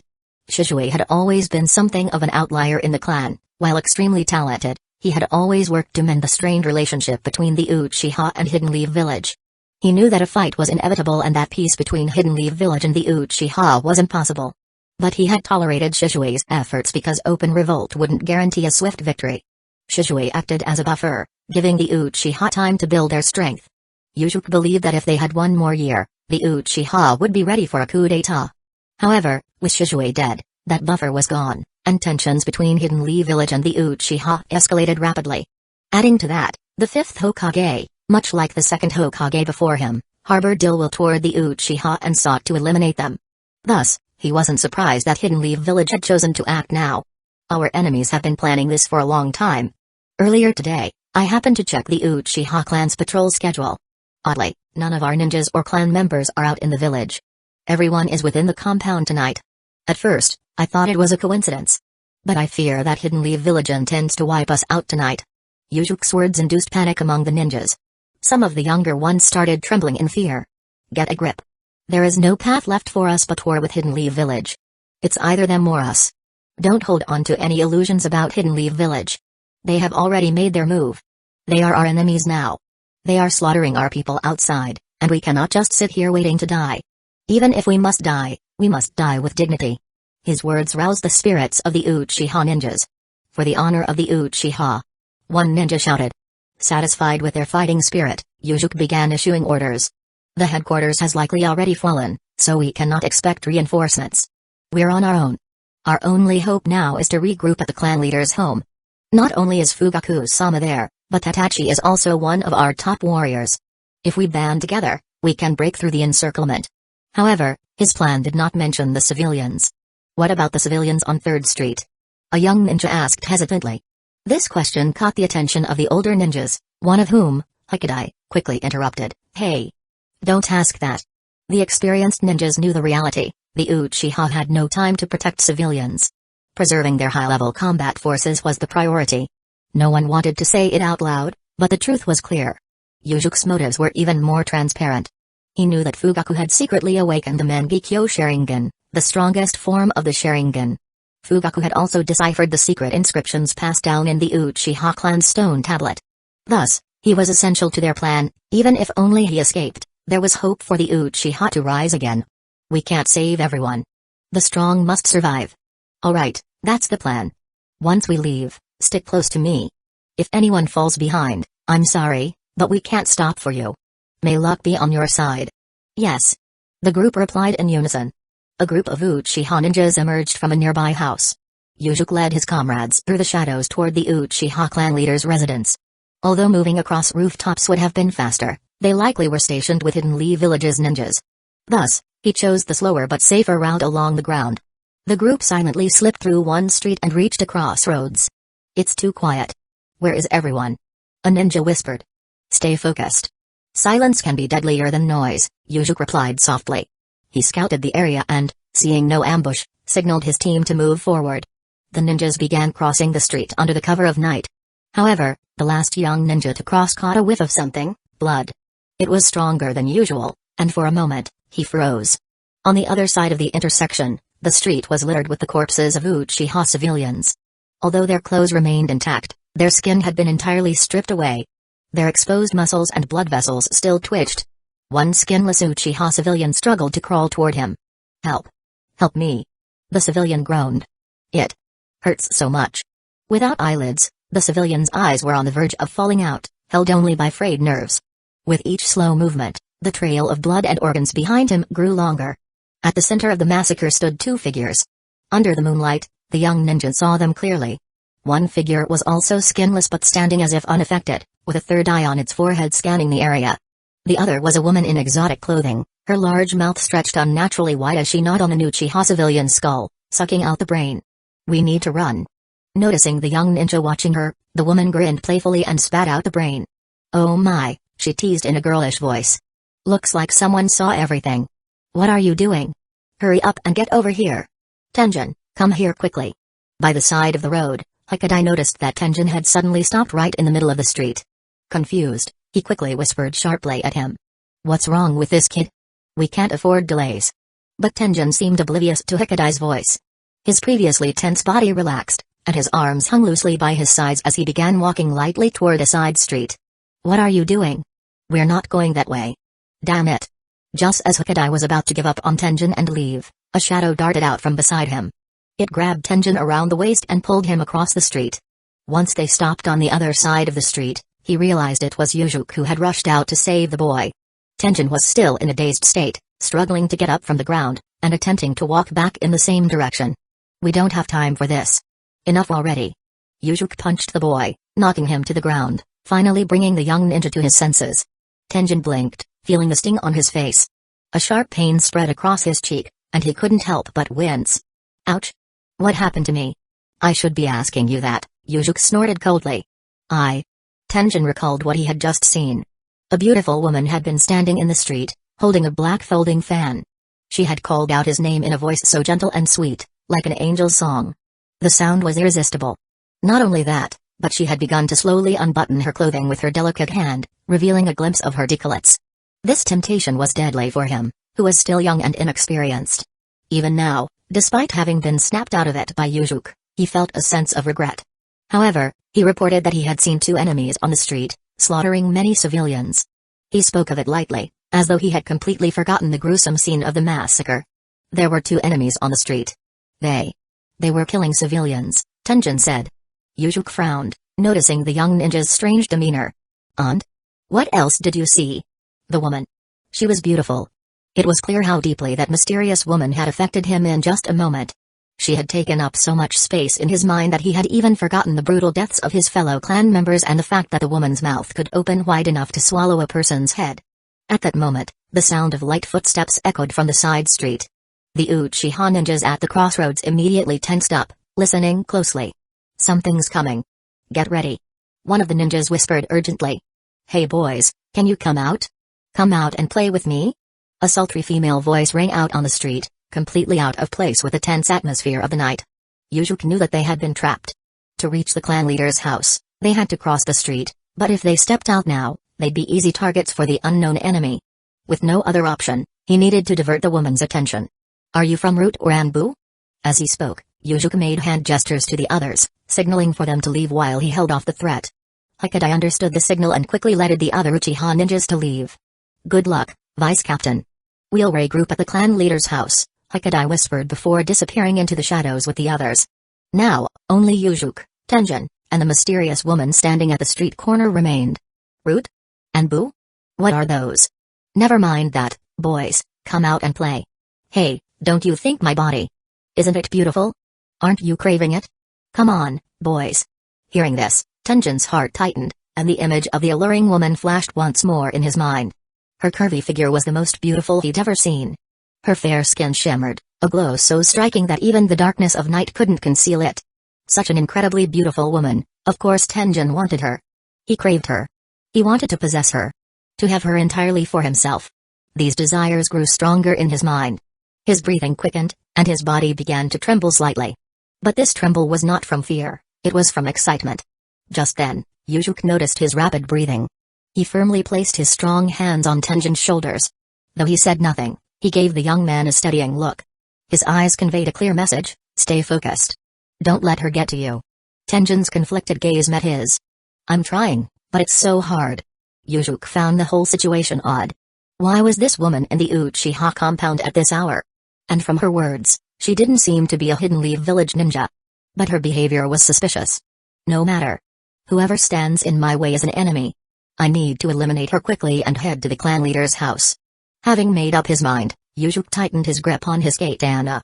The Uchiha clan also had a sword-fighting tradition. Though not as established as the Gecko clan, many Uchiha trained with the katana, which, when combined with their Sharingan, became a powerful weapon. And he was particularly skilled and had even earned the praise of Fugaku for his mastery of the sword. At that moment, his eyes transformed, shifting from their normal black to the three-Tomoe Sharingan. But just as he prepared to charge, he suddenly felt a sharp pain in his lower back. What? An attack? But from where?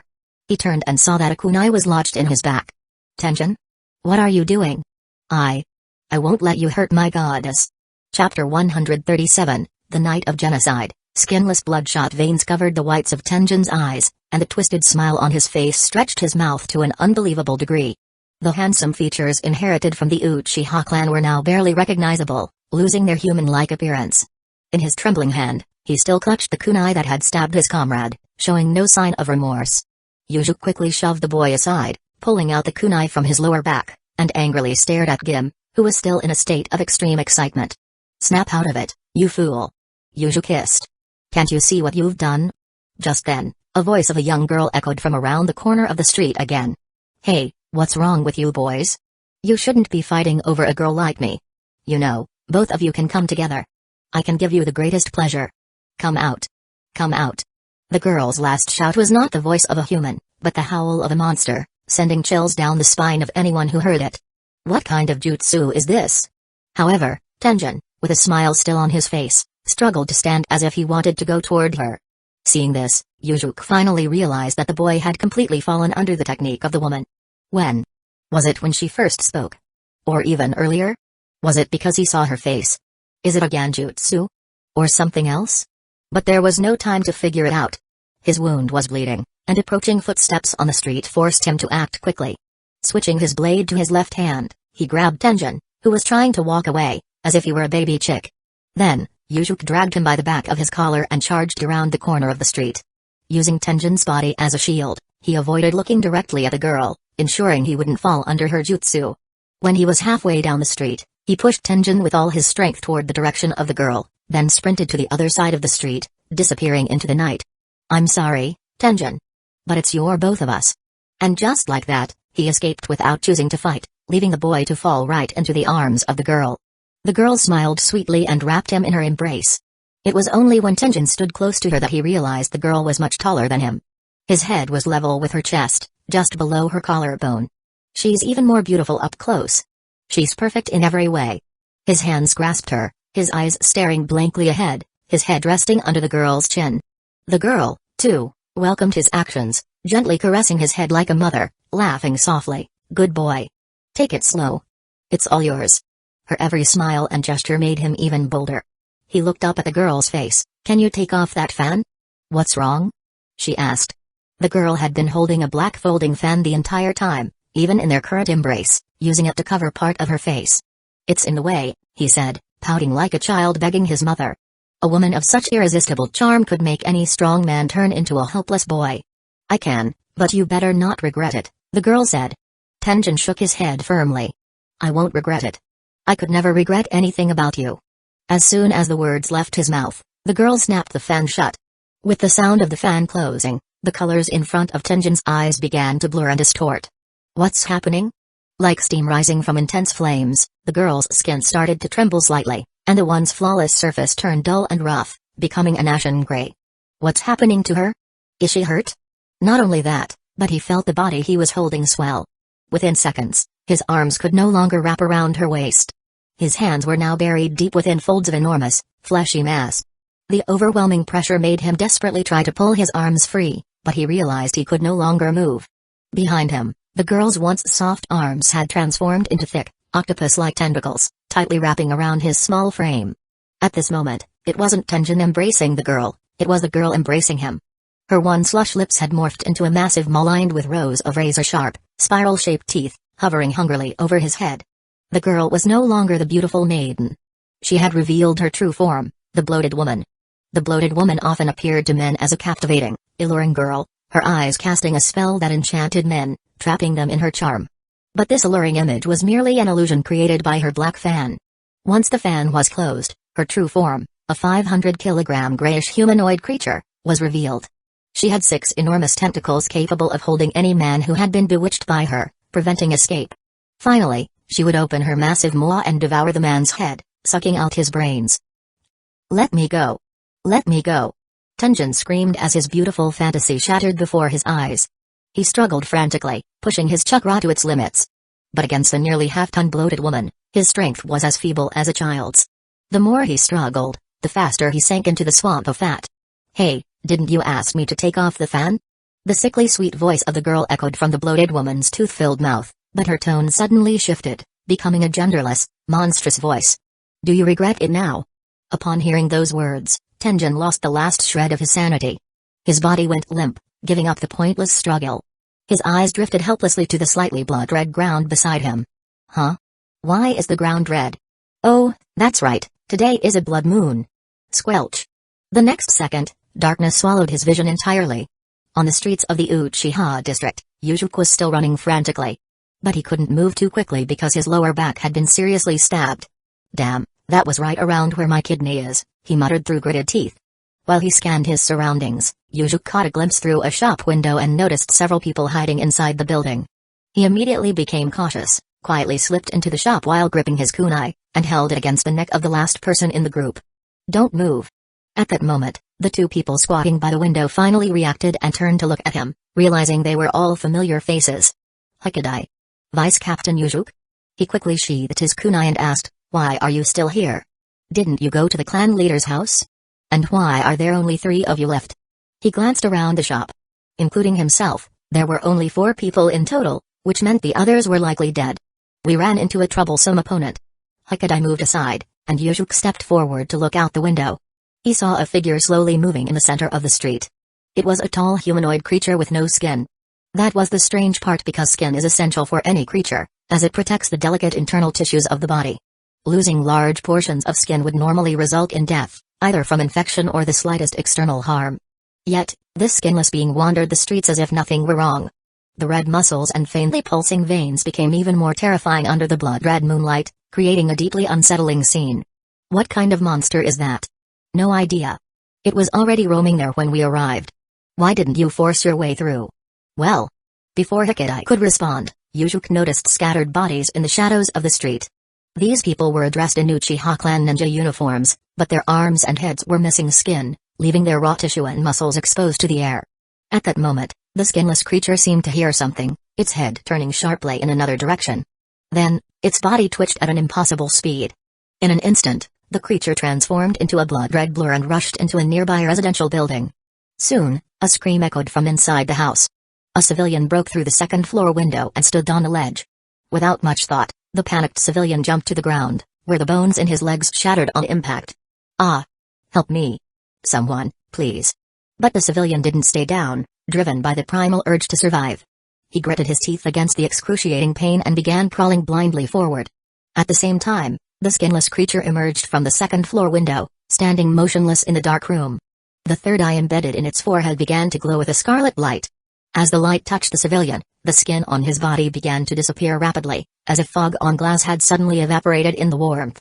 Underneath the rapidly dissolving scalp was a bloody skull. As the skin peeled from his hands, thin layers of muscle and pale bone joints were exposed. Without skin, even the smallest breeze would feel like an unbearable pain of flaying.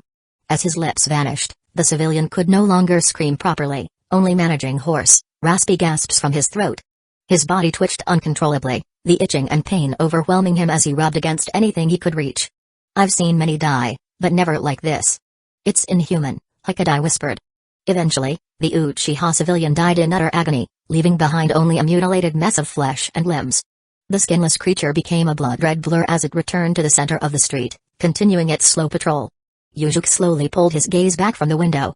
He couldn't believe that such a creature existed in the world. This skinless humanoid moved incredibly fast. While it wandered slowly without a target, it could reach near blurring speed when in full motion. Additionally, the third eye on its forehead emitted a crimson light, and any human exposed to it would have their skin rapidly dissolve. The creature also seemed to have keen hearing. It had apparently detected the sound from that civilian's house, then rushed in to pull him out. At that moment, Yujuk realized something. We're so close to the skinless one right now, why didn't it hear us talking? Yujuk's barrier blocks enemy senses, including hearing, within a certain range.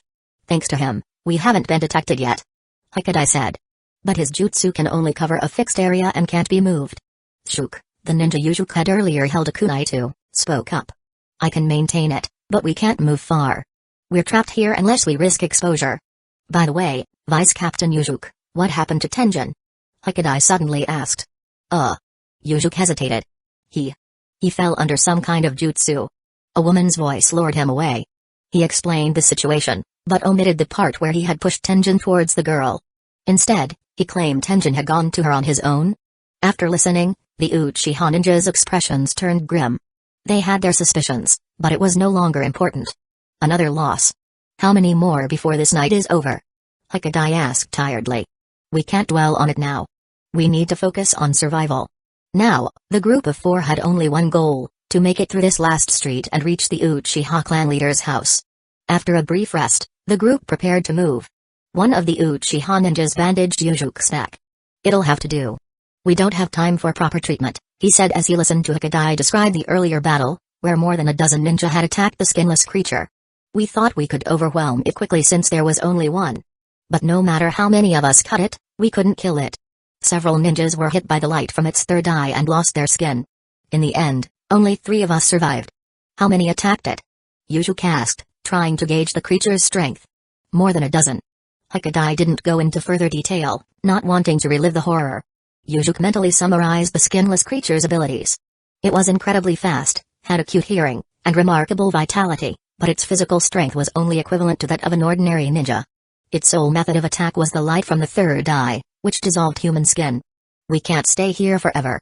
The barrier won't hold indefinitely, Yujuk warned, glancing nervously at the window. But stepping out there is suicide. You saw what it did to that civilian, Hikadai countered. We've faced impossible odds before. We can do this, Yujuk said, trying to rally the group. We just need to avoid letting it see us. Chapter 138, The Night of Genocide. Awakening. A skinless figure walked in the middle of the street. Its head was devoid of skin, but its facial features still vaguely resembled those of a human. No one knew what its head looked like before it lost its skin.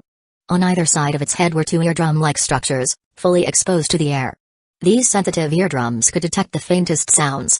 Suddenly, the skinless one was drawn to a faint sound and immediately turned toward its source. A small mouse started out of the shadows on the side of the street, desperately trying to escape to the other side. The third eye on the skinless one's forehead instinctively emitted a crimson light, which locked onto the moving mouse. The red beam fell on it, yet its skin remained intact. It was a bizarre sight. The mouse squeaked and safely scurried across the street, diving into a hole under the foundation of a building, almost as if the skinless one's red light was merely lighting the way for it. While it was distracted by the mouse, the sound of something cutting through the air came from a nearby building.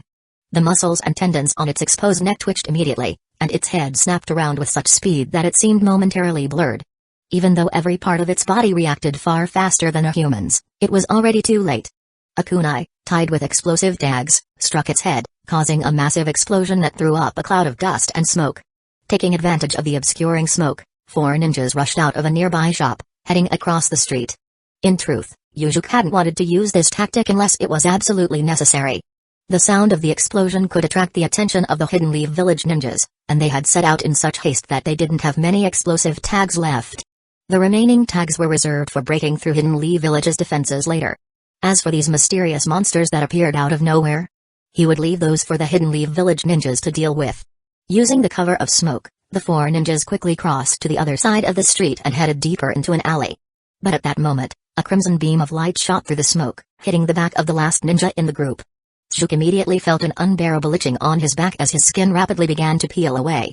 From a distance, it looked like his skin was simply disintegrating for no reason.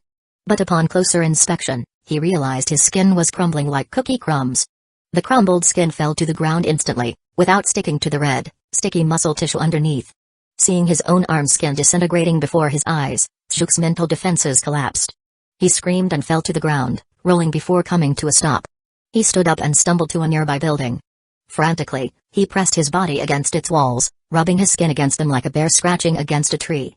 This desperate act only accelerated his demise, but his mind was already consumed by madness. All he could think about was stopping the unbearable itching.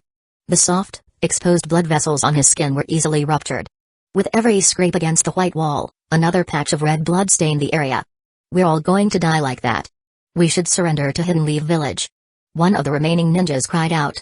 "The Uchiha don't surrender. We adapt and overcome." Yujuk, running ahead, glanced back and saw what had happened to Shuk. There was no time to marvel at the Skinless One's incredible regenerative abilities. Over the wall, the three remaining ninjas quickly leaped onto the wall, flipping over into a courtyard, temporarily escaping the Skinless One's lethal gaze. That was too close. Is everyone? But before they could regain their footing, a crimson beam shot down from the top of the wall, hitting another Uchiha ninja. Just like before, the ninja's skin began to rot away, and the unbearable itching drove him to scratch his body against nearby objects. "The itching. Make it stop." The ninja cried out. "Damn it. It's so fast." Hikadai, looking at the skinless figure standing atop the wall, trembled slightly. Yujuk was equally shocked. He had assumed the creature wasn't particularly intelligent and thought they could evade it by using walls and cover. Even if it was fast, they could outrun it. But he hadn't expected this monster to have such incredible tracking abilities. Once it locked onto a target, there was no escape. And it didn't even need to catch up physically. Once its third eye saw its target, the skin would begin to peel away. As he was lost in thought, the crimson light once again started moving in his direction. So this is how it ends. He didn't have time to dodge. Just as the beam was about to hit him, Hikadai roared and charged at the skinless figure. "For the clan, for our future. Yujuk must survive," Hikadai made his decision. The shout immediately drew the attention of the sound-sensitive creature, and its crimson beam shifted toward him. "Hikadai, no!" Yujuk cried out. In an instant, Hikadai's entire body was enveloped in the red light, and his skin began to rot away rapidly. But the man paid no mind to the pain or itching. Before he had charged at the monster, he had already made up his mind to ensure at least one of them would survive. "Run, Yujuk. The clan needs you more than me," he yelled as ran toward the creature. Hikadai, a middle-aged man with short brown hair and narrow eyes, had never seemed remarkable. But he was an invaluable talent in the police force. Despite being a regular jonin, his keen analytical skills had earned him the respect of their leader, Fugaku. Fugaku had even considered making him the deputy captain of the police force, but Hikadai had declined, recommending the younger Yujuk for the role. Even now, Yujuk had no idea what potential Hikadai had seen in him that made him worthy of such care and protection. "I'm not worth this sacrifice." Watching as Hikadai threw himself at the skinless figure, using his skinless, bloodied body to cover its head and block the deadly crimson light, tears welled up in Yujuk's eyes. He wiped at the liquid with his hand, and under the moonlight, he realized what was flowing from his eyes wasn't ordinary tears but bright red blood. Is this grief? At the same time, the three tomoe in his Sharingan began to merge, taking the shape of a blade. The creature turned its gaze toward Yujuk. "Ah, I'm going to die too. This is the end." He had already came to terms with his fate. Even though Hikadai had tried to help him escape earlier, he could no longer bring himself to run away. The Uchiha compound was filled with monsters, and outside, Hidden Leaf Village was ready to destroy the Uchiha clan. This left him with almost no hope for survival. As the crimson light rapidly approached him, he made one final attempt to survive. He raised his hands to shield his face. Though it was utterly futile, his instincts still drove him to do so. A few seconds passed and he realized that his body felt no different. Given the speed at which the light had been moving, it should have already hit him by now. He slowly lowered his arms and saw an astonishing sight. In front of him, a massive, sturdy arm was blocking the light. The arm was not entirely solid, it was composed of translucent black chakra. Through the semi-transparent black arm, he could see the crimson light emanating from the skinless one's forehead. However, it couldn't penetrate the arm's protective chakra and was completely blocked outside. This is. He immediately reached for his eyes and pulled out a small mirror to check. What he saw shocked him. The three tomoe had fused into a new shape resembling a shuriken. The ultimate form of the Sharingan. "I have it. I finally have it." Hikadai looked at the excited Yujuk. Though he no longer had skin on his face to form a smile, his heart was filled with satisfaction. This was his lifelong wish. After all these years, he had finally achieved it. After the Third Great Ninja War, Fugaku had once approached him and had offered him the position of deputy captain of the police force. He had even told him about the Mangekyō Sharingan.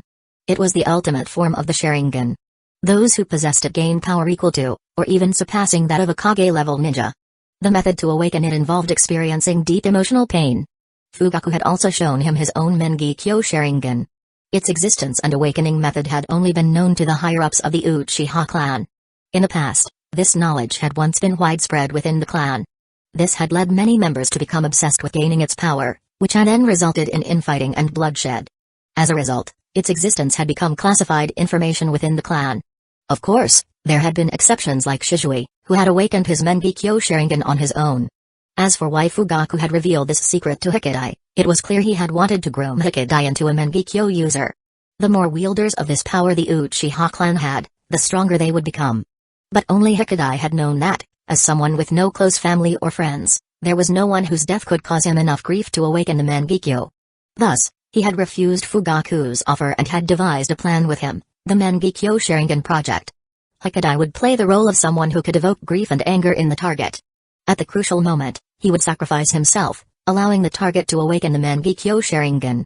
After days of searching, he had set his sights on Yuzuki, who had distinguished himself during the Third Great Ninja War but had grown frustrated as his achievements were overshadowed by the prodigy Shizui. "And you're certain Yuzuki is the right choice?" Fugaku had asked. "Yes, he has the potential." Under the joint effort of Fugaku and Hikidai, a series of events had unfolded. Hikidai had defied opposition to help the young Yuzuki become deputy captain of the police force and had fully supported him in his duties. To strengthen their bond, he had even moved near Yuzuki's home, offering fatherly care and support. All of this had been for Yuzuki to awaken the Mangekyō. On a deeper level, it had been for the great revival of the Uchiha clan. After more than a decade of planning, Hikidai finally saw the results. Yuzuki had awakened the Mangekyō Sharingan. Having witnessed this, he could die without regrets. He closed his eyes, even though he no longer had eyelids. On the other side, Yuzuki began to experiment with the black arm. It wasn't physical but formed from his own chakra. It could perform various actions according to his will, just like his own arm, but with far greater strength than any ninja could possess.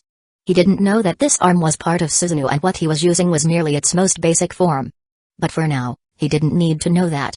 The arm's ability to block the Skinless One's crimson light was the most important thing. With the black arm's protection, he drew his katana and charged directly toward the creature, who stood on the wall. The Skinless One lacked intelligence and had no complex attack methods. It could only aim the crimson light from its forehead at him. But now, he had completely countered this move. Under the protection of the black arm, he leaped up and, with both his katana and the black arm, struck at the Skinless One's head. Its body was instantly crushed and deformed by the chakra, and the wall it stood on collapsed under the force of the black arm. He glanced at the rubble and was certain that the creature had been crushed into a paste by the black arm, with no chance of returning to its original form. Initially, he had intended to finish the Skinless One with his katana, but it hadn't been necessary. The black arm's power had completely overpowered it. Sheathing his katana, he looked at the black arm, which was slowly fading. The chakra consumption was significant. But this would become the Uchiha clan's strongest weapon. As long as I can fully master this power, I can avenge myself on Hidden Leaf Village. Wait for me. I'll return for revenge. Imagining himself ravaging Hidden Leaf Village in the future, a slight smile appeared on Yuzuki's lips. That smile grew wider, eventually turning into wild laughter. Ha, ha ha ha. Ha ha ha ha. Ha ha ha ha. Hidden Leaf Village thought they could wipe us out? Ha ha ha. He stopped laughing as he felt a sharp pain in his chest. Looking down, he saw a blade piercing through his chest from behind. His own blood flowed along the blade. As he turned around, he faced someone he never could have expected. You. Itachi. Chapter 139, The Night of Genocide, The Black Pharaoh Why? Why are you doing this? Yuzuki never imagined, even in his wildest dreams, that he would awaken the final form of his Sharingan on this fateful night. What he also didn't expect was that the first person he would encounter after awakening it was Itachi. But the most shocking of all was that this fellow clansman immediately attempted to kill him upon their meeting. Reflecting on the night's events, he had already been ambushed by two other members of the Uchiha clan. One was a young ninja named Tenjin, who had been seduced by a woman and attacked him, though it might not have been his true intention. However, from the face of Itachi, standing behind him, Yuzuki could clearly feel the killing intent. At that moment, Itachi's face wasn't stained with just Yuzuki's blood. The amount of blood splattered all over his face made it difficult for Yuzuki to gauge how many Uchiha clansmen Itachi had already killed. Remembering the report from Hikidai, he began to see that everything happening now might not be so unreasonable after all.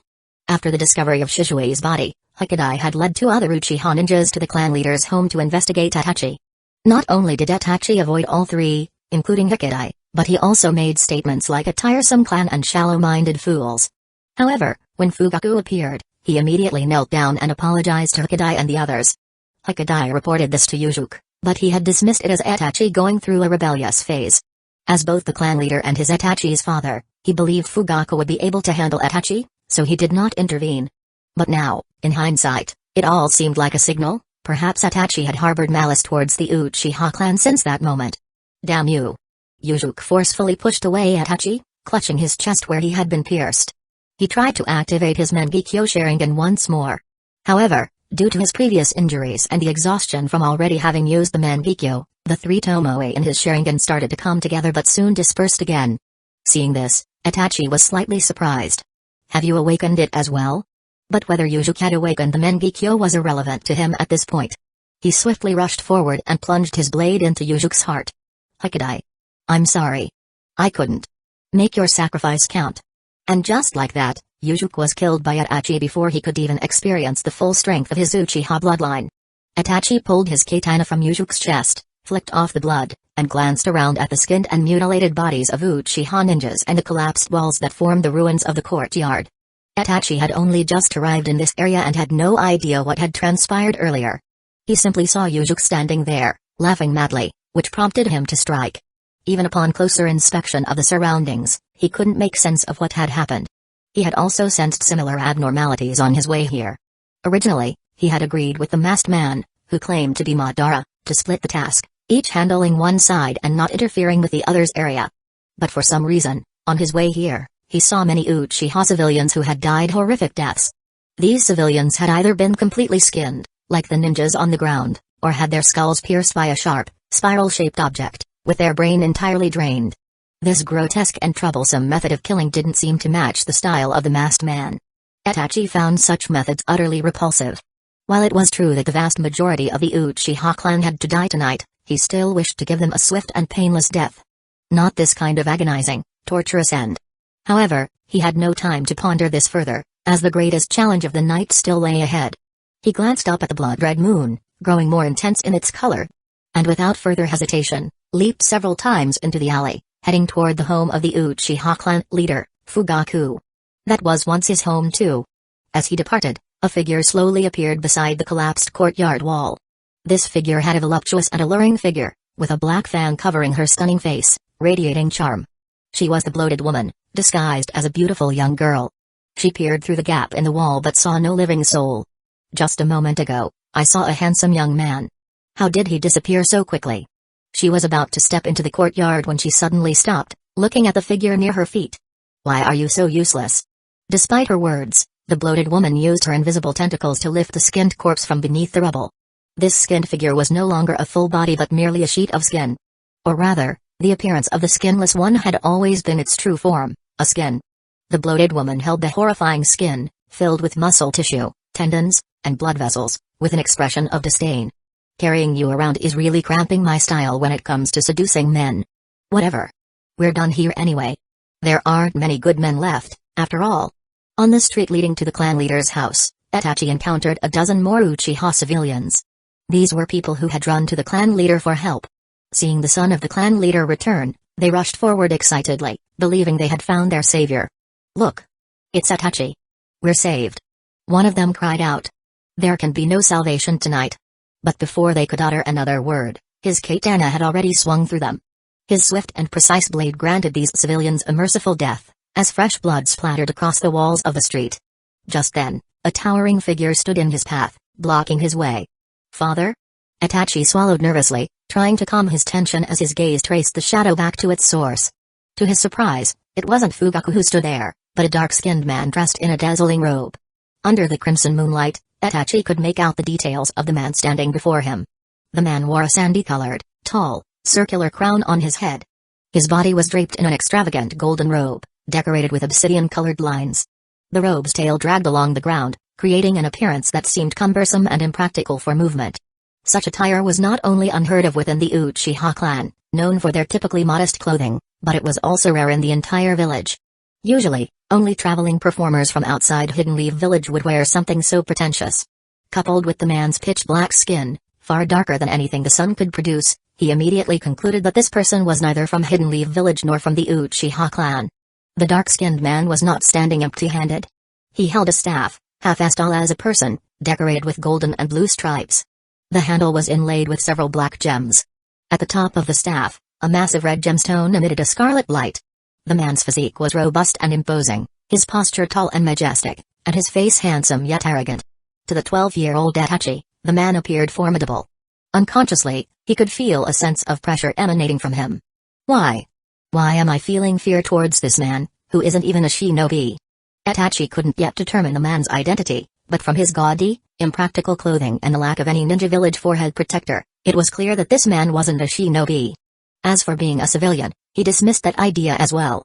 No ordinary person could remain so calm in front of someone like him, especially after witnessing him kill so many civilians. If he wasn't from the Uchiha clan or Hidden Leaf Village, then the only possibility left was the organization that the masked man had mentioned, Akatsuki. Very few knew about today's operation to annihilate the clan. Besides Hidden Leaf Village's top brass, the only other person aware of it was the masked man. Could it be that the masked man didn't trust me and sent someone from Akatsuki to watch me? But aren't the members of Akatsuki all shinobi? Could this man really be considered a shinobi?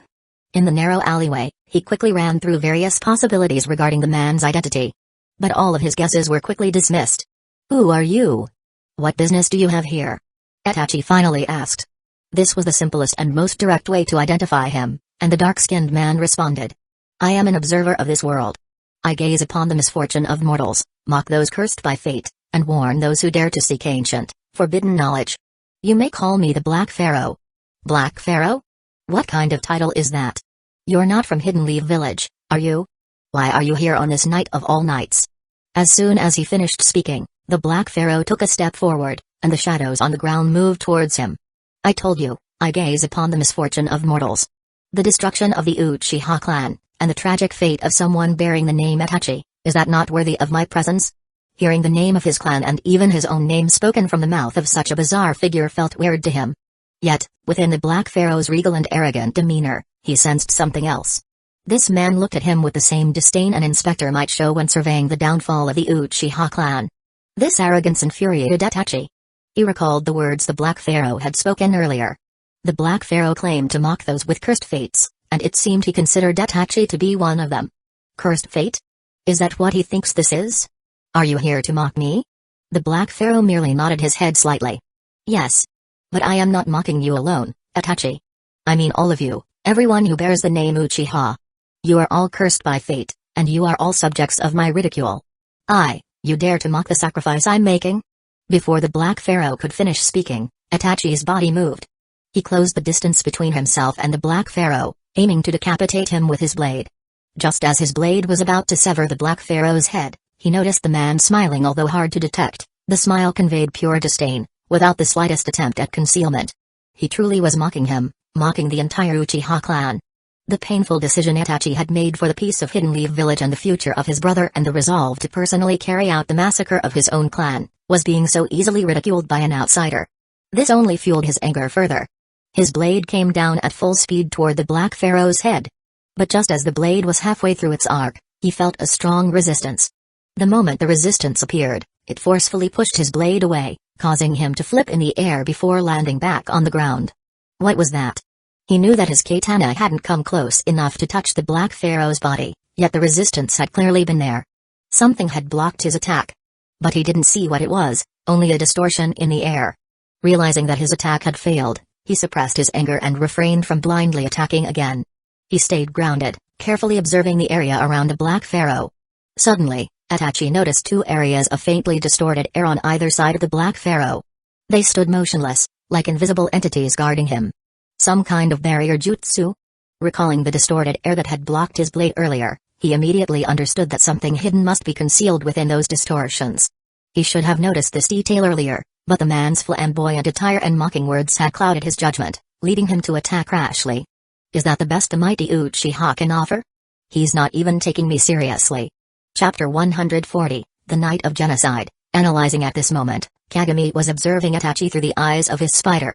Itachi, who was maintaining a running stance opposite the Black Pharaoh, was also observing his opponent. He was likely contemplating the Black Pharaoh's abilities. They disturbed my harvest. Can Itachi defeat this man?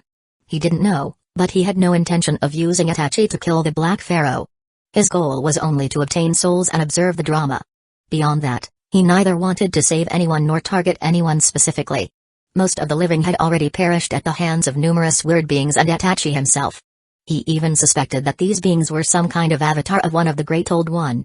In the narrow alley, the Black Pharaoh stood motionless, as did Itachi.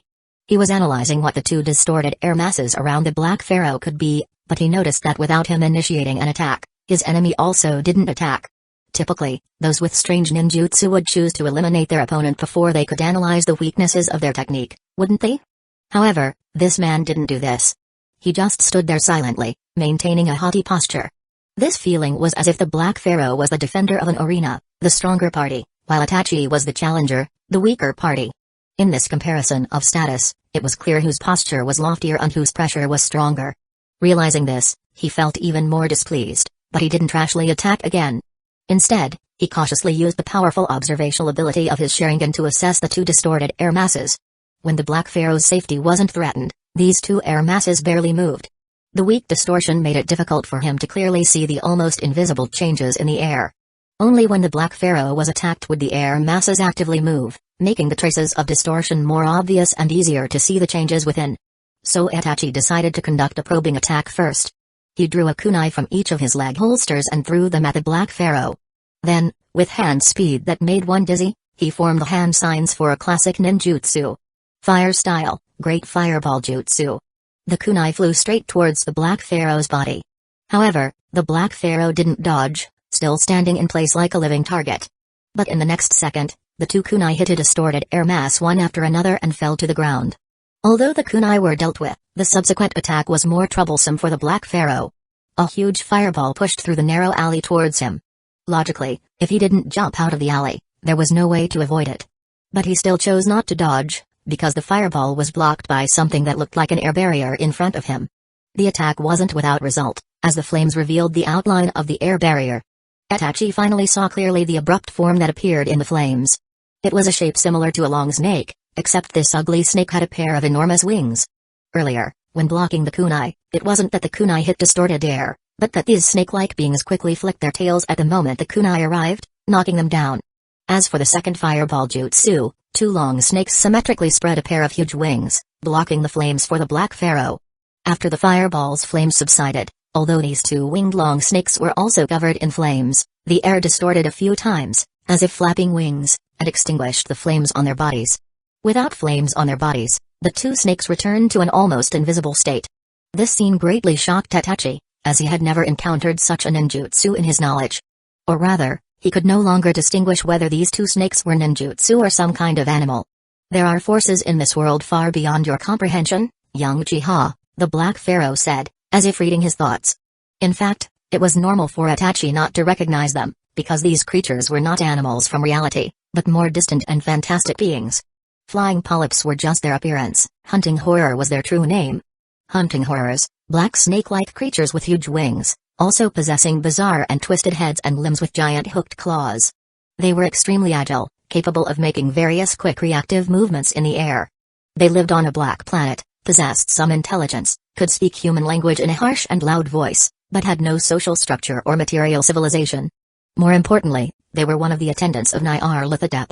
When hunting horrors served as attendants to one of Nyarlathotep's avatars, the Black Pharaoh, two hunting horrors would become almost invisible, mercilessly hunting down anyone who dared to offend. Itachi's repeated attacks had apparently offended the Black Pharaoh's dignity, causing the two hunting horrors to immediately flap their wings and fly towards him.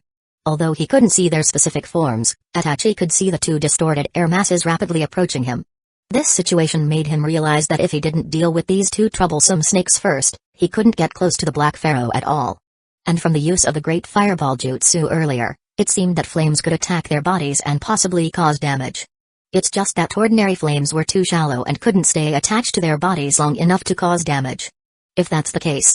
Faced with the approaching hunting horror, Itachi suddenly lowered his head. When he raised it again, the three tomoe in his Sharingan had merged into a uniquely shaped shuriken. The Black Pharaoh's posture shifted slightly. Oh?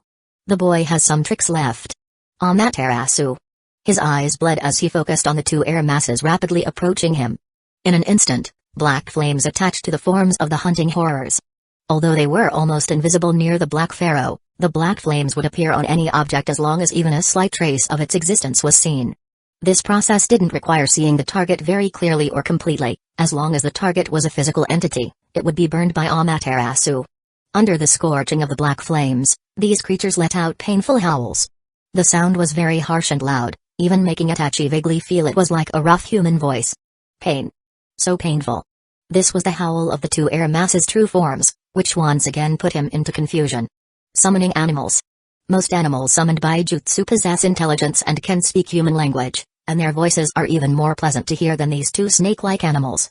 But what kind of animal was summoned? Winged snakes? Even if Itachi searched through all his knowledge, he couldn't identify what these beings were. And these two snake-like creatures slowly burned to a charred black under the black flames, revealing their visible state. Finally, the black flames consumed all the skin and muscles of the snake-like creatures, leaving only their skeletons, which seemed to be something even Amaterasu's black flames couldn't completely burn. Before completely consuming the entire body of the hunting horrors, the black flames would continue to burn, so the two skeletons covered in black flames just lay in the middle of the alley, burning silently. Having dealt with the two invisible creatures beside the Black Pharaoh, he could no longer suppress his body's fatigue. He knelt on one knee, using one hand to cover his right eye, which was still dripping blood. Amaterasu was a powerful eye technique that he gained in his right eye after awakening the Mangekyō Sharingan. Although it possessed extremely high physical attack power and the characteristic of not disappearing until the target was completely burned, it consumed a lot of chakra and placed a considerable burden on the body. For the current Itachi, Amaterasu could only be used for an instant. If he wanted to use it for longer, he wouldn't have enough chakra. Originally, he had intended to use this eye technique against his father, who also possessed the Mangekyō Sharingan. But unexpectedly, he was forced to use it on the Black Pharaoh. Or rather, his Amaterasu hadn't even reached the Black Pharaoh. The two hunting horror burned to death by Amaterasu were merely his attendants. In the narrow alley now, there were only two humanoid beings, the Black Pharaoh and Itachi. The Black Pharaoh still stood haughtily, while Itachi could only kneel on one knee, making their relationship look like that of a supreme monarch and a humble servant. Sensing this subtle feeling, the last stubbornness and dignity in Itachi's heart made him stand up again. The Black Pharaoh watched him slowly rise, and nodded affirmatively. Very good. The final posture of one who bravely defies a tragic fate. Though futile, it is still commendable. He was mocking the Uchiha clan, mocking Itachi's resolve to massacre his clan for the sake of Hidden Leaf Village again. This made his inner anger reach its peak again, but his physical condition didn't allow him to launch another attack.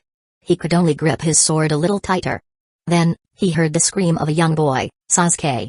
At this point, he realized he had spent too much time here, and without noticing, it had already become the time for Sasuke to return home.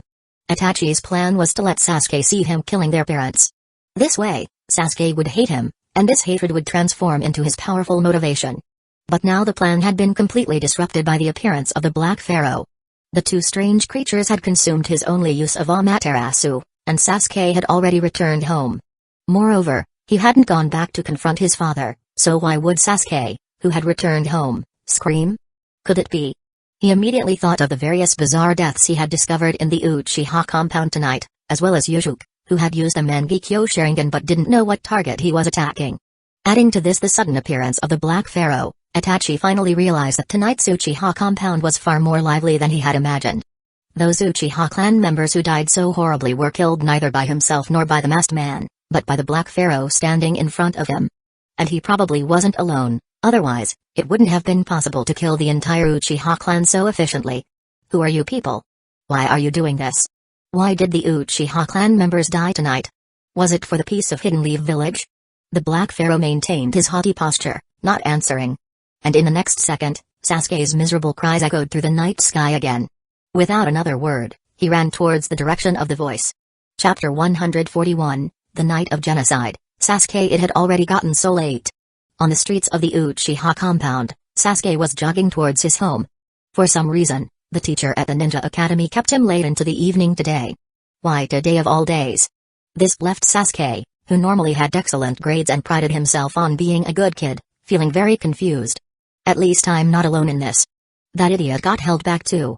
As he walked along the quiet street, he suddenly sensed a pair of eyes watching him. The gaze was filled with intense malice, and being from a shinobi family with a highly honed sixth sense, he immediately noticed it. Something was coming from behind him, growing more intense, so clear that he was forced to stop in his tracks and instinctively look back. Under the bright red full moon, the tightly shut shops and the corner of the alley were clearly visible. There wasn't a single living being on the street. Except for Sasuke himself. I could have sworn. No, I must be imagining things, he tried to reassure himself. He could still vaguely sense that the air behind him was unevenly distributed. It seemed to be undergoing some invisible change. This subtle, nearly imperceptible shift was caused by an unknown force. Though he couldn't see it, he could clearly feel this repulsive energy pushing against the surrounding air, creeping forward. As he stopped walking, it felt like the strange thing was already closer than before. Panicked, he quickly scanned his surroundings for any place a person might be hiding. Gripped by nervous tension, he tightly clutched the strap of his shoulder bag. Was someone hiding in the alley? Or behind the signboard in front of the store? What is that? It's getting closer. He could even feel the temperature around him dropping, disturbed by that thing he couldn't see. When humans are overwhelmed by extreme fear, their senses become unusually sharp, perceiving environmental changes they wouldn't normally notice. This survival mechanism, developed through human evolution, increases the chances of surviving a crisis. As Sasuke's body triggered this mechanism, his already acute perception became even sharper. In the air, he began to smell the scent of charred blood. This strange and disturbing odor hadn't been there when he first entered the Uchiha compound, but as his awareness heightened, the bloody stench grew stronger. It was as if a bowl of fresh blood and a charred piece of meat had been placed right under his nose. This indescribable, nameless feeling filled him with such dread that he could no longer afford to stop. Home. I need to get home. It'll be safe there. He sprinted toward home. As he ran, Sasuke moved one arm while the other gripped his shoulder bag. He did this to prevent the paper and pens inside the bag from making too much noise, so he could better listen for any faint sounds behind him. Desperately, he ran forward, glancing behind him as he turned left. The street was silent, aside from the sound of his own breathing and footsteps. He still couldn't see anyone chasing him. But he could still feel that something was pursuing him. It was as though something invisible and terrifying was chasing him. And it was something he couldn't see or touch, and something he was powerless against. What could it be? Young Sasuke had no desire to find out. All he wanted now was to get home quickly. Home would be safe. A small figure was sprinting down the street. Even though he had run a considerable distance, he still felt that strange thing hadn't let up. It was still chasing him. It seemed relentless, like it had locked onto him. And during this prolonged chase, he began to faintly hear a sharp, grating clicking sound. Click, click. The sound grew clearer and more distinct, and the frequency of the sound matched his own running pace. It's really chasing me. That thing is behind me. This realization grew stronger in Sasuke's mind, transforming what had been childhood fantasies of terror into a vivid reality. He no longer even had the courage to look back. He was terrified that if he glanced back, he'd see that thing reaching out to grab him. During his frantic escape, he noticed something even stranger. It wasn't yet time for the lights to go out, so why were all the street lights and shop lights off? At first, he thought only the area near the compound entrance was like this, but even after running deep into the Uchiha territory, it was the same. What made things worse was that despite running through the compound for so long, he hadn't seen a single person. Where is everyone? Though he didn't know what was following him, he knew he was in danger. As he ran, he kept glancing around the streets, hoping to find someone who could help. Then, he saw someone lying on the street, appearing to be a drunk who had passed out. Maybe he can help. Sasuke rushed over and shook the person. Hey, wake up. The man didn't respond. Sasuke then felt a chill from the body beneath his fingertips. He quickly turned the man over. Wake up. When the body was fully turned around, he could see the man's face clearly. His head was a gruesome sight.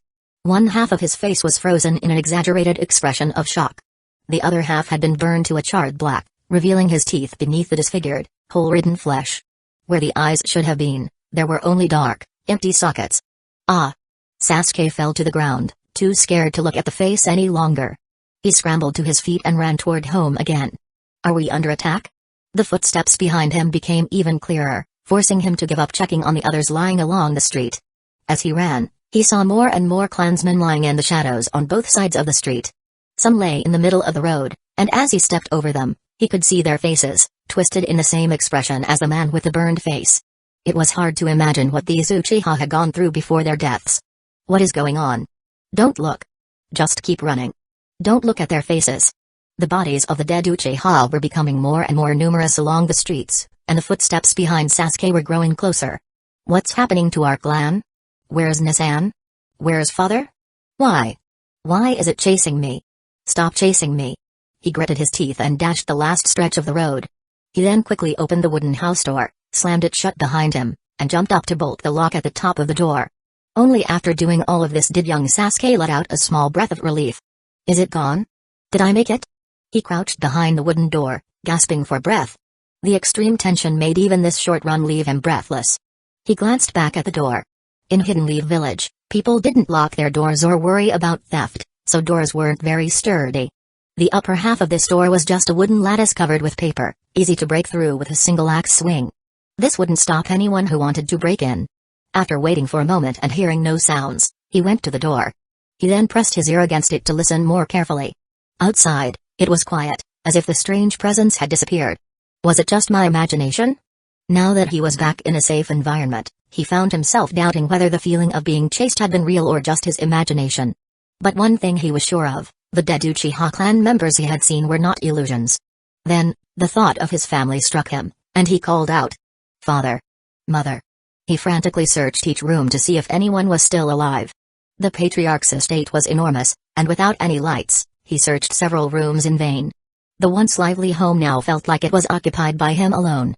Just as he began searching a room near the main hall, a voice came from the neighboring tea room. "Come in. We're here. Don't worry, there are no traps." Sasuke immediately recognized the voice. It was his father. He walked into the tea room. He found his parents kneeling on the floor with their backs turned to him. They sat there quietly, as if waiting for someone. Why are they sitting like that? It's so dark. Father. Mother. Seeing his parents alive, he couldn't hold back his emotions anymore. He nearly cried out as he rushed into his mother's arms. Mother. I was so scared. Fugaku and Mikoto were both startled by Sasuke's sudden arrival. Sasuke? Why are you back so early? Fugaku asked as he exchanged a surprised look with his wife. Sasuke pulled away from his mother's embrace, his eyes wet with tears, and looked at his father. Early? It's already late at night. At Sasuke's reminder, Fugaku glanced toward the window and saw a blood-red full moon. So, it's already this time. Fugaku murmured something vague, leaving Sasuke puzzled by his unusual behavior. Sasuke, remember to always look after yourself, Mikoto said suddenly, her hand moving to rub her neck. What's going on? When Fugaku had called him over earlier, his words seemed like they weren't really meant for him. What had his father meant by no traps? Sasuke had no idea that his father had been struggling internally for days. For the past 3 days, Fugaku had noticed Itachi's strange behavior. Normally busy with work, Itachi had stayed home for 3 days straight, wandering aimlessly around the village instead of training, which was very unlike him. Combined with his behavior during the investigation of Shishui's death and the recent return of many long-absent Uchiha clan members, Fugaku had pieced things together. That afternoon, when he noticed the ninja monitoring the Uchiha compound slowly disappearing, he knew Itachi would take action that night. To keep Sasuke out of harm's way, he had asked the Ninja Academy to come up with an excuse to keep him late at school. After the unexpected blackout that night at the Uchiha compound, he had finally shared his thoughts with Mikoto. Itachi planned to help Hidden Leaf Village eliminate the Uchiha clan. After much discussion, they decided not to resist and to allow themselves to be killed by their son. But Itachi had not yet come, and their younger son had returned instead. He didn't want Sasuke to witness their deaths. Fugaku glanced over at Mikoto, sharing a silent moment of understanding. Her eyes were filled with concern, a tear slipping down her cheek as she returned his gaze. Sasuke's unexpected presence at home had reignited their parental instincts. Seeing Sasuke alive and well stirred something in Mikoto. Though she had mentally prepared herself for death, the sight of her young son made her cling to life once more. She feared that if she died, Sasuke would lose his childhood support. She longed to see him grow up, get married, have children of his own. Fugaku, too, felt his will to die waver, but with Sasuke so close, he said nothing. If Itachi arrived now, would Sasuke get caught in the crossfire? Would he see Itachi kill them? At that moment, Sasuke suddenly remembered the horrific scene he had witnessed on the streets. He pulled himself out of his mother's arms and asked, "On my way home, I saw many dead Uchiha clan members. What happened?" This. Mikoto didn't know how to answer. She looked to Fugaku for help. Fugaku, of course, knew Itachi was responsible, but he couldn't tell Sasuke that. How do I tell him? How can I protect him from this truth? Silence filled the room as no one answered Sasuke's question. Why won't they answer me? What aren't they telling me? Something's not right. It's too quiet. Mother? Mother? Sasuke noticed that his mother had been frozen with the same expression for a while, so he called out and gently pushed her knee. Are you okay? But she didn't respond, her face still locked in a faint look of surprise. Fugaku, sensing something was wrong, nudged her shoulder. Mikoto? Answer me. As he pushed her upper body, a thin red line appeared across Mikoto's neck. Tiny beads of blood seeped from the line, turning it into a crimson slash. How? When? I didn't see anything. Moments later, Mikoto's head slowly slipped from her neck and fell to the floor. Her head rolled several times before stopping. Sasuke wanted to say something, but no words came out. It wasn't until Mikoto's lifeless eyes stared directly at him that he finally screamed. Chapter 142, The Night of Genocide, Aku Shintage. The scream broke the silence in the room instantly, but it soon stopped. Because Fugaku immediately rushed to Sasuke's side, holding his body in his arms. Sasuke, stay close. With a tactical roll, he brought both himself and Sasuke to the corner of the room. Just as they moved, the wooden floor where Sasuke had been sitting suddenly broke without warning. Splintered wood burst out, and Fugaku saw it all clearly. Under the moonlight, he could make out that the floor had a sharp crack, as if something sharp had struck it. Something had just attempted to cut Sasuke. What kind of jutsu is this? I can't sense any chakra. What was more crucial was that the crack appeared out of nowhere on the floor. He hadn't seen any object in the air hitting that spot. But as a ninja, especially one from the Uchiha clan, he knew that appearances can be deceiving. A skilled ninja never fully relies on vision alone. Even more importantly, Fugaku's sixth sense told him there was an abnormal presence in the room. An invisible enemy? He shielded Sasuke with his body, slowly retreating and placing Sasuke's small form in the corner, guarding him. He carefully observed the surroundings. Stay behind me, Sasuke. Whatever happens, don't move. But the room seemed the same as before, except for Mikoto's dead body and the sudden crack in the wooden floor. Even though sight couldn't be entirely trusted, he also didn't hear any unusual sounds, except for his and Sasuke's heartbeats. What could it be? Suddenly, Sasuke behind him seemed to have noticed something and pointed to Fugaku's left. Father, there's something there. I can see something. In such a situation, Fugaku didn't have time to think. He instinctively raised his left arm to block the attack. In an instant, his left arm was cut off at the shoulder. His arm spun through the air, landing on the floor. Blood sprayed from the point of separation between his shoulder and left arm, scattering across the room. As the blood splattered, Sasuke saw it hit something invisible. The spray of blood revealed the outline of a hulking figure. It was a massive humanoid shape, holding a long, blood-stained weapon in its hand. I can see it. Father, it's huge. So that's where you are. Fugaku was not in good shape. Though he clenched his teeth without making a sound, blood flowed like a stream from his shoulder wound. But he didn't cover the injury. Instead, he extended his right arm in front of him. I won't let you harm my son. Tonight, he hadn't planned to fight, so he wasn't carrying any ninja tools. With his left arm gone, he had no way to use any ninjutsu either. At that moment, he could only use his body to shield Sasuke from the unknown attack. Suddenly, without giving Fugaku time to react, his other arm was cut off. The attack was so fast that he didn't even feel anything touch his skin before his entire arm flew off. Now, with both arms severed, even the head of the Uchiha clan couldn't avoid looking utterly defeated. I'm sorry, Sasuke. I couldn't protect you. As more blood sprayed from his right shoulder, it once again landed on the unknown enemy. At that moment, Sasuke saw the figure become even clearer. It was now almost fully visible. The figure wore large armor, but its head, hands, and feet were shadows that moved like living creatures. For any brave yet foolish enough to glimpse its face beneath the dark helmet, all they would see were countless fanged mouths gnashing in the gloom. Its body, covered in heavy armor, constantly dripped with blood, a stream that never ceased. What is that thing? Sasuke stared in horror at the figure wielding a blood-soaked katana, slowly approaching his father. Fugaku made a sudden move, kicking off the ground and throwing himself toward the enemy. Run, Sasuke. Don't look back. Overcome by shock and fear, Sasuke didn't see whether Fugaku hit the armored figure or not. He only saw his father collapsing weakly onto the floor. Father. No. Please get up. He clawed at his head with his fingers, his eyes nearly bursting from their sockets in hysteria. Why? Why is this happening? Sasuke screamed in agony. The shock had far exceeded what he could bear, even making him forget to flee. During this process, there was a subtle change in his eyes. Where his dark pupils had been, After witnessing the death of his family, his eyes transformed into a bloody red color with a single black tomoe in each. But he didn't notice this transformation. His gaze remained locked on the approaching armored figure, unmoving, with his hands clutching his head and his hoarse voice breaking unevenly. I can see every detail.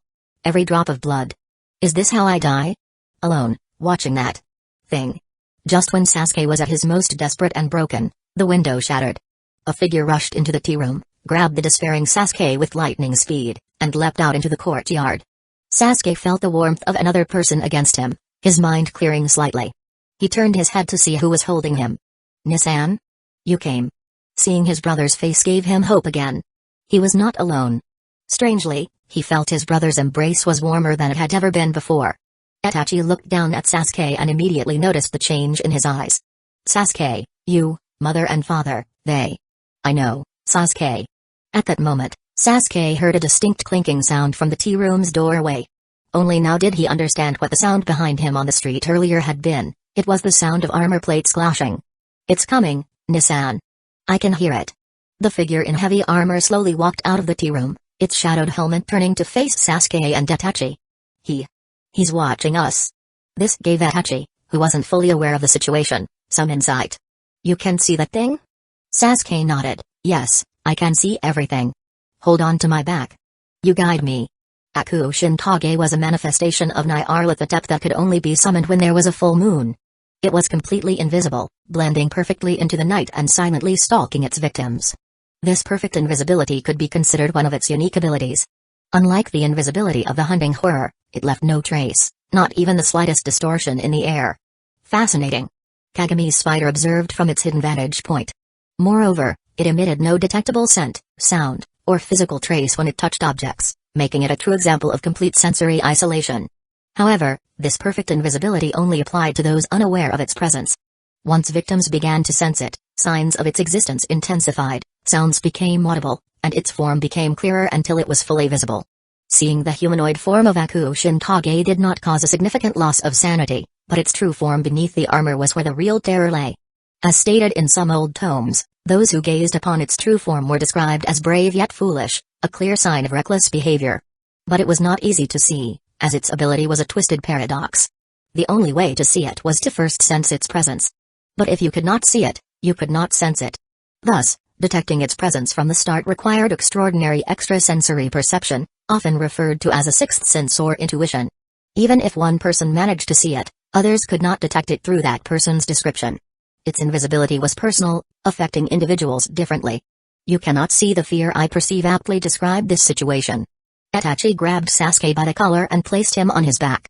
Sasuke instinctively gripped the armor strap on Itachi's shoulder. You're my eyes now, Sasuke. Tell me everything you see, Itachi instructed. I'll do my best, Nissan. At that moment, Sasuke saw Aku Shinigami charging toward them and immediately shouted, It's coming. Itachi understood and swiftly retreated with Sasuke on his back, attempting to avoid a direct confrontation. In Sasuke's view, Aku Shinigami didn't seem to be moving fast, but each stride it took was large, making its overall speed very quick. With each step, the red armor it wore clinked rhythmically, and blood splattered from the gaps, staining the courtyard. However, he knew that only he could see and hear these sights and sounds. His brother was completely unaware. Sasuke's role now was to act as his brother's eyes, providing concise descriptions of the enemy's movements so that Itachi could respond accordingly. The basic training Sasuke had received over the past few days had taught him some tactical vocabulary, which came in handy now. 11 o'clock. 2 meters away. He shouted. His guidance gave Itachi a direction to defend. He immediately raised his katana in front of him. The next second, he felt a heavy blow strike the blade. With both hands on the sword, he barely managed to parry the attack. Fighting blind. What a strange feeling. But with Sasuke's help, he was able to handle the situation. He smiled slightly, casting a quick glance at his younger brother, who was carefully watching their enemy. You're doing great, Sasuke. Keep it up. Under Sasuke's direction, he parried several more of the enemy's attacks. The creature's combat style wasn't very agile, and against the nimble Itachi, its attacks seemed slow and cumbersome. Aku Shinigami fought using simple techniques. Its two-handed sword strikes were heavy and fast, but limited in frequency and direction. This was because the sword techniques it used were from the ancient combat styles of Japan's Sengoku period, emphasizing strength and the ability to overpower multiple opponents. According to some tales, Shinigami had once operated under the name of Oda Nobunaga, forging a blood-soaked path to unite the land. It was during this period that its combat techniques had focused on brute force, with ninja techniques emerging later. Sasuke soon noticed something unusual. Each time the enemy prepared to swing its sword, he could see the trajectory of the attack. These predictions became clearer and more accurate, allowing him to warn Itachi in advance of where the attacks would come from. Itachi also realized this. You see it now, don't you, Sasuke? This is the power of the Sharingan. Although Sasuke's single Tomoe Sharingan wasn't fully developed, it could still perceive simple attack patterns and predict future movements. As the battle progressed, Itachi slowly began to see the vague outline of Shinigami himself. Though much of its body remained invisible, it was enough for Itachi to discern its attack direction. With both hands on his sword, Itachi blocked a heavy downward strike from it, deflecting the blade to the side. Seizing the opportunity, he delivered a side kick that sent the creature staggering several meters back. While the hulking figure didn't fall, it was unable to immediately recover its stance. Now, brother. It's off balance. Itachi quickly leaped backward, creating some distance, then stabbed his katana into the ground and formed a series of hand signs with incredible speed. Sasuke, hold on tight. So fast. I can barely see his hands move. Fire style, Great Fire Dragon Jutsu. A massive fire dragon shot out from Itachi's mouth, barreling toward Shinigami. As the fire neared, the creature raised its hands to shield its face. Although its head remained hidden in shadow, the trembling slits in the darkness revealed its fear of the flames. Boom. The enormous fire dragon engulfed it, and its armored form disappeared in the flames. So, it is vulnerable to fire. Kagami's spider observed everything. But why are there so many avatars of Nyarlathotep here? Maybe I should try to kill Shinigami with Cthulhu's flame spirit. Can I even handle the memories? Too risky. It's no normal creature. But the gains. Chapter 143, The Night of Genocide. The cleaning. As they watched the disgusting shadow fade away into the fire, the two brothers finally began to relax. It's gone. For now, Itachi said. Did we really beat it, Nissan? Itachi nodded. Seeing that the humanoid figure had completely vanished, he walked toward the tea room. The young Sasuke, like a shadow, immediately followed behind him. Upon entering the tea room, Itachi glanced at their mother still kneeling on the floor. He gently laid her body down and placed her head carefully back on her neck. Mom. Why did this happen to her? Sasuke's tears welled up in his eyes. I was prepared to do this myself. Why does it still hurt so much? Itachi observed the room. At that moment, a weak voice came from nearby. Itachi. Is that you, Itachi? Both of Fugaku's arms had been severed by the shadow, and he had fallen to the ground after lunging at it. Struggling, he managed to turn himself over, trying not to lose too much dignity. Yes, it's me, father, Itachi said calmly. Come closer. Itachi obeyed and knelt beside his father, slightly lifting him to make it easier for Fugaku to speak. Sasuke, still crying, also moved closer to him. Fugaku was now extremely weak. His lips were pale, his face drained of color, and he had lost too much blood through his arms. Despite that, he tried to speak to them, and Itachi didn't stop him. He knew his father was experiencing his final moments. Itachi, promise me. Take care of Sasuke. Itachi nodded. The sadness in his eyes wasn't as obvious as Sasuke's, and he quietly replied, I know. Sasuke, on the other hand, was already shedding streams of tears, wiping them away as fast as they came, though they kept flowing. He was now crying all the tears he had never shed before, giving them back to the world all at once. And Sasuke. Grow up strong and healthy. Looking at Sasuke, Fugaku could no longer ask him to become an outstanding ninja or fight for the honor of the Uchiha clan. He could only voice the simplest yet greatest request of a parent. Father. I'll make you proud, I promise. Sasuke cried out. Fugaku tried to raise his hand to touch Sasuke's head, but after several attempts with no response from his arm, he realized it was no longer there. Finally, he turned his head to look at his wife, Mikoto, lying nearby. 1. Last request. Put me next. To Mikoto. Itachi gently lifted his father and laid him beside Mikoto. Fugaku strained to turn his head toward her face. Despite being beheaded, Mikoto's face was still beautiful. Looking at the face of the woman he loved, a faint smile appeared at the corner of his mouth as his eyes slowly closed. Together with Mikoto, he fell into that eternal sleep. Ah. Wah. No. Please, don't go. Don't leave us. He knelt beside his parents' bodies, crying uncontrollably. Although Itachi's eyes showed sadness, his expression remained relatively calm. For some reason, Seeing their lifeless bodies brought a sense of relief to Itachi. After all, this was something he had intended to do himself. Those who seek peace must be willing to sacrifice even that which they hold most dear. For days, he had tried to brainwash himself with this thought to ease the guilt of killing his parents for the greater peace and stability of Hidden Leaf Village. But when the time came, he wasn't sure if he could have swung the blade decisively or if he would have shed tears afterward. Now that his parents had been killed by someone else, the guilt and pain weighing on his heart were lessened. Although relieved, this didn't mean he was grateful to the enemy in the armor. Even Itachi didn't know who that man was, or the mysterious figure who had called himself the Black Pharaoh. Sasuke can't know. Not yet. Maybe not ever. As they knelt in mourning beside their parents' bodies, a small noise in the courtyard caught Itachi's attention. He quickly grabbed the sword nearby and rushed out. Stay here, Sasuke. I'll check it out, Itachi commanded. In the courtyard, a dark-skinned man wearing a luxurious robe stood by the fire where the shadow had burned, reaching into the flames. His arm reached straight into the fire, rummaging in the embers before pulling something out. Itachi saw that the man's arm bore no burns from the fire. What's more, the man held a sword in his hand, the same sword used by the armored warrior earlier. The crimson wooden scabbard wrapped in black rope hadn't been burned by the fire. Its lacquered surface still gleamed, looking as good as new. This sight gave Itachi an ominous feeling. Could that warrior still be alive? And the man pulling the sword from the flames, it was the Black Pharaoh from earlier. Were they working together? But if so, why hadn't he helped the warrior during the battle? Why didn't he stop Itachi from coming here? Even though he had used Amaterasu to kill the Black Pharaoh's two servants in the previous fight, that didn't mean the pharaoh was powerless.